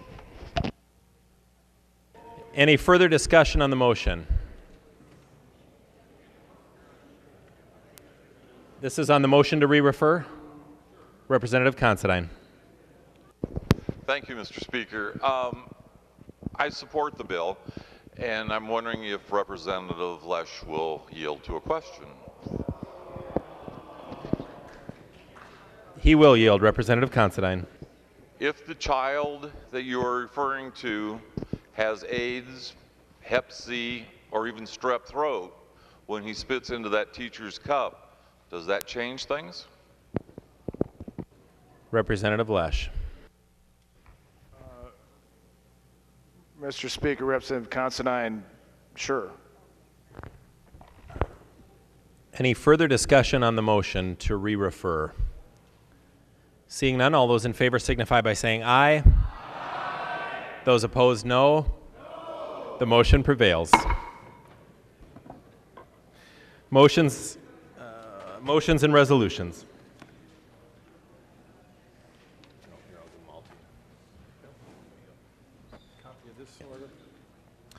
There are copies of the non-controversial motions at the House desk and online. If there's no objection, we'll take action on these motions first. Hearing no objection, the motions prevail. Anderson S. moves that House File number 419 be recalled from the Committee on Health and Human Services Reform and be re-referred to the Committee on Taxes. The member from Hennepin, Representative Anderson, to your motion.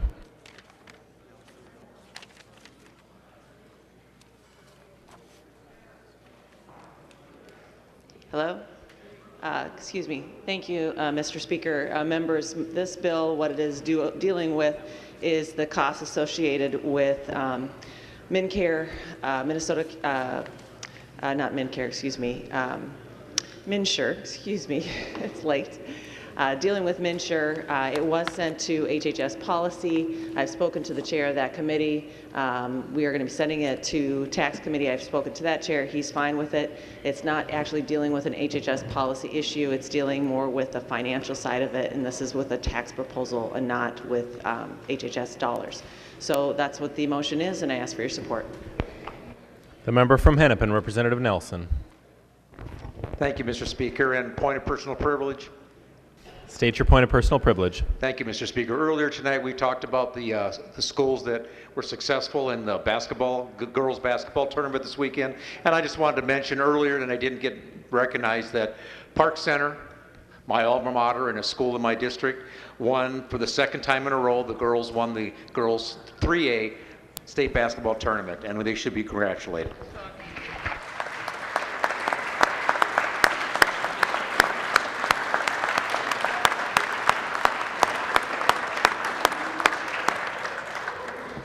Representative Lilly, for what purpose do you rise? Mr. Speaker, point of personal privilege. State your point of personal privilege. Mr. Speaker and members, one of our esteemed senior members is a big day. I think we got 4 seconds.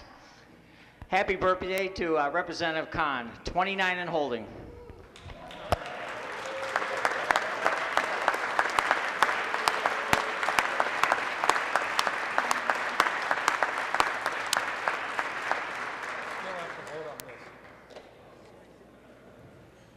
We are still on the motion to recall and re-refer, the Anderson S. motion. Representative Carlson? Mr. Speaker, I have a parliamentary inquiry. State your point of parliamentary inquiry. Mr. Speaker, what I'd like to inquire about is under House rules, and there's at least 2 that cover the situation, but we're under the call of a House. What is the proper procedure when we go to a vote? And I'm referring to a motion that was made last Thursday by Representative Newton, and we were under a call of the House. When it came to a vote, what should have been the proper procedure relative to the call of the House?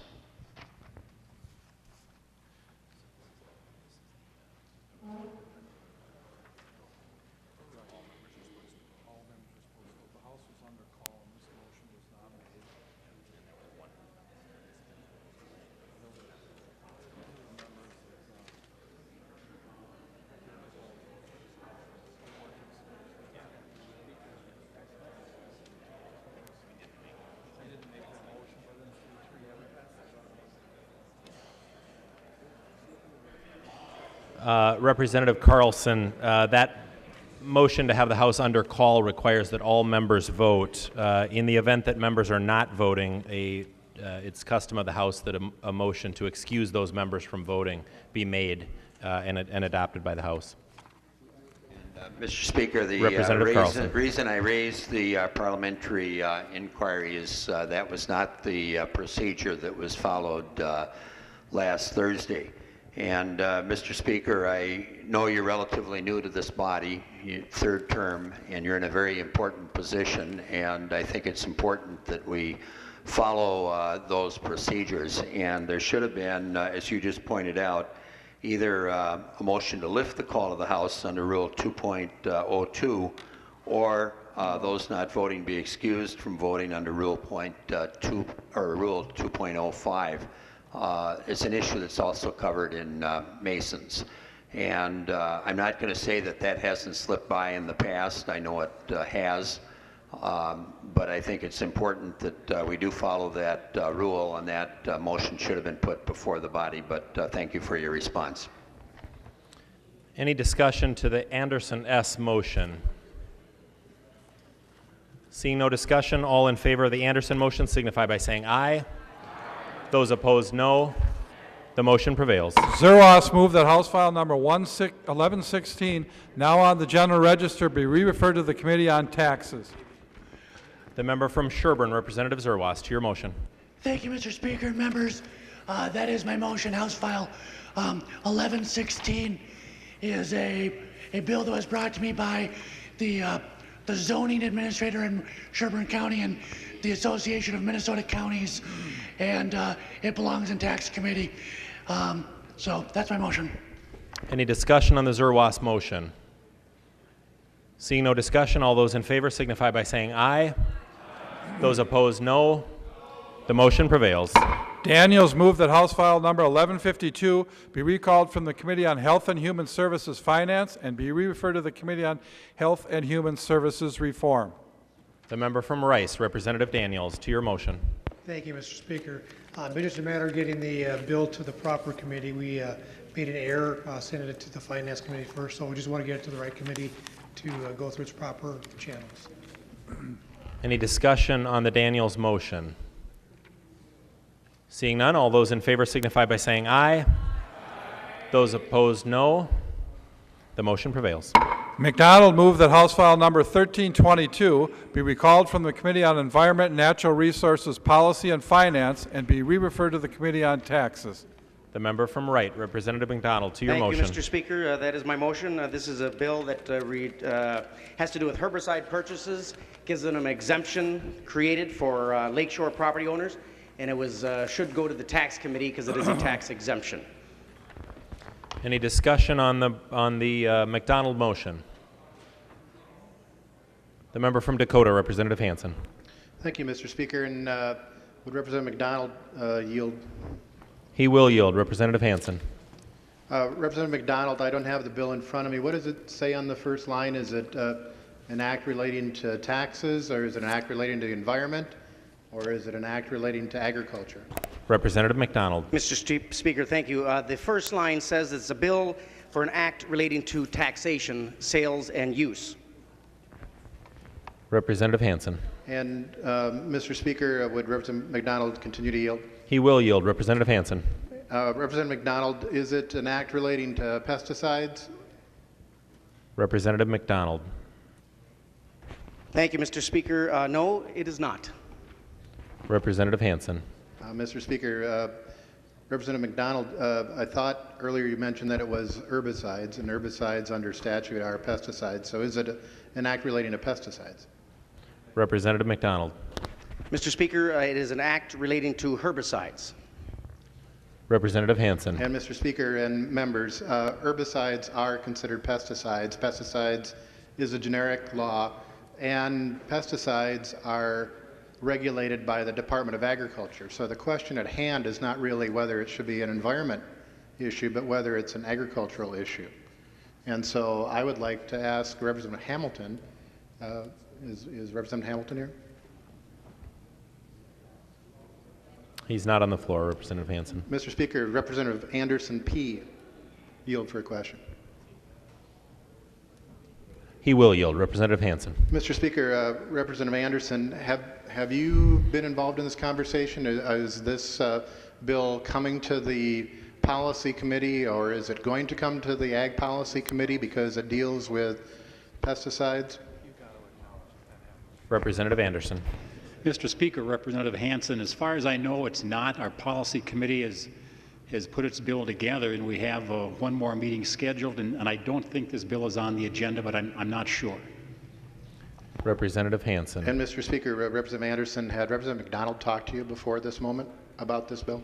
He will yield. Representative Anderson. No. Representative Hansen.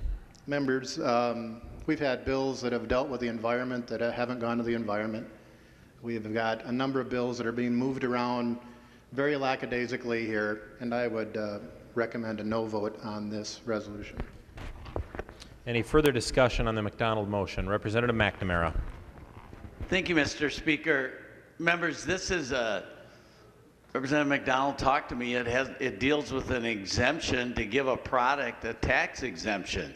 It's not an ag bill. It's not an environment bill. It deals with a tax exemption. It belongs in the tax committee. Please support the McDonald motion.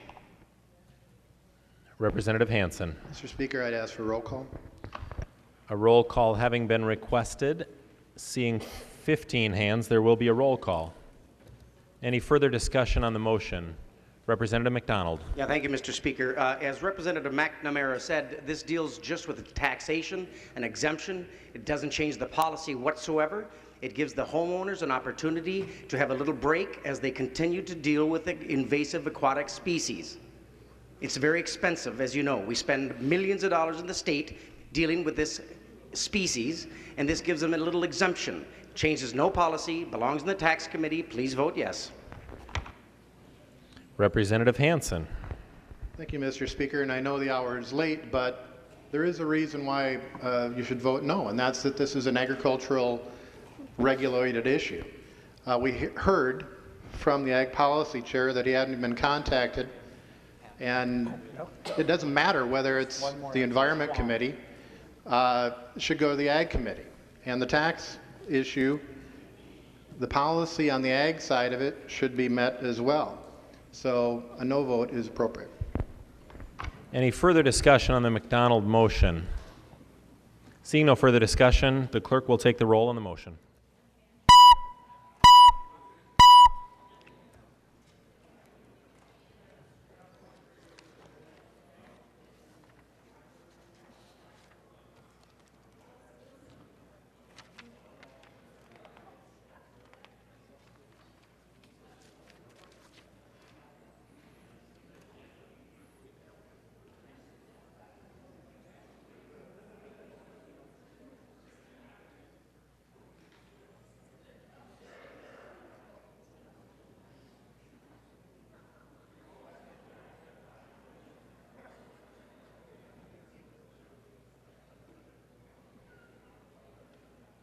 The clerk will close the roll.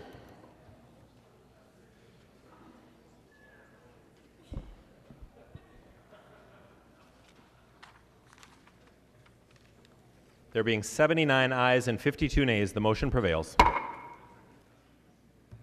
Quam moves that House File Number 1712 be recalled from the Committee on Education, Innovation, Policy and be re-referred to the Committee on Education, Finance. The member from Olmsted, Representative Quam, to your motion. Thank you, Mr. Speakers and members. This is a bill to have the Commissioner of Education help generate response teams if there's a suicide or a death to help out schools in those tough situations. And I've talked with the committee chairs, and I hope for agreeing. Any discussion on the Quam motion? Representative Hilstrom. Thank you, Mr. Speaker. If he could please tell us where it is and where it's going, that would be helpful. The member from Olmsted, Representative Quam.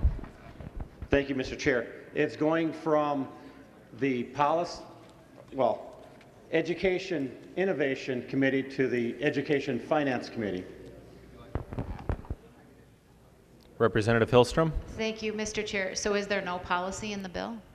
He will yield. Representative Quam. Thank you, Mr. Speaker.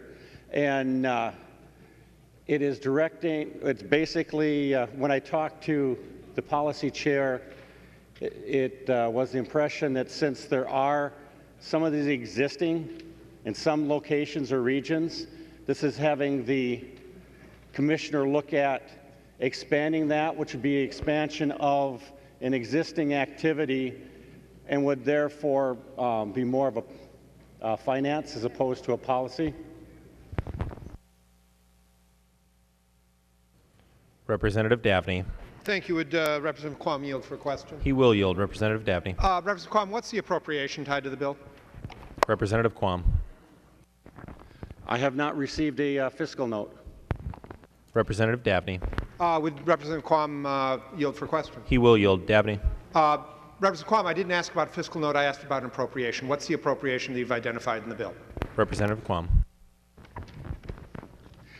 Representative Dabney, I have not identified a number appropriation in there, and I'm hoping to have it heard for possible inclusion in the finance omnibus bill. Representative Dabney. Thank you, Mr. Speaker. Well, members, Representative Hilstrom, thank you for the questioning. This isn't a finance bill. It's very clearly in the jurisdiction of Representative Erickson's Education Innovation Policy Committee. We talk about programs that exist and expanding them and contracting them and increasing them and decreasing them in that committee. The fact that this wants to take something that happens sometimes some places and make it happen more often in other places without appropriating any money for it doesn't make it a finance bill, it makes it a policy bill. And policy bills, I will assert, Representative Speaker, should be heard in the policy committee. Any further discussion of the Quam motion? Seeing no further discussion, all those in favor of the Quam motion signify by saying aye. Aye. Opposed, no. No. The motion prevails. Announcements. Representative Pepin. Thank you, Mr. Speaker. I move that when the House adjourns today, it adjourns until 12:15 p.m. on March 25th, 2015. Representative Pepin moves that when the House adjourns today, it adjourns until 12:15 p.m. on Wednesday, March 25th, 2015. All those in favor say aye. Aye. Those opposed, no. The motion prevails. Representative Pepin. I move that the House do now adjourn. Representative Pepin moves that the House do now adjourn. All those in favor say aye. Aye. Those opposed, no. The motion prevails, and the House stands adjourned until 12:15 p.m. Wednesday, March 25th, 2015.